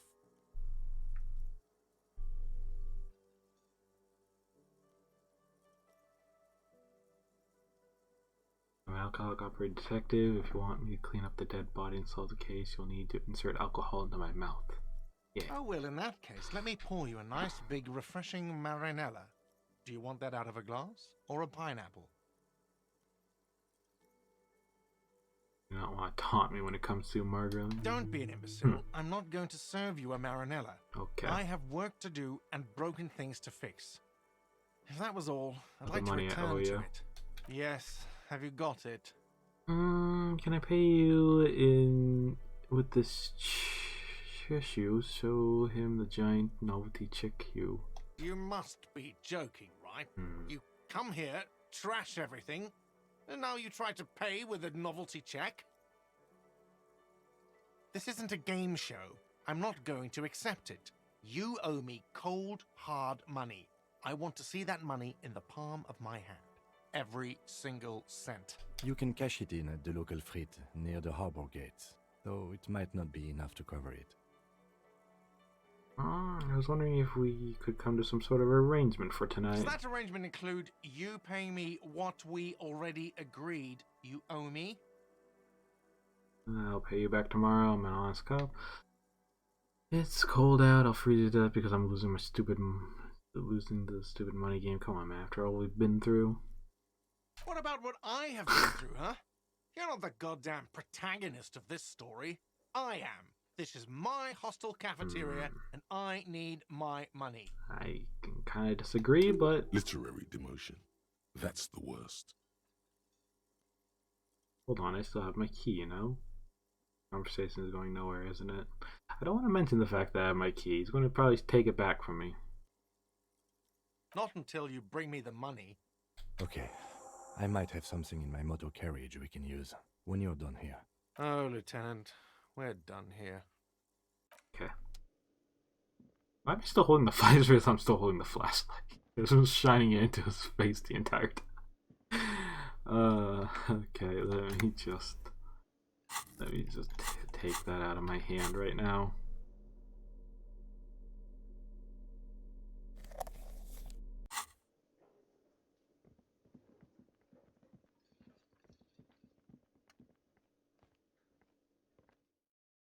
Okay.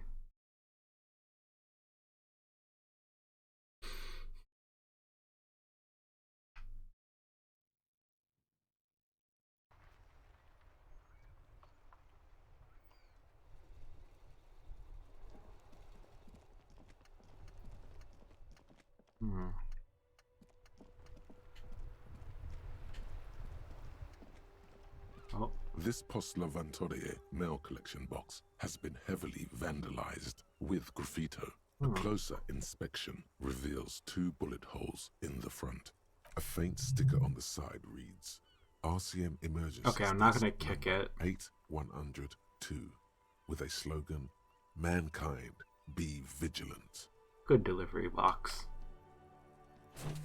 I actually do pat it. The box seems happy. Yay. Eat shit pig, fucked by the coon, and Saint G with a crown have been scribbled on it. Jenny is a whore, and best set mailbox. I feel you, mailbox. The mail collection box seems cathartic, thankful even. So do you. You shudder, then you swallow. Alright. Where's your car again? No, we haven't actually even been down these streets. Man, it's so beautiful down here, even though it's dark. Whoa. What have we here? A bridge. A bridge with loose nails and rot-infested wood that creaks in the wind. A construction code violation if there ever was one. Kim, it looks like we got a construction code violation. True. They never cleaned up the war damage. The rest of Revachol looks better, though. Lieutenant, think about the splinters. The bridge is fine enough. Locals use it all the time. Okay, fine. It's nothing to worry about.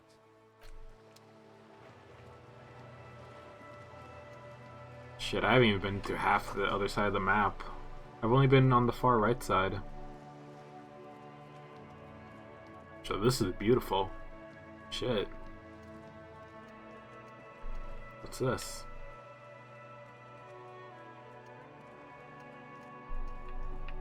I see something. What's this blue highlighted? Oh. Blue navy coat. Oh. Okay, let's actually head back to Kim's car though.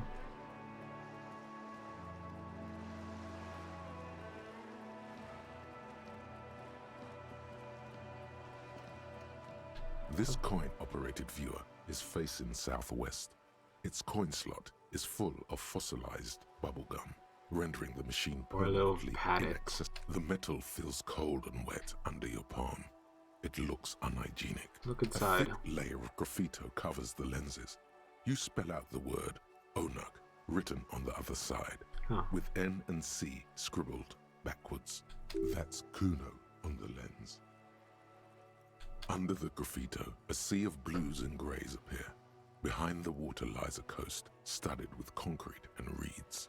On it, a church on stilts, lanky weather-worn wooden planks, an X-shaped cross topping its tower. You know this to be the Star of Pericarnassus, or the Cairo, the central symbol of the Pericarnassian Church, a star, a great moral height to be strived towards.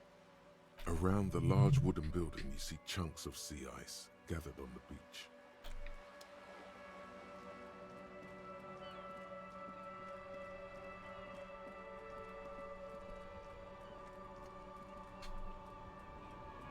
Oh.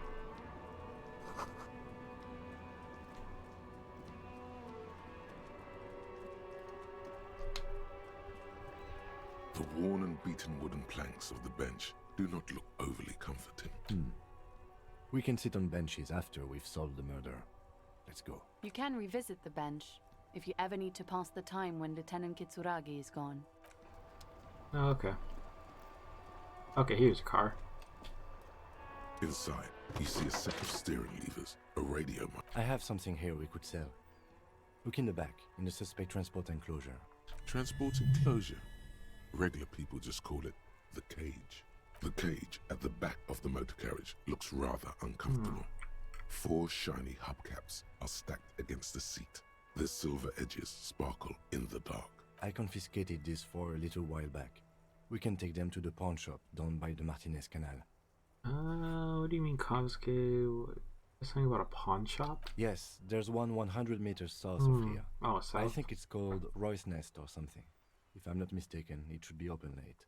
Okay. Items that can be pawned at Bird's Nest Roy's appear in your inventory under the Items tab.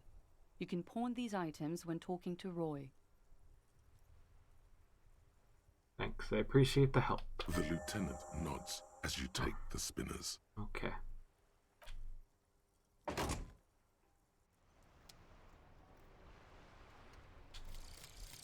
Rigorous self-critique. Oh.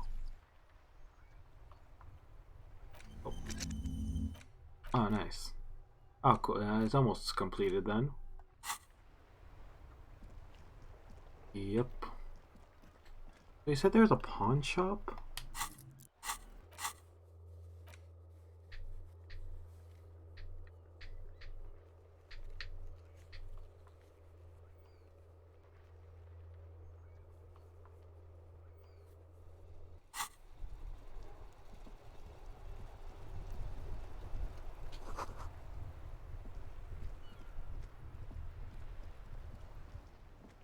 I gotta figure out what the pawn shop is. I don't even know if I'm going the right way.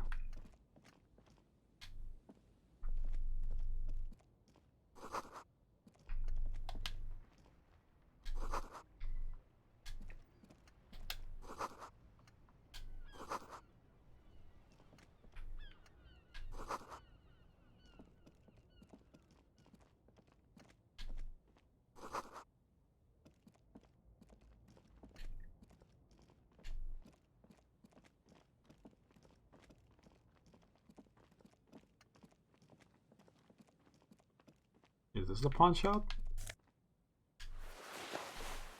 Fingerless gloves. Used to love those things. A couple of indicator lights are missing from this control panel. Loose wires dangle from the now vacant holes. In the middle is a lever. Beneath it, a small metal plaque.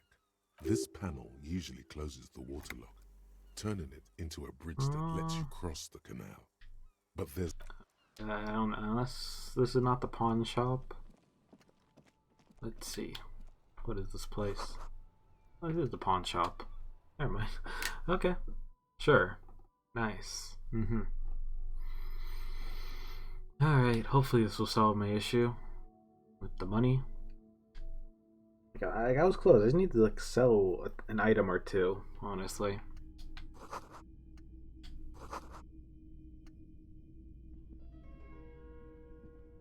Nope, don't leave. Okay, wait, okay, just turning around.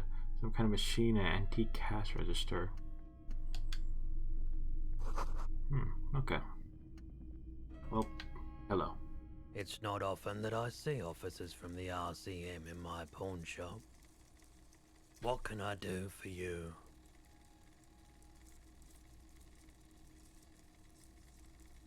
Sorry, I feel like I'm interrupting you. Oh no, not at all. I guess I haven't had many customers lately. Oh. RCM or otherwise. Who are your customers usually? All kinds of people come through here. Locals, travelers, people looking for a deal, people looking for a keepsake, people who are terminally bored. As you can see, I have a wide selection of goods for everyone to choose from. It keeps me entertained. Okay. He's well composed, but underneath it you sense psychedelic processes bubbling. Some kind of drug, maybe.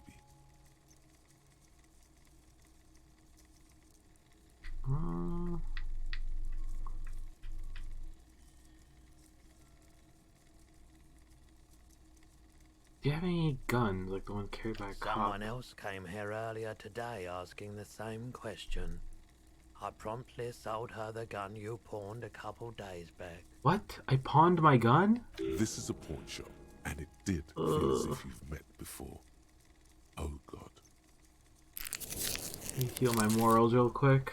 The lieutenant shifts from one foot to another. Wait, I sold it? You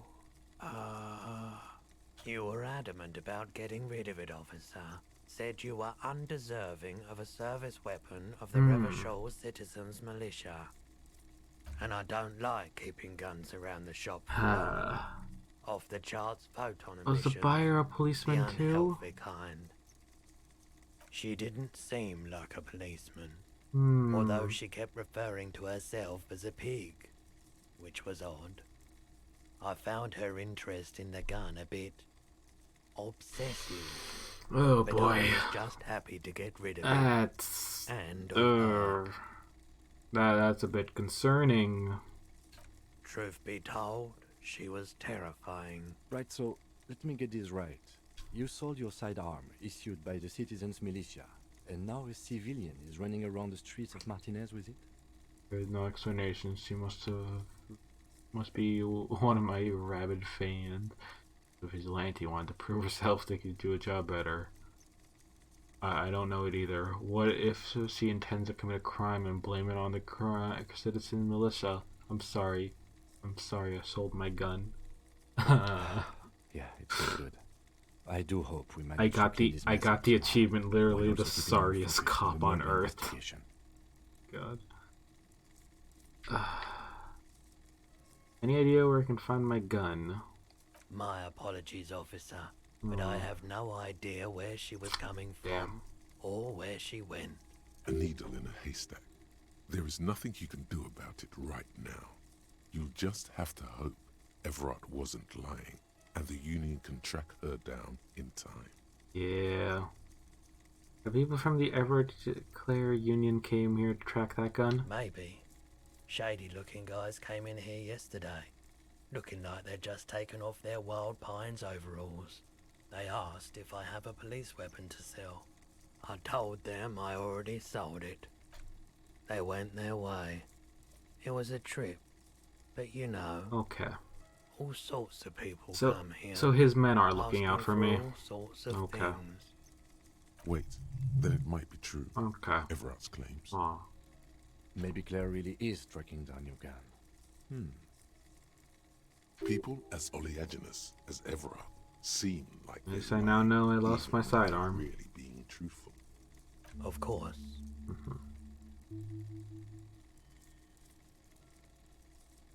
I want to ask you about my missing gun again. Sure thing.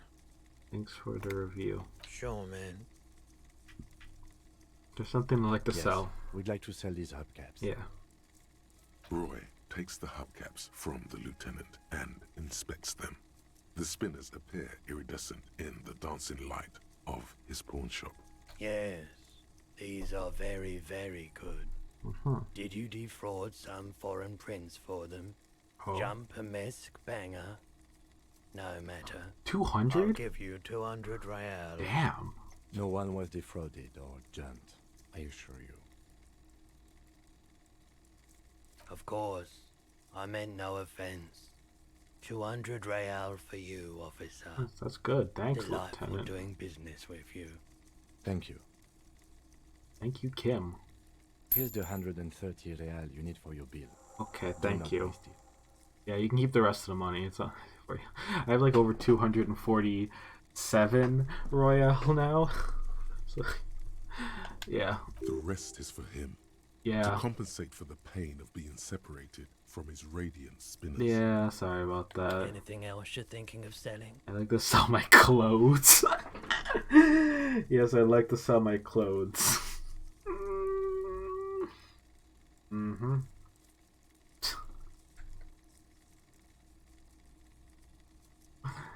I'll check my pockets, access your pawn menu. Can I sell my clothes?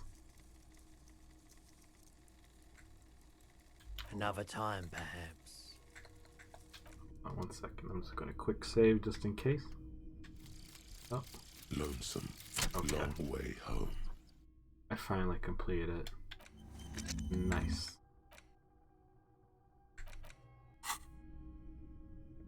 Alright, 1 second, let me just... Oh yeah, I got that new...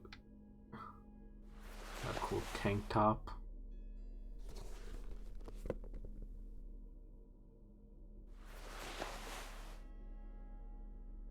God, let me actually look at the stats on that one. One suggestion, a captain, 1 half-life, officer poise. Oh, damn.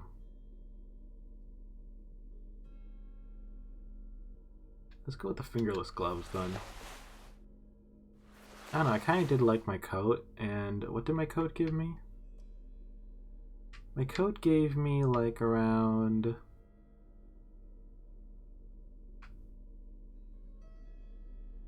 shivers, they know. I think, I don't know, maybe I'll keep the coat. It sucks that I don't have the glasses. Or not, no, I have the I mean, I have my necktie. That's still up on the ceiling fan.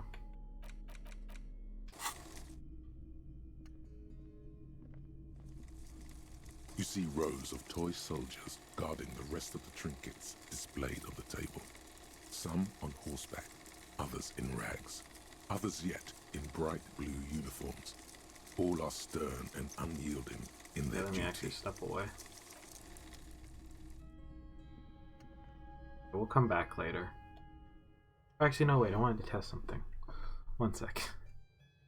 Right. I forgot the quick save.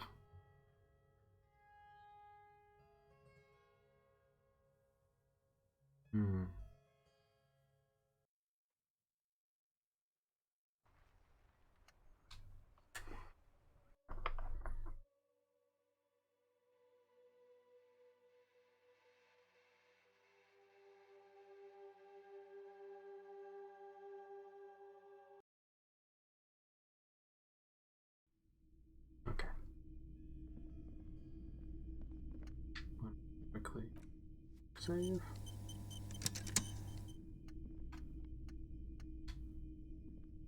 Greetings on this fine night.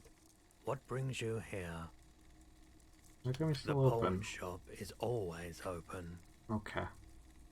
Sure, let me have a look. I'd like to sell my clothes. I'm not purchasing any more clothing at the moment. Okay.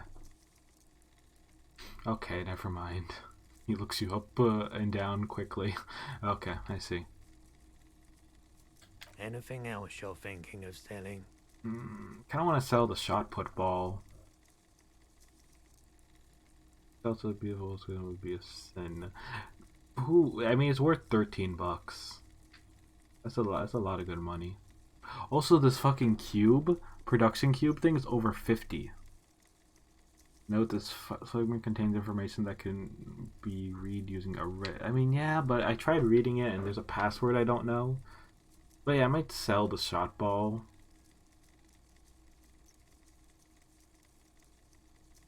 How would I make good use of it? Okay, I don't know. I don't know. Maybe they want me to drop it on someone's head. I don't know. Another time, perhaps. Okay, let's leave. I'm not desperate for money right now. I have over 200 and almost 250 bucks in my pocket now.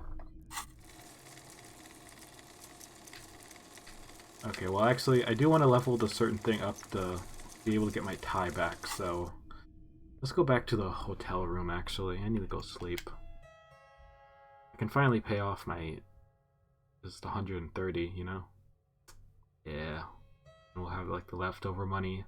Because now that I think about it actually, yeah, we have like we'll have like 117 before we. Yeah, so we actually have a good enough amount of money, honestly, for stuff. Probably some more healing items, if I'm being honest, or if I can find any more. What's up? Hello again, officer. How are things? What is this fuck police business? Excuse me? The street. Oh. Well, I didn't write it there. I'm just sitting here. Alright then. I didn't mean to startle you. Okay. Okay.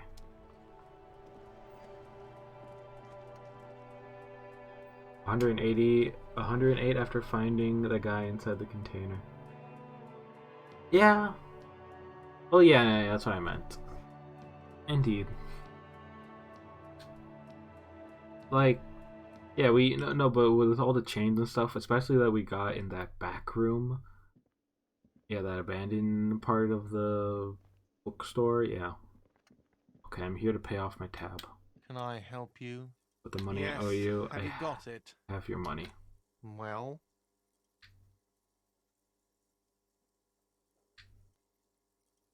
I might as well continue saying sorry for your troubles. Here. Sorry for your Great. troubles. Thank you, officer. That's all I wanted. Payment for services rendered. If you continue to stay here, I just ask that you please pay your nightly bill in advance starting tomorrow. I'll unlock the electronic lock to your room. Oh, there's an All the electronic doors lock lock? automatically at 9 p.m. Oh. Okay. At 21. Please pay for each night in advance starting tomorrow.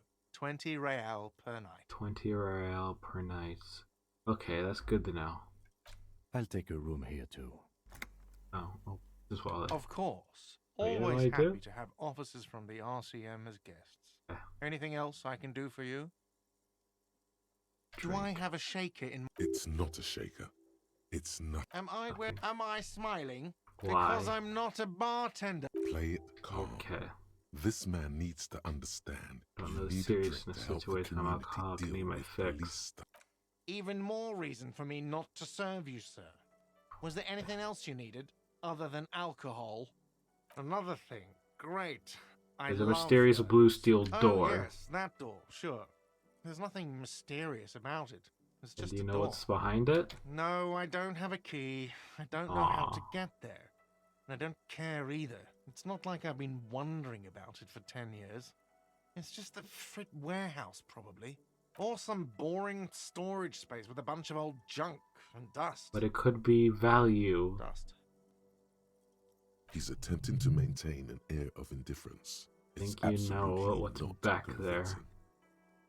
Let him get to pretend different. He looks at the dust on his finger. Oh, yes, that door. No, or some... He's attempting to maintain an air of You'd like to know what's back there. Fine, okay.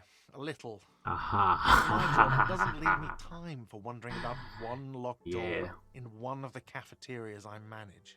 So, I haven't opened it. I have cleaned the whole place 100 times over, though, after the animals. And I haven't found a key, so good luck with that. Yes? Goodbye. Okay, let's head to our room now. Why can't I go up the stairs? Game says no. Alright, I gotta select it. So odd. You would think I'll be able to go up those stairs, but nah, I just need to load into a separate section of the map.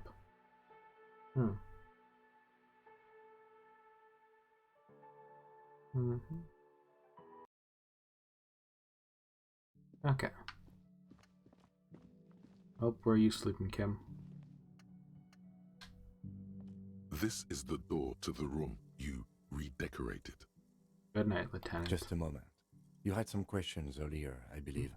And besides, we should discuss our progress on the investigation. Alright, let's go. Let's go out to the balcony. Alright, here we go. The air outside is brisk. The lieutenant is silent for a moment. He listens to the traffic hum. Then...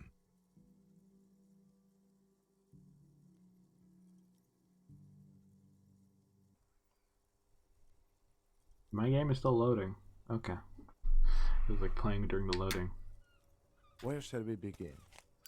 We should talk about the investigation, first and foremost. But I also remember you wanting to discuss the RCM. I didn't know you smoke. I have a cigarette every night when I go over my notes. It's something of a ritual. Really?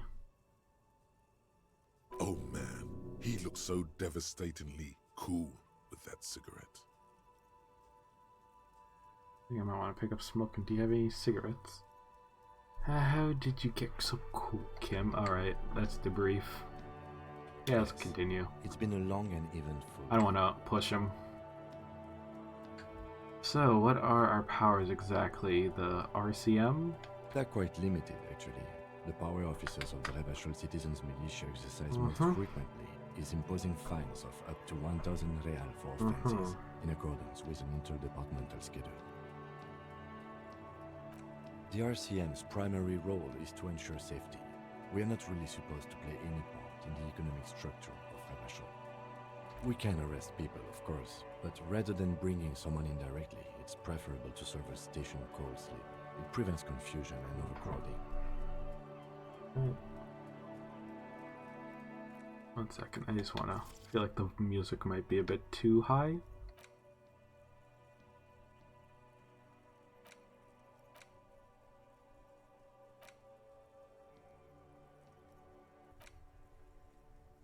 Or maybe the voiceover volume's a bit too... There you go.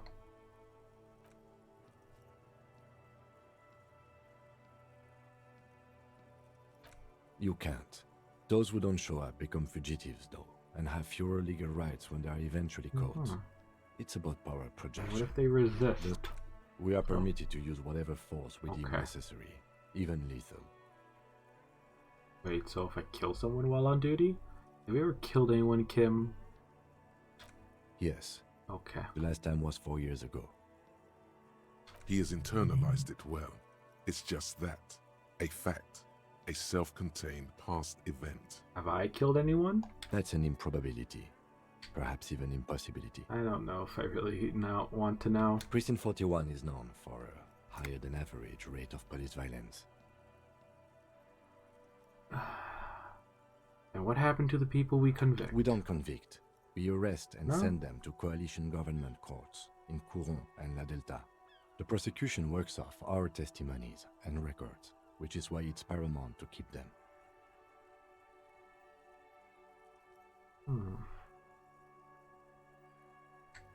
The ways. So what if I kill someone while on duty? You have to supply compelling evidence for why it was necessary to use lethal force. In these cases, your partner is usually your witness.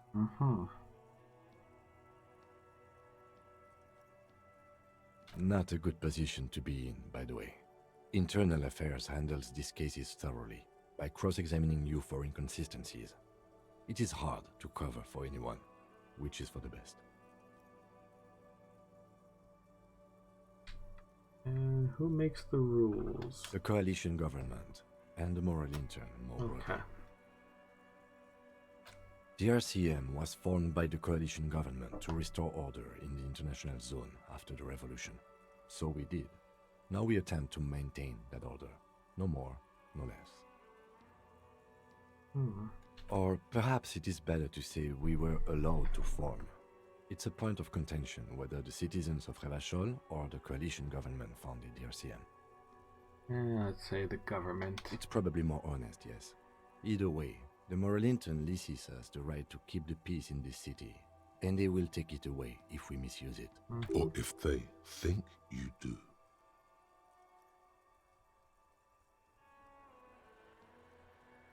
How do you think today went? Well, we didn't even look at the body. Oh.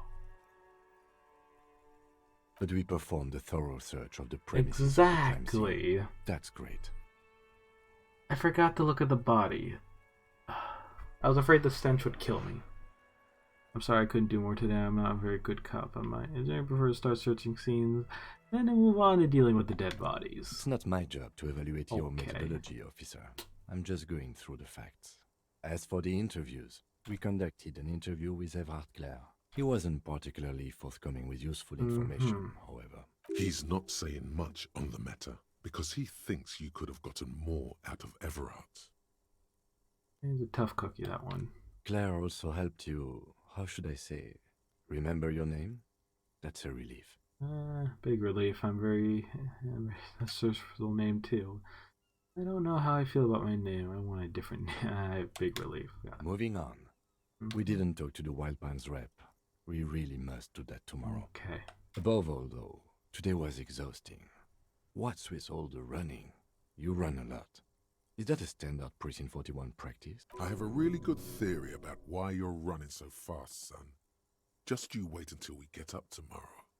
I don't want to waste time, you know? My mind's moving so fast. The rest has to try to keep up. I'm training for a long time. I want to raise money for charity. Yeah, that's how we roll in print. I don't know why I do the things I do, Lieutenant. It's impressive, especially for a man your age. And in those hills. Oh. Nice shoes, by the way. I like the green. Goes with the orange.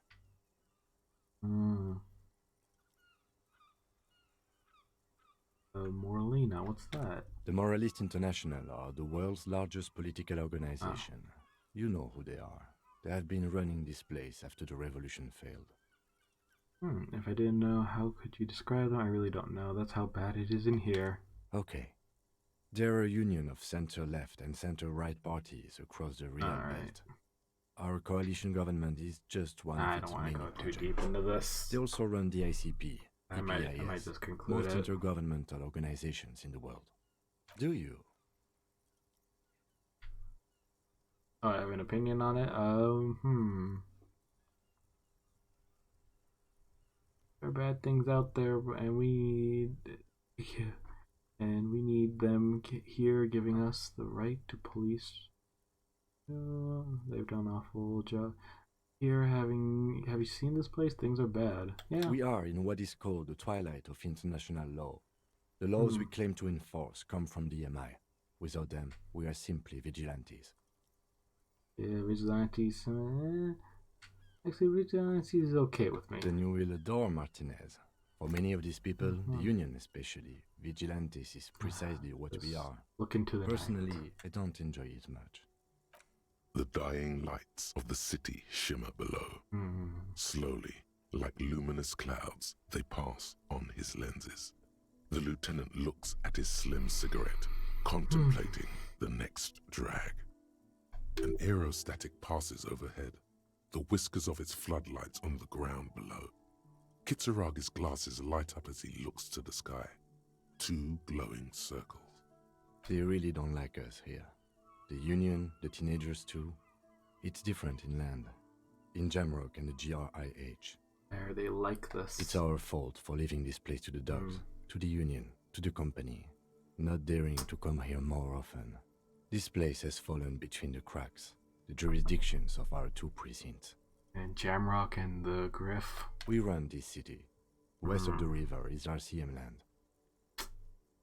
Yeah. It's incredibly hard. Human beings are... But we are in control, and it's worth it. The organization works. Our systems work. If they didn't, the city would disintegrate. Only you can control yourself.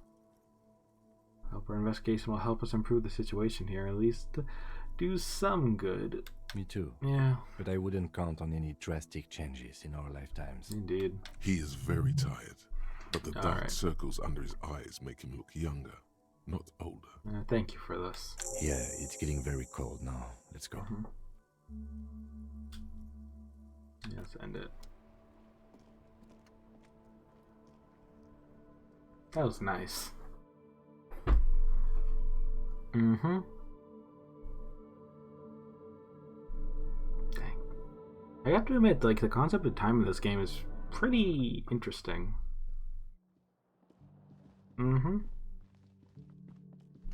Alright. Hope I'm gonna go into my room. See you in the morning. Okay, it doesn't follow me. That makes sense. So, I know I was locked out of this. This fan has 2 chain pull switches. One ends in a tiny fan, the other in a light bulb. Put a skill point into Saver Fair. To one of the blades. Okay, I need to put a skill point into Saver Fair to get my freaking tie. 1 second. Savior Fair. Savior Fair. Ah, here it is. Level that up. Okay, now can I get my tie now? This fan has 2 chain pull switches. There we go. Grab One the end, tie. you swoop up and catch the tie. There we go. Finally. Snap. It's released from Finally. I wasn't able to get this at the beginning of the game because I failed the dice, apparently. What you have in your hand is a truly hideous necktie. Yeah. With 4 or 5 different patterns. The knot reminds you of a noose. Oh. Yeah. Now I can finally put on my tie. Or do I have it already equipped? I already have it equipped, finally. I have no bullets. I need that cool hat. The bed is cold and not particularly inviting, but it's yours. Crawl in. The sheets feel at once coarse and clammy against your skin. The bed sags beneath your weight as you stretch out and finally close your eyes. And then sleep doesn't come. Oh.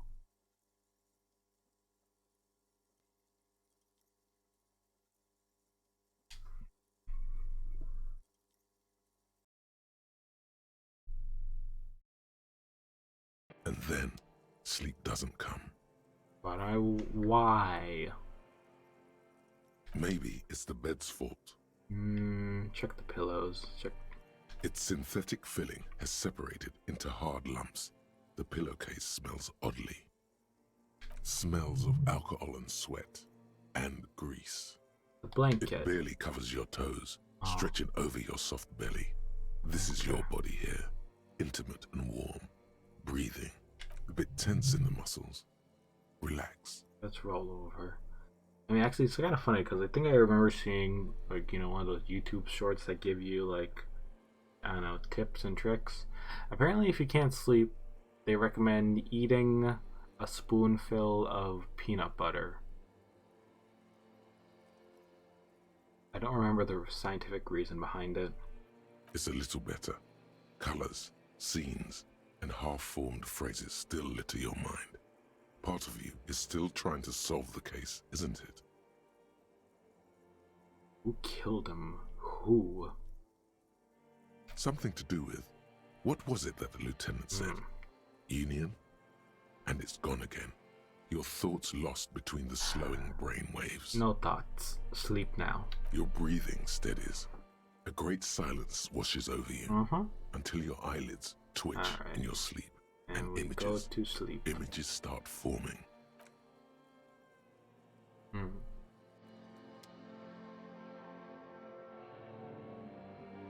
And now we're in a ghost town.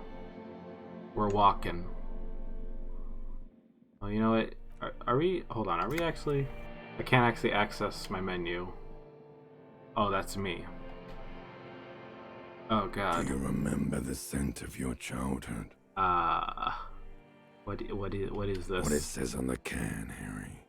Answer the question. I was born in a hospital where people usually go to die. You're not kidding anyone, Harry. You don't remember shit. Okay. Tell me, do you remember your wife's hand on your face? Tell me what this is. I am answering before you tell me who you are. You know who I am. I'm the bad day. The one where you ask her, and then later in the streets, wandering. It's the worst day of all time, Harry dear. And it's coming. She will hear about it on the phone. Reality will turn into a grotesque nightmare. This will be the last thing you did to her. Tell me, do you remember the love of your life? Said who? Do you remember the warmth of her thighs, between her legs and in her mouth? I left. Oh no, Funky baby, you stayed. It was the rest of it that left. Or you just stood there, with one hand on the bottle and the other on your dick, watching it go. Tell me, where are your friends? Human beings have friends, Harry boy. Where the hell are yours? Can I get it all back? No, it's gone. No?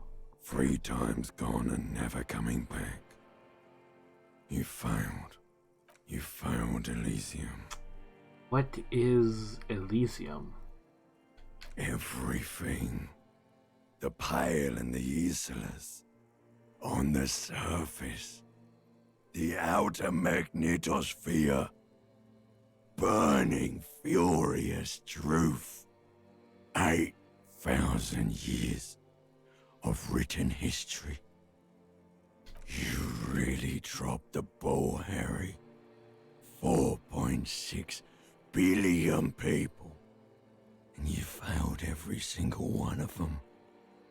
You really fucked up. Seen you before. No, you haven't. Okay. You're just sleep talking. And the act is wearing thin, too. The spots on the disco ball fade around you. You'll be back in those cold snakeskins in no time, sweating up the bed. Stinky boy. I'm starting to actually understand the title of this game. I can come back from this. You're not coming back from shit. No? Okay. Thrashing around in that high conductivity state of yours. Bumping into things and acting like a clown. Who are you kidding? I'm trying to solve this case. You're trying to what?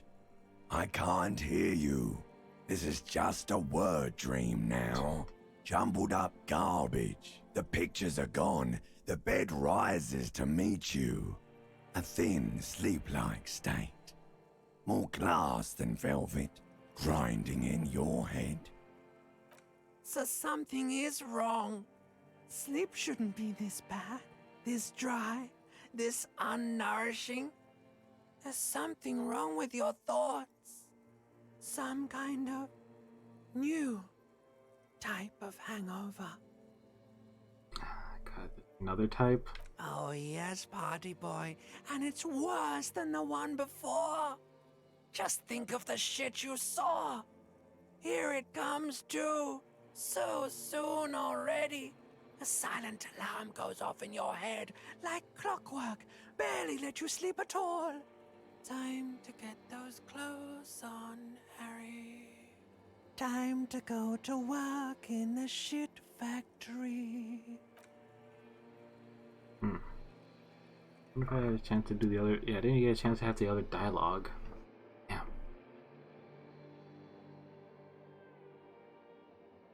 Okay.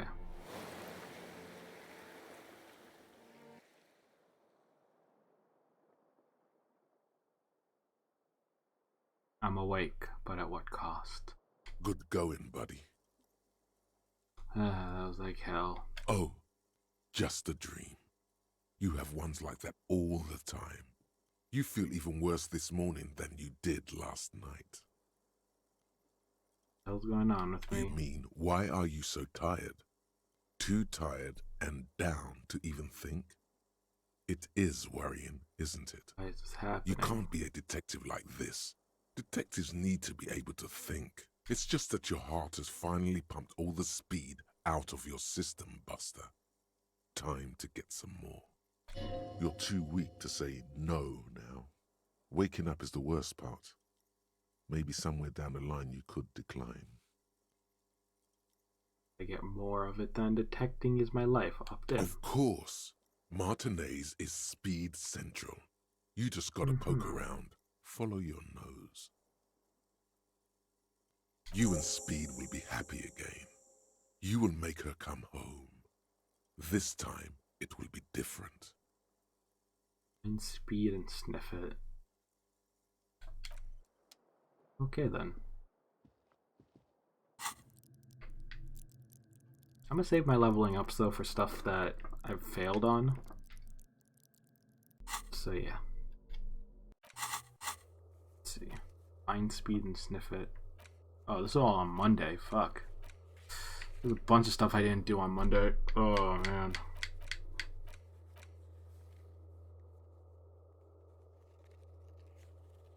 Okay, well I'll be fine with rent money. But yeah, there's the clothes. And man, there's a lot. I should really go through my journal more often. Honestly. Now that I know where some stuff is. Yeah, actually I'm getting a good hang of this map actually. Looking at it, it's like, yeah, the pawn shop is just right down this lane. Damn, this place is like a big lake in front of it. We haven't even been to the other side of it though.